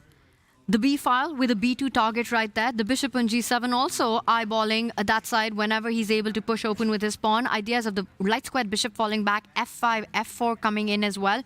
It just feels like all the plans reside with Wesley in this position. As Gukesh, you have this beautiful looking knight on d5, but it's empty beautiful. There's really nowhere else to jump and no assist. 100% accuracy from Wesley so far. Literally 100 on the accuracy bar. Bishop to e4 played, asking for a bishop exchange. But Wesley, this is a move he wanted to play anyway. Strange from Gukesh, because f5 might just come with tempo now. But this was his idea, to free up his queen. Tactics on the diagonal. f5. Yeah. Come on, Wesley. Push that bishop away. He's thinking, what's the follow-up? Yeah, the most natural move. Why not? He just wants to make sure he's not too loose, but no threats from white. Knight takes knight will be met by the black knight recapturing. Black's got everything defended. The queen held by her bishop. F8. F8. Just avoiding any checks at all. But I gotta say, Gukesh is keeping the tension alive, and he's got that healthy lead in the time. And that's something that will come back to haunt Wesley. If Gukesh can just keep the game going and force Wesley to burn some time taking those decisions, then when the clock starts running down, it's going to be a problem. Yeah, Gukesh doing okay on the clock so far, but yeah, the key moment's still ahead. And Wesley's been the Armageddon king so far in this tournament. After a first round loss, he picked up so many points, just making sure he gets the draws in the classical and raking up the points in Armageddon. So all of that Arma experience coming into play. He's got a good, healthy position and keeps that time clock apace as well. Just a bit under 5 minutes, but they're starting to level out. With Gukesh going under 7 minutes, picks up a pawn, and it's a mistake. That is so risky. Like, the black rooks cannot use the a8 square now, because the white bishop in the center was controlling a8. I'm really surprised Wesley didn't play the move d5 there. Gaining time, gaining tempi. Gukesh's queen, though, living a charmed life. It's lucky to survive as it is, but he's hoping that the pawn that he's just stolen will come into play a bit later. Wesley, can he trap that queen or force a repetition somehow? He's trying to calculate exactly that. Does he push in a d5 first, or does he go on the counter offense with rook to a8? There are trades on the c6 square that you need to calculate, but it's all eyes on that queen on a6. Yeah. No way home. And Gukesh being very brave. He's relying on the fact that if you push d5, the c5 pawn is vulnerable. And he's also relying on the fact that the queen can go back to a4 if needed and escape to the d1, c2 square. Run away. Run with the queen. The queen needs to flee. Forest, run. But first, the bishop. I'm surprised he's even thinking, like, surely he's going to step back. There aren't any other tactics. Is he choosing which square? But g2 looks like the most natural by far. He does it. It's on the board. Wesley now. I'd say he's about to go rook a8. And for Gukesh, you do have that b5 spot to run to. Attacking c5, coming in with the check on the black king. That's Gukesh's only plan. He has to get that queen out of dodge, and that's the path forward. And then you're up a pawn. If that queen survives and returns, Gukesh is playing for a proper win here with that extra a pawn. And the question is where to put the queen. Should she go on b6? Should she go on b5? It's decision time for Gukesh, but that's going to cost him some seconds on the clock. Yeah. Feels like the next 5 moves are critical. Either Gukesh comes out a pawn, maybe even 2 up, 2 to the good, and then he just wins the game. Or we might see a repetition, the white queen constantly hit, or maybe Wesley gaining some material, the white queen forced to give itself up for some pieces. Queen b5 played, queen hitting the pawn. It's hitting the pawn, and Wesley's probably regretting the move king to f8 because that pawn hit comes with a check right now on that strangely placed king. Yeah, and if the bishop were able to use f8, the white queen would be trapped. Like rook to b8, queen takes pawn, and if you could switch around the black king and its bishop, then the queen would have no way home. So Gukesh using that opportunistic tactic to survive with his queen. Wesley reaching the 3-minute mark now. Still about a 3-minute difference on the clock. So Gukesh keeping that pressure going. A must win with the white pieces in the Armageddon. And I think you have to take that bait. You have to pick up that extra pawn. And Gukesh did it as quickly as he could.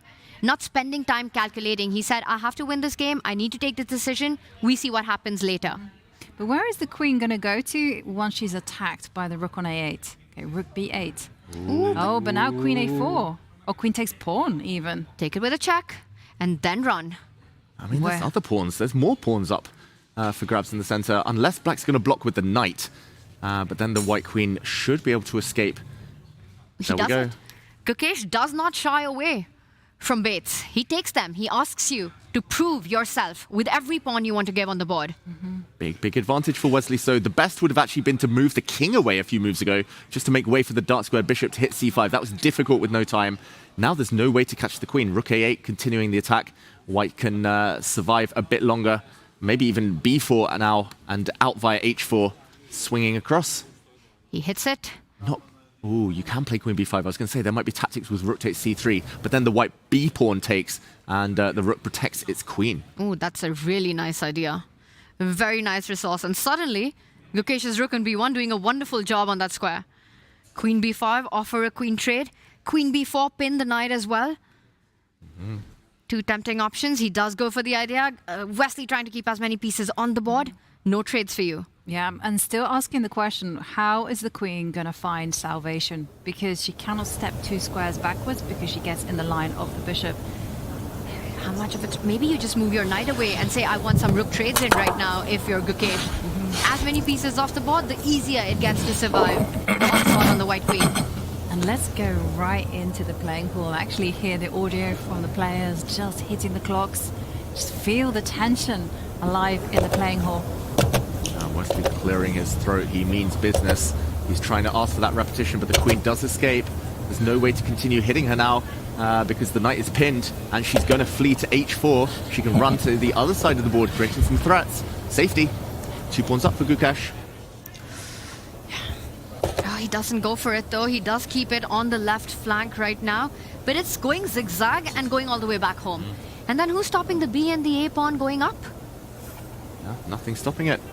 Gukesh taking that big risk with his queen, grabbing the pawns, but the pawns weren't poisoned, and yeah, he's done a fantastic job of hiding, of navigating all the pitfalls. He's home.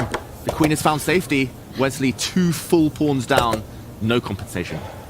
No compensation, but some hesitation there from Gukesh as he recaptures on e3 with the bishop.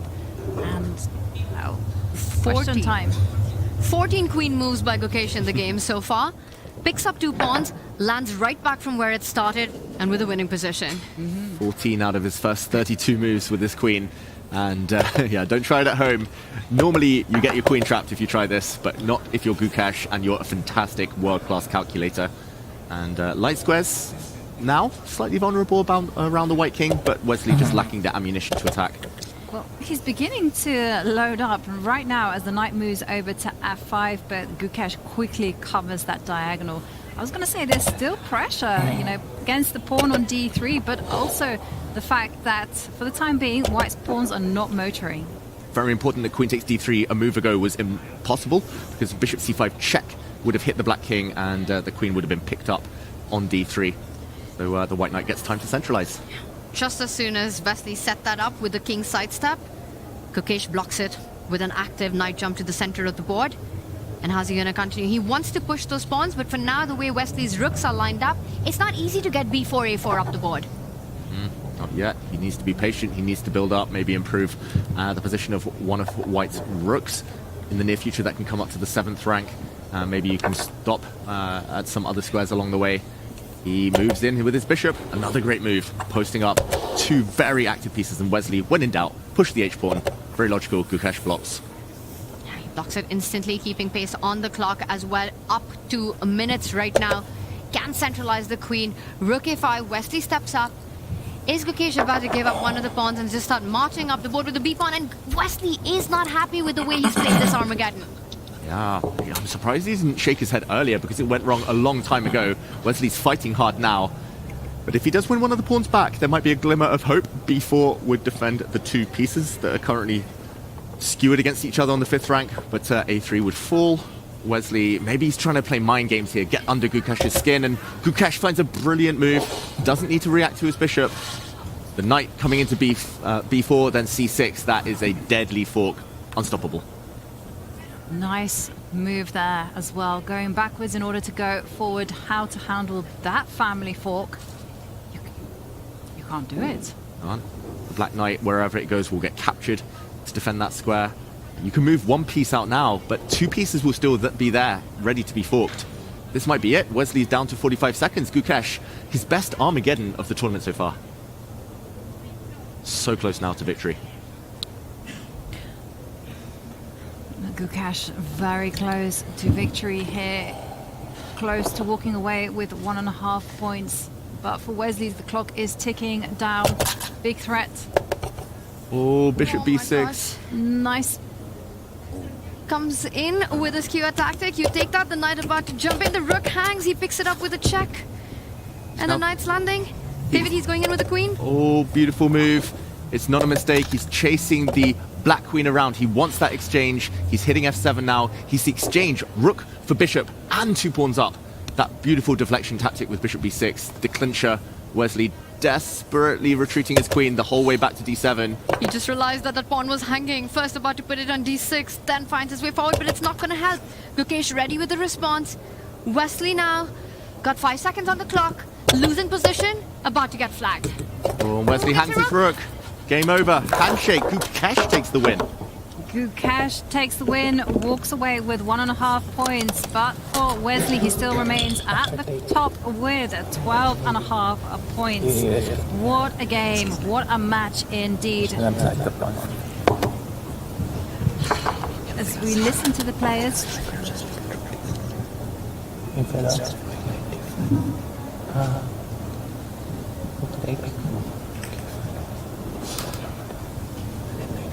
Queen of 8.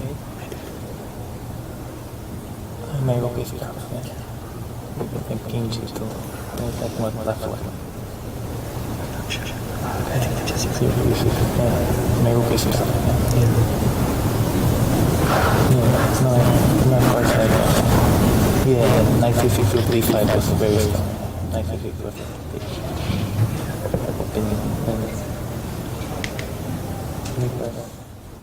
And as the players analyze, well, we are going to go on a very short break. But during the break, we are going to be playing an interview with Magnus Carlsen. And the big question that we all want to know is, will he apologize to our very own David Howe for misplaying his opening recommendation? Oh, no, I'm scared. I haven't seen this yet. I'm dreading what's to come. I apologize for not mentioning David by name. Now, this video is for subscribers only, so make sure you hit that subscribe button and get to listen into what Magnus is saying as he warms up for his Armageddon.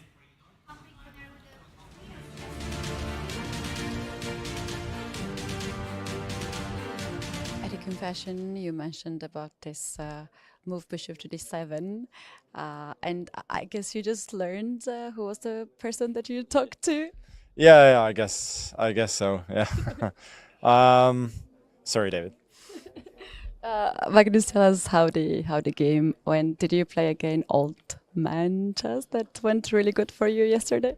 I wouldn't necessarily say so. I think I just tried to do something to get a game, and we got that to some extent. I obviously was worse at the get-go, but I felt like it was at least semi-manageable. And yeah, after a while I was pressing, but it didn't feel like it was anything special. And I think at some point he kind of changed his mindset and started defending, and he did that really well.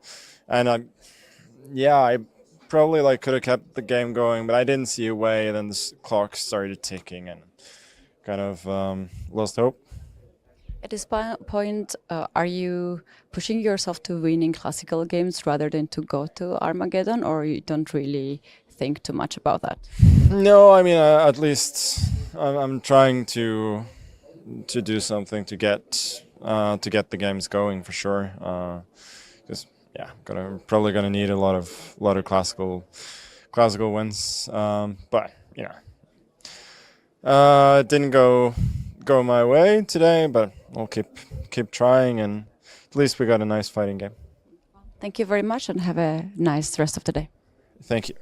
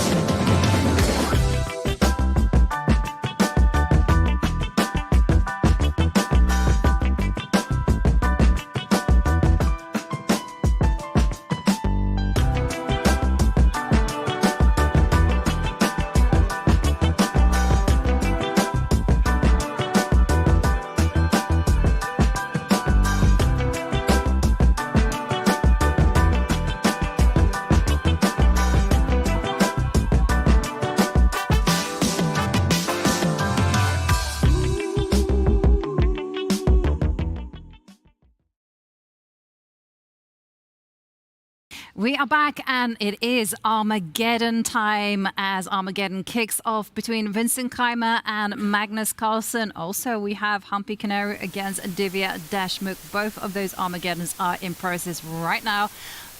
Both players playing with the white pieces. They are in a must-win situation.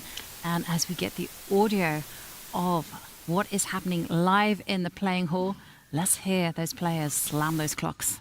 Gotta love that sound. We're going to get plenty of that in this Armageddon. Started with the Queen's Gambit, declined this one. The Queen's Pawn opening. D4 was the opening of choice here.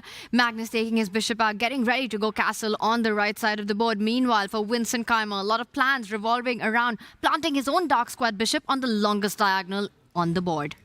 Exactly. IQP, isolated Queen's Pawn. Magnus, in recent years, has started to like these quite a lot. They provide flexibility. Endgames, maybe tough to defend, but Magnus will hope that the game doesn't necessarily get there. Easy plans, easy next moves for Black. Black will castle, Black will play Queen e7, maybe even the Queen to e5, threaten some nasty stuff on the king side. White's king lacks defenders, and very, very interesting middle game ahead. Very interesting middle game, but for Vincent Keimer, it's been a nightmare of an event when it's come to Armageddon, and what a boss move if it would be if he's able to change that narrative today against the world #1. But lots of work left to be done. I have to say though, playing with the white pieces against this IQP, you know, a structure where trades become that much more difficult. You always have a long game to fight for. I think Vincent's got his chances. He's going to try to keep as many pieces on the board. He's happy with no trades. All the minors there so far. Castle, Bishop b2 quickly. Get that bishop out. Rooks come out. So you believe, Tanya, 6th time lucky. 6 Armageddons. Saying, David Howell. That's what they say. Exactly. He's lost 5, Vincent, of those Armageddons. 1-1 classical, but number 6. It's the charm. It could be the charm. Magnus, I do believe there's a positional threat, though, at least in terms of the match situation, making a draw. Knight takes knight now would force either a pawn to recapture and symmetrical structure, equality, or the white queen taking in the center would allow the bishop to hit with bishop to e5. This is a very well-known idea, so Vincent probably should react to this. I'm not sure how, maybe retreating his knight, but Magnus with a threat. The other reaction we need is from David Howell to Magnus's apology earlier on. What do you have to say about that? Not accepted. I can't believe he forgot it. He forgot me. How could he? Yeah, he needed to do a little bit more than just say sorry. I feel maybe buy David some drinks. But going to the game, I agree with you, David. I'm looking at that bishop on d6. It's bearing down on h2. Knight to f3 is definitely something that I would be considering. But he goes knight takes knight. Get those trades in. A draw is good enough. More pieces off the board, the better your chances. Put that bishop, hit that queen. Okay, and the big question after the queen retreats or slides across, I'm not sure exactly where the queen will go, is whether Magnus can break. Can he get d4 in? Normally with an isolated queen's pawn, if you can push that pawn forward and throw off the opponent's coordination, that tends to be a big success for Black. So can Magnus do that instantly? And if you don't, the white rook will line up on the D line, making sure that doesn't happen in the future. Magnus instead takes out the other bishop, getting ready to put his rook on the C line. Is this the moment that Vincent finishes development harmony by playing the rook next to the king over to put pressure on the IQP? Yeah, most logical move. Don't take that pawn, though. No, don't do that. Oh, you can actually. Ooh, taking that pawn, yeah. Then Black should not take it back because there would be checkmating ideas with the queen against g7. But Black would have played bishop e5 and the tactics would have worked out in Black's favor. The tension between the dark squared bishops now, with a knight in the way, yes, but the tension is defining this middle game. That was actually a really nice sequence of moves, and bishop to e5, not giving Magnus a chance to pick up that pawn. But how are you defending it? You really don't want to retreat with your bishop on e6. What bishop would that be? Doing no good for Magnus. He takes a pause, also asking himself the question, firstly, is knight takes pawn a threat? With all the pieces hanging, bishop takes bishop coming in, how scary is knight takes pawn? Big question. I don't think it's currently a threat. The Black Knight will recapture, and due to the tension with the bishops, it's likely a rook would land up on e5, protecting whatever happens to the d5 pawn. Maybe a knight ending up on that square, but how to pass, how to throw the move back to Vincent. He uses his rook. You can use your rook. Vincent can use the bishop to pile on the pressure on d5. All plans in these pawn formations revolve around getting your pieces against that d5 pawn. Bishop f3, asking some more questions. Bishop f3 is such a nice move as well. It's also setting up defensive possibilities of the zigzag formation with pawns on e3, f2, g3, h2. And this will keep the white king intact and allow white to start focusing on putting pressure on d5.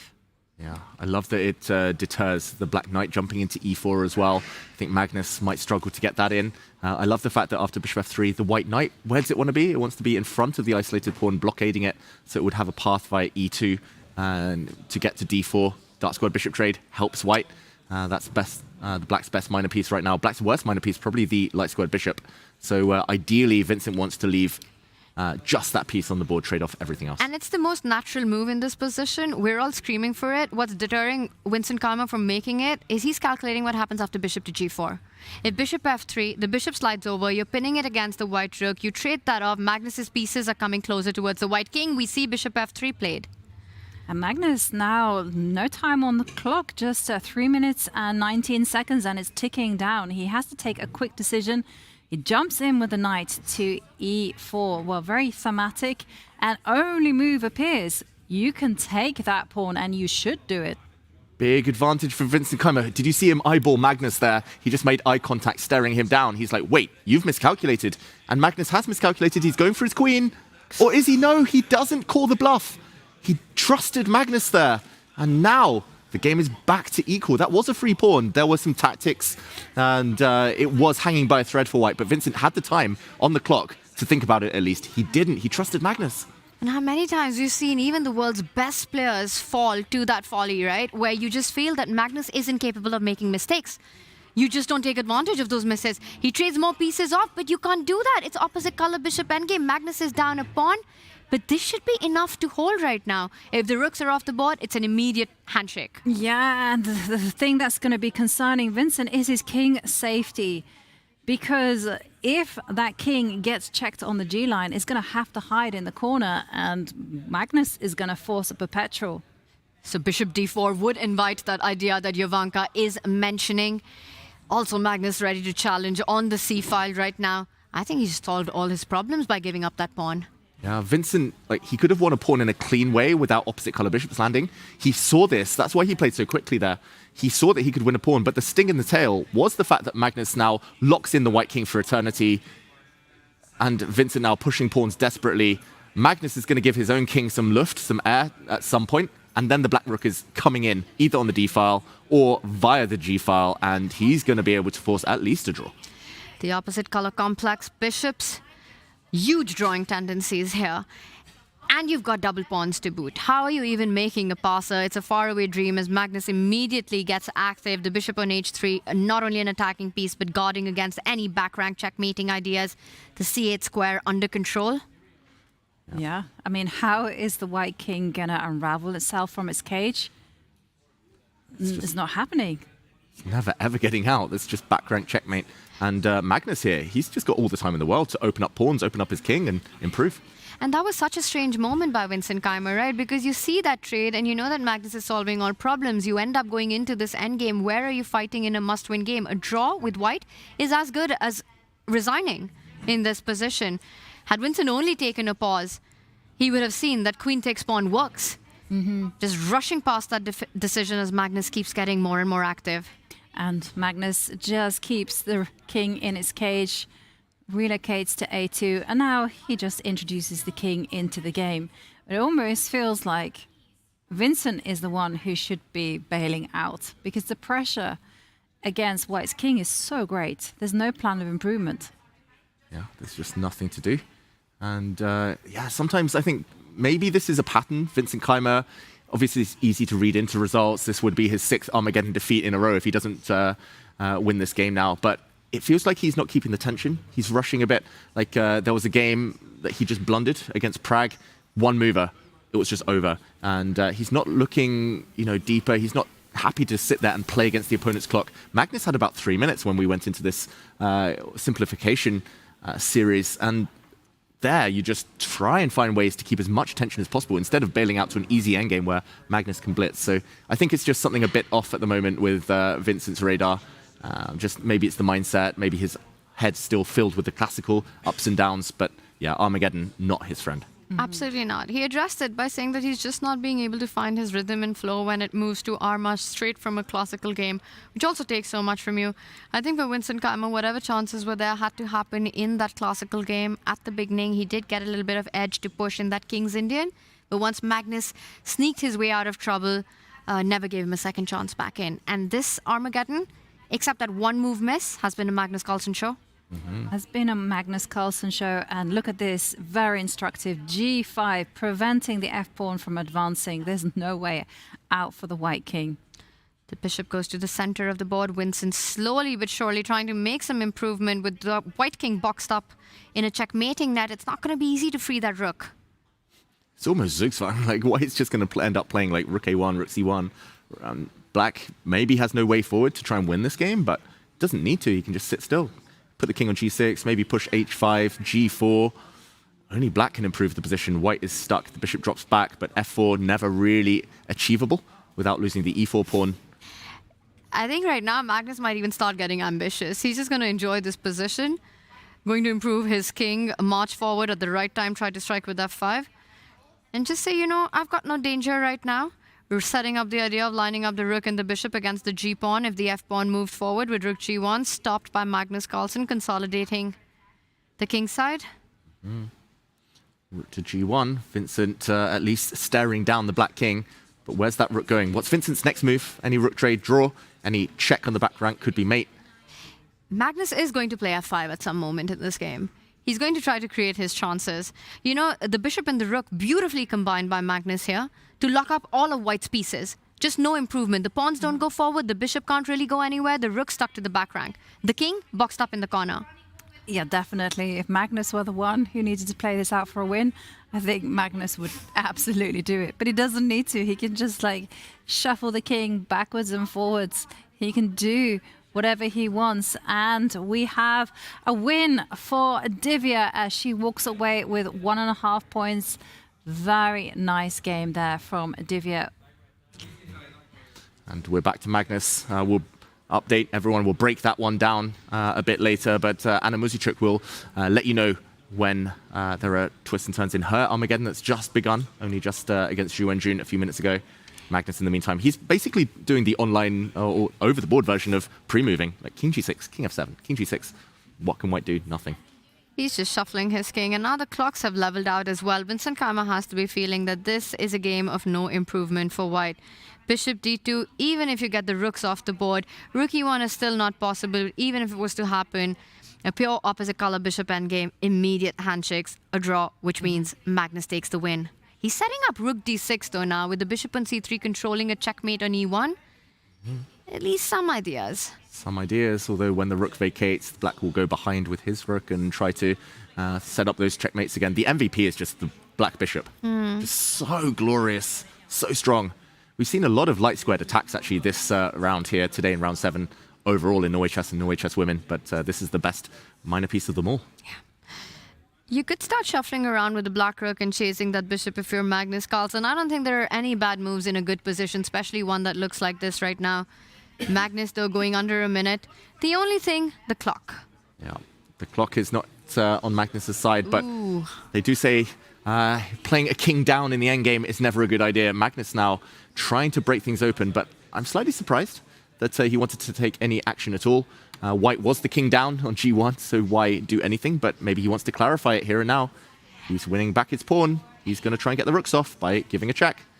And if you push your f-pawn forward, the black rook steps one step ahead with a big double attack. You could go back on the second rank as well. Both moves look good there. Yeah, I think rook e3 actually is the cleanest of them all. Vincent shaking the head. Magnus has found a direct way to shorten this game, to try and get it done before the clocks tick truly down. Vincent now, that's the face of a man who knows 6th time was not lucky, 6th time was not a charm in this Armageddon.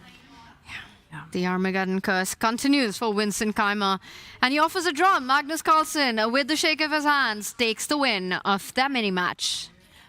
Very important win there for Magnus in the Armageddon. We immediately go over to Zhu Wenjun, Anna Muzychuk, as Anna is in full control. Look at that. She has the material to boot. She comes in with a knight to f3. King sidesteps, but Anna, she's just simply material up. Yeah, it's a queen for just one piece. Oof. I think we saw a huge blunder just 3 or 4 moves ago. Queen g5 is such a devilish move, and handshake. Zhu Wenjun resigns, about to get checkmated. Queen down. It's been a bad day for her. Bad day for Zhu Wenjun, coming so close to winning in the classical, but in the end, losing it in Armageddon. And Anna just keeps on keeping her hope alive. She literally is making a win in Armageddon her bread and butter in this event. And she did that last year as well. So she has enough experience to know that this is the long game at Norway Chess. You know, you throw in a couple of opportunities with the classical, far and few. If you keep control on the Armageddon, you will always have a shot at championship. That's how she did it last time. Feels like the story continues. She's always in the mix, Anna Muzychuk, you'll notice. Mm-hmm. Yes, she's and always that makes her go for it right at the end. Absolutely. She's always keeping it calm in classical. And then in the Armageddon, this is where she just rolls the dice and goes for broke. We had some interesting Armageddons. We joined in the last minute. Maybe we can just recap in those critical moments. Yeah, I'd love to do that, because some really cool tactics, especially from Anna Muzychuk. I should mention in that final one. We'll jump in just half a dozen moves before the real change in this game, where things suddenly span out of control for the women's world champion, Zhu Wenjun. It was actually a slightly suspicious opening from her. Black's doing very well. Black has the open f-file. Big targets here. The white queen short of squares. And here Zhu Wenjun decided, okay, I might as well grab something, try to cling on. She played rook takes b7, grabbing a pawn. But this rook, no way home. Bishop to b6 shuts the door in that rook's face. And after the bishop dropped back, the other bishop did the trapping. And Anna Muzychuk didn't stop there. After winning the exchange, she decided, okay, she needs the energy. White still has 2 pawns, so it's not game over yet. e4, she pushes forward, unleashing the queen. And here, white needed to get her own queen out of the way with a check, because instead of taking this pawn, for example, as well, she just retreated her knight, and now queen trap. Rook to e5, and here, knight d4 and rook to e5. Here, the queen realized no escape. Just 2 pieces trapped, first the rook, then the queen. Beautiful from Anna Muzychuk. Zhu Wenjun found nothing better than giving up the queen for the rook, but now queen for piece down, checkmate, and she had to resign. It always amazes me about Anna that her classical games feel so many times that they're these slow, strategic, positional grinds. Sometimes we get a bit of a no-game draw as well from her.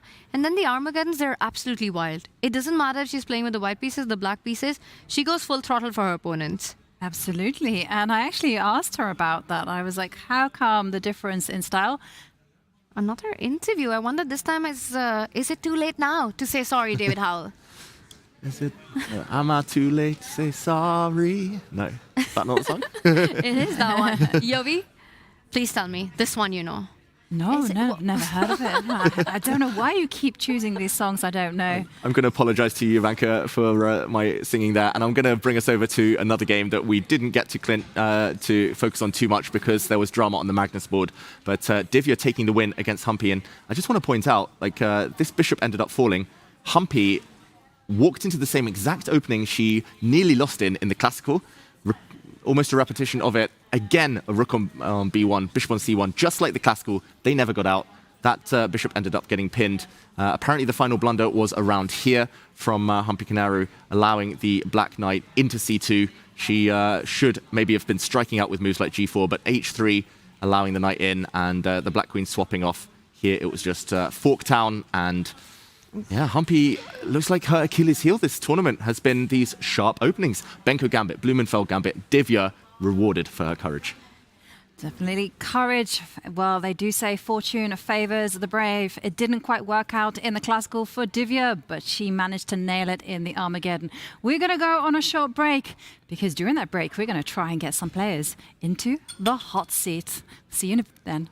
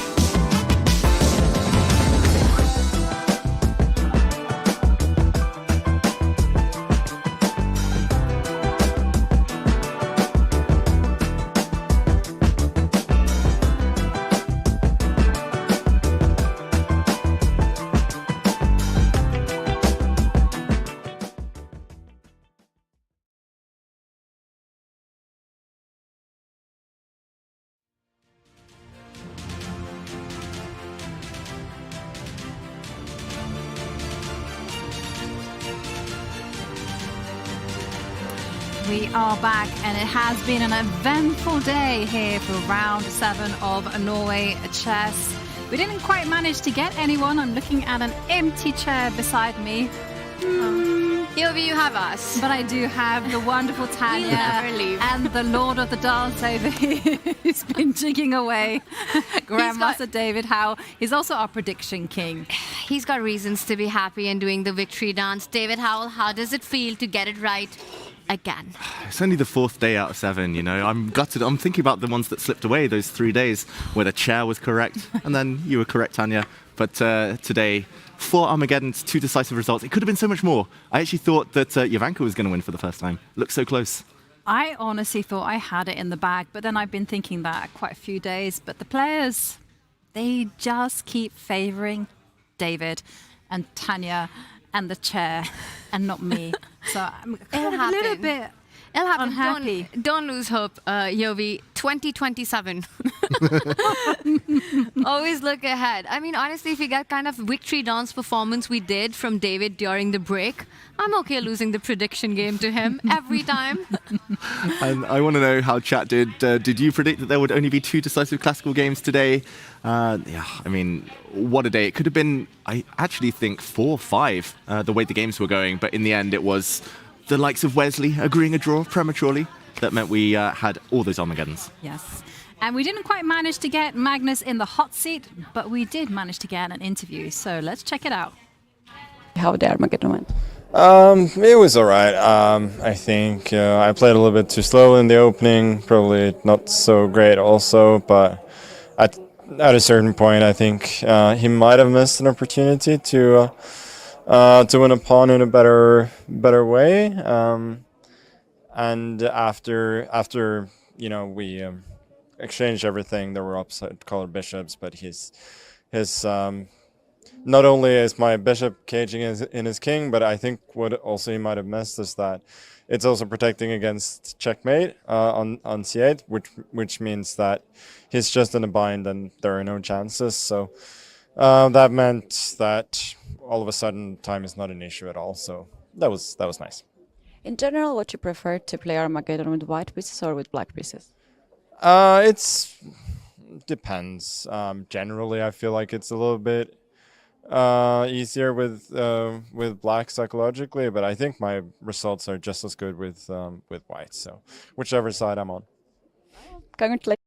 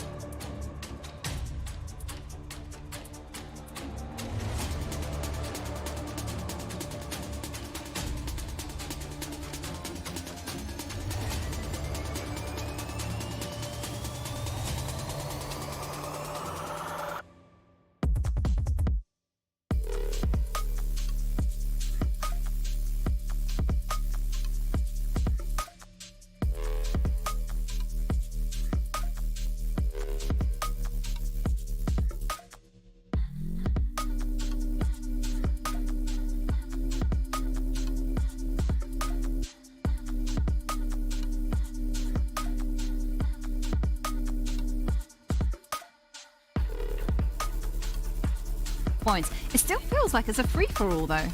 Anyone can take it, right? I'm going to point out that in the women's section, the gap is much wider. You've got the top Bibisara here at 12.5, Humpy really struggling at 6.5.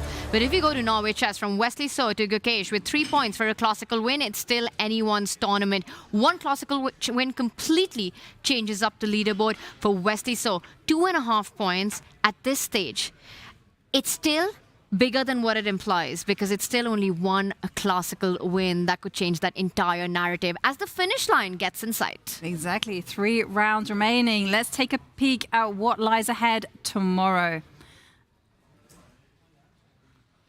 And, well, okay, we are, as always, being treated by the best matchups in the world. And Tanya, David, which ones are you most excited for?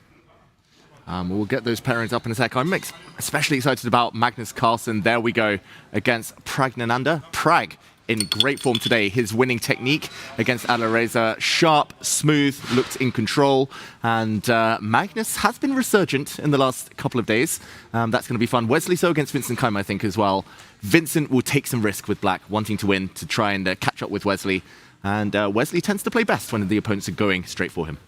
This is Norway Chess. Every day, it's on fire. But I will point out that last matchup there, you got Divya Deshmukh taking on Bibisara as well, right? Bibisara has been in the lead, except that one round where she messed it up for just a little bit, reclaiming leader land just on the next day. She takes on a very, very dangerous and extremely in form, especially in the Armageddon, Divya Deshmukh. Yeah, and we'll see Divya Deshmukh. Today she came in meaning business. Tomorrow she has the white pieces. You will be seeing how she puts Bibisara Asaubaeva under pressure.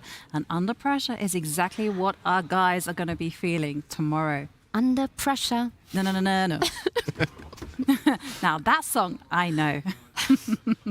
Who's going to be singing tomorrow? That's the big story. I'm got to apologize to everyone for my singing today. It's been too much. No, it's been absolutely perfect. Tanya, David, it has been a blast. I'd like to thank you both. And David, you're not getting a high five from me because you are the king of predictions. We'll see whether David is on point with his predictions tomorrow. Thank you everyone at home for following along and joining in, subscribing. It is very much appreciated. Tomorrow, of course, it's crunch time.